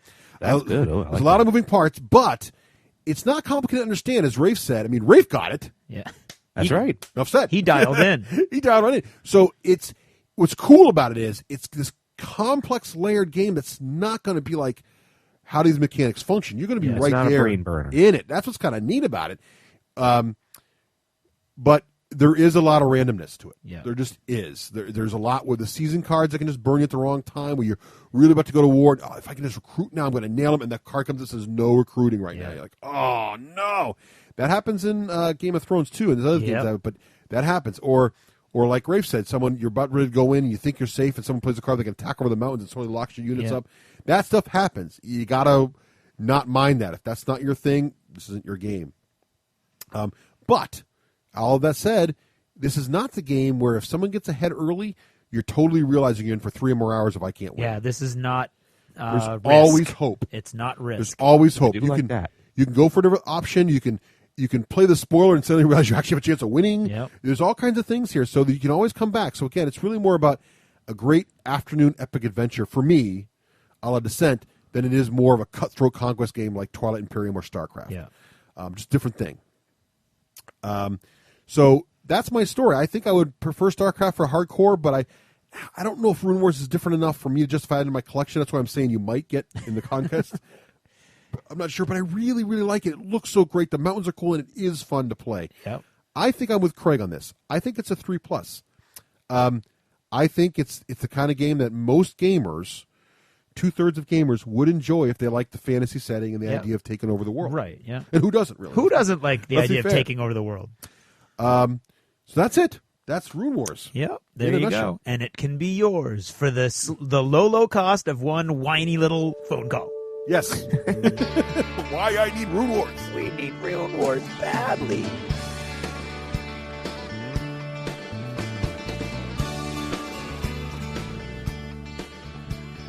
This edition of Jever Notice is brought to you by Aaron, a.k.a. Roleplayer, with the following shout-out. He tasks me, and I shall have him. I'll chase him round the moons of Nibia, and round the Antares maelstrom, and round perdition's flames before I give him up. Boss, the plane! Oh, Ricardo, we miss you. Well, did you ever notice that sometimes people can be uncannily on target even when they're not trying to be? Well, Aaron's shout-out this week is uncannily on target, because tonight I'm going to talk a little bit about things that task me, things that damage my calm, things that reach right down into that dark place at the back of your brain and tickles something ugly that we'd all feel better off forgetting about. And I'm not talking about the normal things, everyday things, like the fact that whenever we let our giant German Shepherd Kai out at night, he roams our palatial grounds, barking like a fiendish monster 20 times his already impressive size, and undoubtedly alarming the entire neighborhood, making us that house, at least in my mind anyway. In fact, his deep, throaty, echoing barks are ripping through the darkness just outside even as I write this. See, it's been a while since we've seen the really grumpy gamer. In fact, many of you have been lamenting that very fact, asking for him to make a reemergence to lambaste our shared culture, all in good satirical fun, remember. Well, you're about to get your wish. But beware, the chances are pretty good that some of you are about to be caught in the edges of the full-force negative napalm airstrike you've called down on your positions. Strap in, this could get ugly. Let's see. Where to start? I know. How about I talk today about language, communication, words? Now, let's start with something relatively generic. Brace yourselves for this one, because it's going to wing a bunch of people that I really do admire and like. There is no such word in the English language as anyways. The word you are looking for is anyway, as in, whose line is it anyway? No S. Please note the distinct lack of S at the end of that word in a dictionary. See, anyways is what we in the biz call a regional dialectic idiosyncrasy. That means that it's some weird words that are used by people from a weird place. In fact, anyways can be traced directly to my weird place, the region of North America where the northeastern states brush up against the southeastern provinces. And yes, it's spreading now, and soon it'll be a general dialectic idiosyncrasy of North America. But I urge you to listen to people who communicate for a living, writers and whatnot. Unless they're trying to sound down-homey, they don't say anyways. And I'm almost certain you won't find many people at all writing the word anyways. Up until just about 5 or so years ago, you would never hear a character on TV shows or movies say anything like anyways, unless the writer was trying specifically to show you something about the character, like where he was from. However, as more and more people who don't realize anyways isn't a word rise to positions of power, writing scripts, directing, producing, and whatnot, you see doctors, professors, and even, God help us, lawyers on TV saying anyways all the time. It's not a word. Now, does it mean you're less intelligent if you say it? No. I know you can probably still crush me in any game you name, even though you say anyways. Does it mean you lack education? No, not at all. I have colleagues, and I even had some professors who said it. It just means at the end of the day that you come from an area where they say it incorrectly. That's all. The number of people who care about that is getting smaller and smaller each year, but I'm one of them. Let's see. Let's make it a little more game-related. Oh, yeah. There was this one time when a friend of mine, let's call him Bollywood, had placed his soda cup down on a sanded gaming table. An utter no-no, I know, taboo in any environment. We were playing Malifaux on a 4x6 table, though, with my great new Zuzzy mat delineating the 3x3 playing surface, thus leaving 19 square feet of the table free and looking like inviting sideboard. But anyway, so there we were, Bollywood's cup on the sideline, us playing some really fun Malifaux. I hadn't noticed the cup, or I would have said something. Significance of emphasis will be clear in a moment. When another regular at the store from a different clique than ours, there's a lot of really strange, snobby self-segregation that goes on at this store. There's probably a Jever notice in there somewhere. Anyway, this guy walked up to our table, staring Bollywood down and clearing his throat. Bolly, let's just call him BD, okay? BD looked up with an open, receptive look and an interrogative cock of the head. The only response was another and an unsubtle glance towards the cup that would have done the most stuck-up British butler from Central Casting proud. BD, now understanding where this was going, but probably irked by the non-verbal display, said, "What's up?" With the swift hand motions of a Jackie Chan or Bruce Lee, this young gentleman managed to indicate the cup, the table, BD, the cup, the table, and seemingly the wall behind us. BD cocked his head further, metaphorically digging in his heels. I personally was wondering what was going on the wall behind us, but I was fascinated by the ongoing nonverbal display. BD just said, "Sorry?" Again, ending this time with an emphatic jab at the wall behind us. Finally, BD turned to see the table rules posted on the wall, but I couldn't take it anymore and said in a tone that probably could have been a touch warmer and a bit more friendly, BD, he's talking about your cup. Just move it before he dislocates his shoulder." Okay, I didn't say that last part, but I wish I had. He nodded, not unlike a sage and wizened bishop, pleased with the performance of the lower-level lay people, and he moved glidingly along. I'll leave the facial expressions going on behind him to your imagination. The thing here is, folks, even if you're really angry with a person, and you know you're in the right, and you think he's doing something that he really should know better than to do, bring it to his or her attention like an adult. Use your words, people. Use your words. Words. Another pet peeve of mine is passive aggression hidden behind the flimsy facade of the polite note, or email, or sign. Like, for instance, when another of the regular groups at the store who likes to play role-playing on a certain table, and they come around 6 every night, and they play at the same table every time they're a little farther from the hubbub of the rest of the store, but there's plenty of other places to play.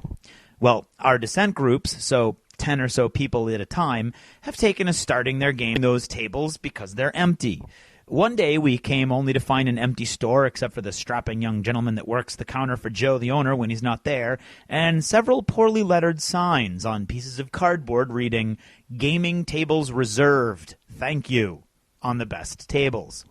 These signs, I am sorry to say, have disappeared and their whereabouts is not yet known. If you have something you'd like to tell people, tell them to their faces. And if you can't do that, then maybe it's because deep down inside you know it's something you shouldn't be telling them. Asking often works much better. If there's a reason that those tables, and only those tables, work for you, a quick explanation and a request face-to-face will go much further than peremptory and seemingly pseudo-anonymous signage. Again, your words, or they might just get lost.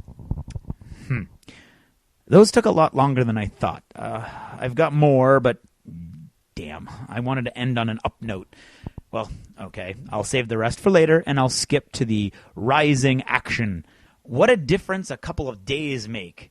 I had picked up my copy of Future War Commander the afternoon before we recorded. It had seemed longer in my fevered brain. It's almost like there's something that's making time in my life go all distorted and scary, like a dream or a nightmare. Anyway, I'm very glad to say that I spoke too soon. It is technically correct to say the book has no artwork beyond gaming photographs, but some of the terrain in those pictures is actually really nice. And the models all look great too. The pictures are, I'll admit, very good and extremely professional overall. Fluff here or there that I couldn't find earlier. It's generic and probably adds up to maybe about 3 pages or so, but it's there. My appetite and get me going, but the effort has obviously definitely been made, and it's been well made. What's great, though, is how easy, for the most part, the unit generator rules are. I've whipped up a whole bunch of units from my Epic Chaos Force in no time flat. It's great. And once I did a quick spreadsheet replacing the generic names with the 40k names and the footnotes with the actual rules, they fit, if you try, most of them. I'm actually really excited. So a provisional good job, you, for Specialist Military Publishing. Really hoping I can drag some of the folks here to the tabletop soon and bring the results back to you all for your edification and enjoyment. Well, that's all I've got for this episode. Thanks for listening, and good night.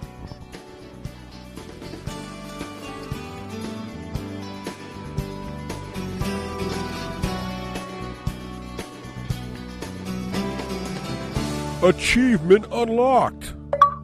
You've made it to the end of another D6 Generation episode, the podcast whose humor has universally been acclaimed as not too horrible. Please let us know what you thought of the show by either emailing us at info@the d6generation.com or by posting in our official D6G episode thread at the top of the DACA discussions forum on DACA.com. If for some inexplicable reason you actually enjoyed this show, you can help others find out about it by leaving positive reviews on iTunes. See you in 2 weeks. Thanks for listening, and happy gaming. The theme from Total Fangirl comes from the soundtrack of The Last Night on Earth, the zombie game, courtesy of Flying Frog Productions, and is a composition of Mary Beth Magalanes. All the power to the wave motion gun. Yes, sir. Increase energy input to wave motion engine. Close all the emergency valves. Energy level up. All emergency valves closed.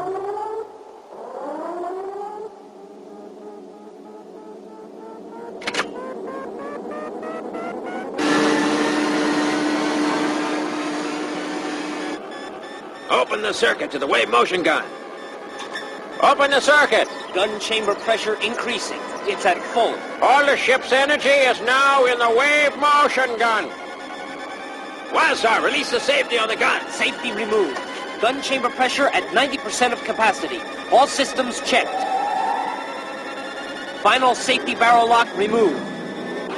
Chamber pressure at saturation point. All circuits complete.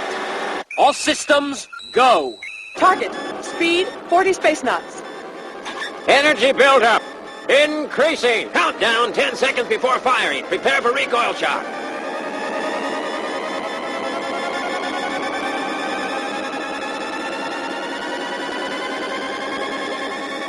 Five, 4, 3, 2, 1. Fire!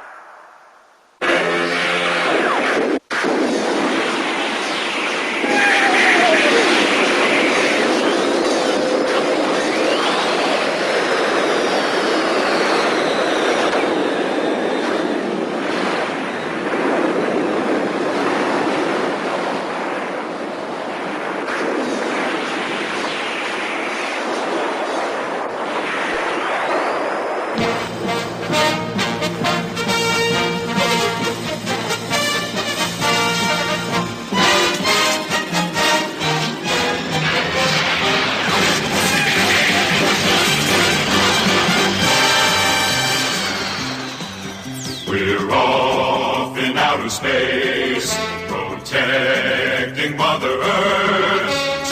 save the human race. Our Star Blazers. Danger lurking everywhere, but we know we've got to dare. Evil men with evil schemes, they can't destroy all our dreams. We must be strong and brave. Our home we got to save. We must make the fighting cease, so Mother Earth will be at peace. Through all the fire and the smoke, we will never give up hope. If we can win, the Earth will survive. We'll keep peace alive with our Star Blazers.